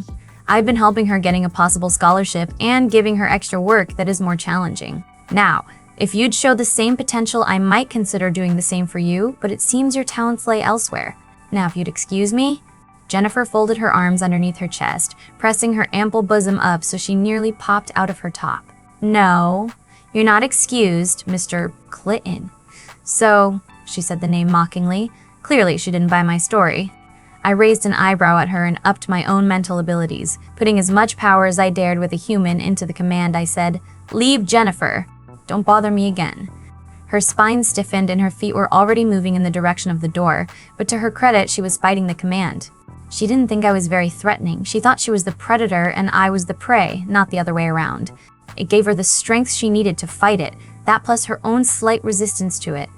I turned on my glare and opened my mouth slightly, letting her see a hint of fang. You do not want to piss me off, Jennifer. It would not be pleasant for you. I, however, might very much enjoy snapping your neck. She stopped fighting and was nearly out the door before she managed to say with a very strained voice, "I guess that means no deal. Too bad for you. Brittany isn't going to like what will happen." The little wench was out the door before I could stop her, and as I sped after her, I saw she had a whole crowd of groupies waiting for her outside. My throat dry and thirst flaring. I watched her sashay away. I could tell she was scared of me now, but not scared enough to keep her hands off Britt. I had to fight down the urge to contact Britt and tell her and Danis to get her stuff from home so she could permanently move into my house. Knowing Brittany, she wouldn't take that very well. She'd never leave her brother behind. I understood that. I'd never leave Sarah or Bob if I didn't know they were safe. Sarah, keep an eye on Jennifer. She's up to something. I sent the thought to my sister, but it wasn't half as easy as sending thoughts to Britt was. Even though I'd been doing this for centuries, I vented my anger by setting fire to a stack of papers I was going to throw out. It wasn't very satisfying, but the power inside me rolled when I tapped into it. It felt good, like stretching your muscles after sitting still for a long time. When, at long last, the last students had left and I had no more classes to teach, I all but ran to my car. It felt agonizingly slow to move that way. I wished it was dark already and I could run home instead of drive. It would be nice to move at vampiric speed and stretch my body. Sarah and Bob were both waiting and they got in without a word, sensing my need for speed. Although Sarah seemed to be in just as much of a hurry as I was, she kept saying how much she had to tell Britt now that she knew. Every time I tried to tell her I hadn't told Britt about her being a vampire too, she'd shush me and launch into another topic. Finally, I gave up. I'm sure Britt had figured it out herself, or else probably Danis had told her by now. When we reached the house, I could feel Britt's emotions much clearer, and I knew she was in the kitchen talking to Danis and tasting food. She was completely relaxed and anxious for me to get home. I drew in a relieved breath and followed Sarah inside at a more reasonable pace. Brittany. Sarah chirped happily as she bounded into the kitchen and enveloped my mate into a nearly bone-crushing hug. I'm so glad you know now. I have so much to tell you. The words rushed out of Sarah's mouth at surprising speed, and I wondered if Britt even got half of it. Sarah's enthusiasm made me realize how badly she'd missed a female friend these past centuries. It was obvious now, and I felt sorry that I had not noticed it. If I'd known, I would have chosen locations to live at with more vampires. Despite my distaste for most of the female vampires, I did not appreciate the fact that women always seemed to go after the strongest, most powerful, and commanding men. Sarah was still spewing words at Britt, telling her about how lonely she'd been without someone to share things with and that she hated lying. Brittany was staring with open-mouthed surprise at my sister, and when Sarah noticed, she abruptly shut up. Britt looked at me for a moment and then turned to Sarah. "You're a vampire too?" Yes. You only told her about yourself, didn't you?" Sarah turned to me to glare, and I smiled as I crossed my arms in front of my chest and leaned against the door jamb. "I've been trying to tell you that the entire ride home, Derfir Og," I told her with a smirk. Behind Sarah, Britt giggled at my sister's expression, and I opened my arms, signaling that I wanted a hug. My heart literally jumped when she didn't hesitate in hurrying over. Tension I hadn't known was there drained away as soon as I wrapped my arms around her small frame, her delicious scent wrapping itself around my head. "Much better." I sent her the thought and sighed when I felt the same emotions reflected inside her. She'd missed me, and she really didn't care about what I was. "I have so many questions," Britt said, and she shyly looked up at me, and then at Sarah. "Bob's a vampire too, then, right? Are you even really siblings?" Sarah giggled, her good humor restored as she nodded. "Yeah, he is, and yeah, we are." "Let's sit down in the living. I made cake to celebrate," proposed Danis as he picked up a very pretty-looking cake and raised it to show us. "Celebrate what?" I wondered, and I says, I am no, if people eyes, both the adders o rodish o first in the fupe, the Phoebe into the frenatural community, said Sarah. She'd obviously read his mind, and Danis beamed at her as she danced over to him, grabbed his hand, and lead him out into the living. I thought it was really sweet that Danis wanted to welcome me with cake, but it seemed a bit like a waste if he and I would be the only ones to eat it. Alexander unwrapped his arms from around me and tugged me with him into the living. There, he gracefully sat down on one of the couches. Bob was already seated in one of the big chairs, and Danis and Sarah sat snuggled on the love seat.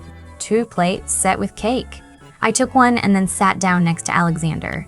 He didn't hesitate to wrap his arm around my shoulders and pulled me sideways into him. His breath filtering across the back of my neck, it made goosebumps rise on my arms. To hide my blush, I took a bite of the cake and then nearly moaned at the taste explosion in my mouth. Seriously, Danis should be chef in his own restaurant or something. It was just that good. Alexander chuckled. She likes it, Danis. Maybe I should offer you a job. I think Bellavine could use another cook. Danis laughed. Cool. Now, what questions did you have? A grand motroy? Alexander asked as I put the empty plate on the salon table. He surprised me by pulling my legs across his lap and wrapping his arms around me so tightly that I was practically sitting in it. I missed you, Britt, and in a little while you have to go home, he offered as an explanation. The thought, gentle and filled with a sense of longing that I couldn't entirely place. Was it because he'd missed me and longed for me then, or did he long for something even now? I sorted my mind so I could ask the questions that had been ghosting through my head all day. Talking with Danis hadn't helped. He'd raised more questions than answered. I understood he really was a witch now, and that his grandmother was apparently called the Crone, which meant she was the oldest and leader of the witches in this community. But about vampires, he hadn't known all that much, and he certainly hadn't been willing to discuss them. He said I should ask Alexander every time I asked something mostly. Yeah? Okay, do you really drink blood, and how often do you have to?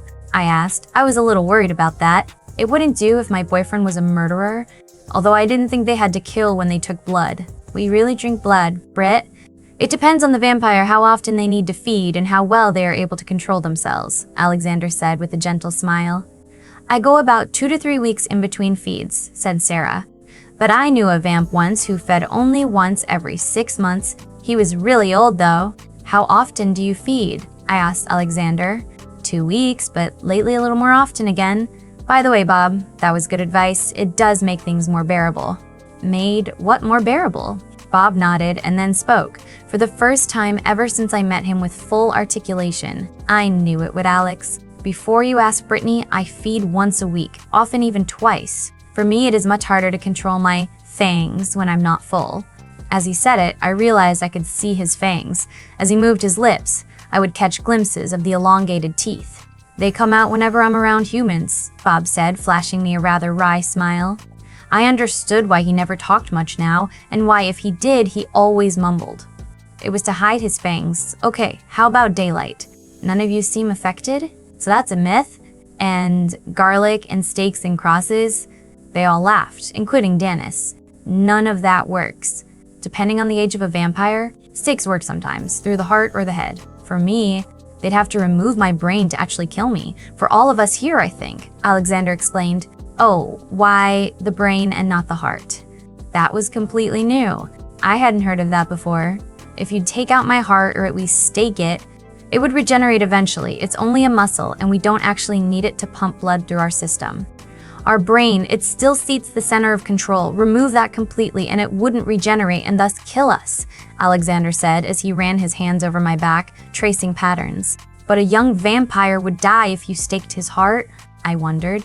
Yeah, the longer we live, the more our very cells become infused with the immortality. The rate at which this goes is different for everyone, so the older you are, the more physical trauma you can regenerate from. A few decades isn't enough to keep you alive if you fall from the 20th floor or something, or get run over by a truck. A few centuries probably is. Oh, and how do you become a vampire? Do you really exchange blood or something? That would be interesting to know because maybe one day I'd have to become one. I couldn't keep growing older each day and eventually die, while Alexander lived on forever young. You actually do, yes, but it's taxing on the maker, so it doesn't happen very often. It's very dangerous for the maker to make more than one person into a vampire in a short period of time. We don't know why exactly because the blood exchanged isn't enough to even drain you a little. Sarah was the one to tell me this, and for some reason, she looked at Bob as she did. Okay, so vampires don't lightly make that decision? How come you three were all turned then? I asked. It seemed strange that 3 siblings would all be made, or did they all have different makers? I was turned first, said Bob, and then I turned Sarah and Alexander myself. I gasped at this new information. Was that why Bob had more trouble with control? Because he'd turned 2 people? Alexander nodded, following my train of thought. We think that has to do with it, yes. It is possible he gave so much of his strength and power to us when he turned us that it left him none for himself. Powers? I had to ask about that later. But we lived in a small village in Ireland, a place that no longer exists. Bob was 18 when he ran away from home, Alexander started. Sarah clapped her hands.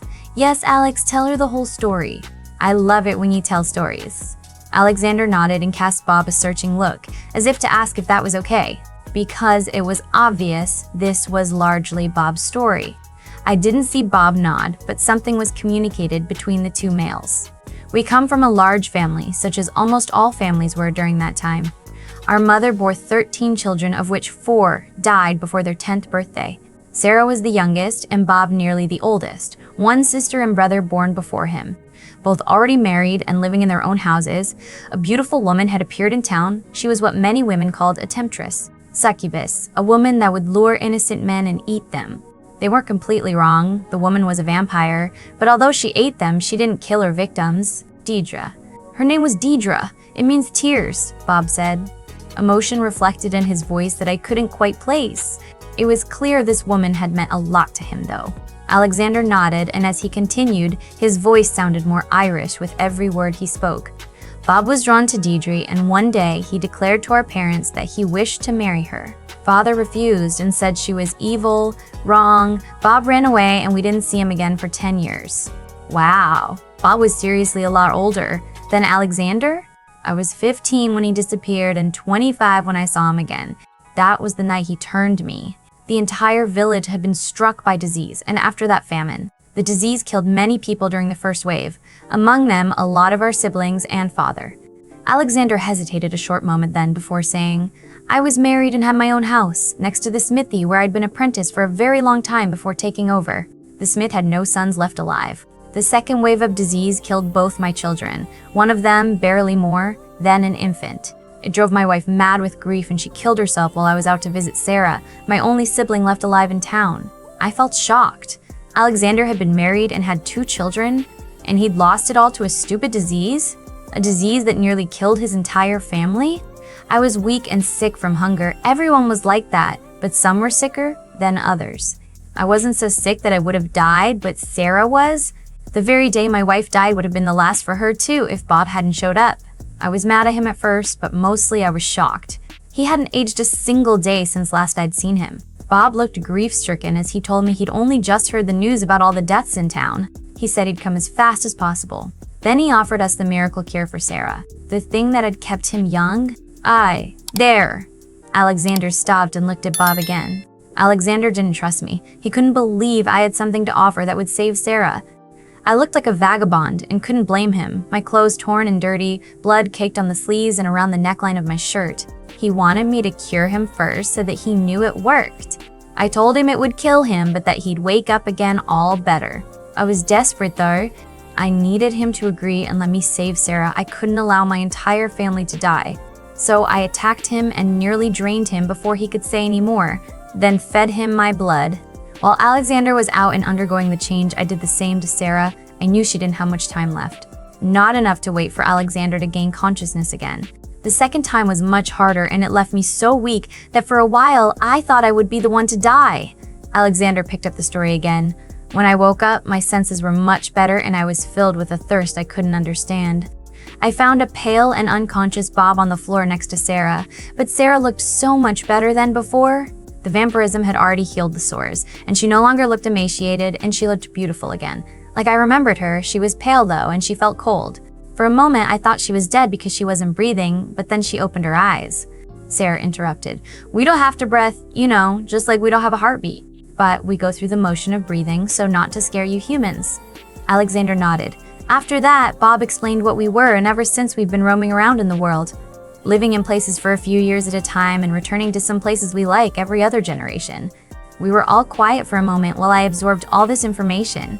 Then suddenly Danis said, "I'm glad you saved her, Bob, thank you." Only then did I realize that this was new for him too and that he'd been just as enraptured as I had been. Alexander shifted his legs and then tightened his arms around me.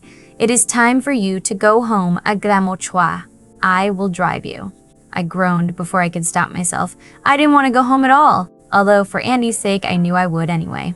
It would just be very hard to be without Alexander yet again. It felt like I'd barely been with him all day.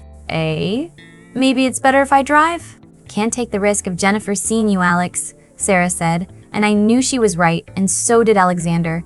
But we both groaned and shook our head at the same time.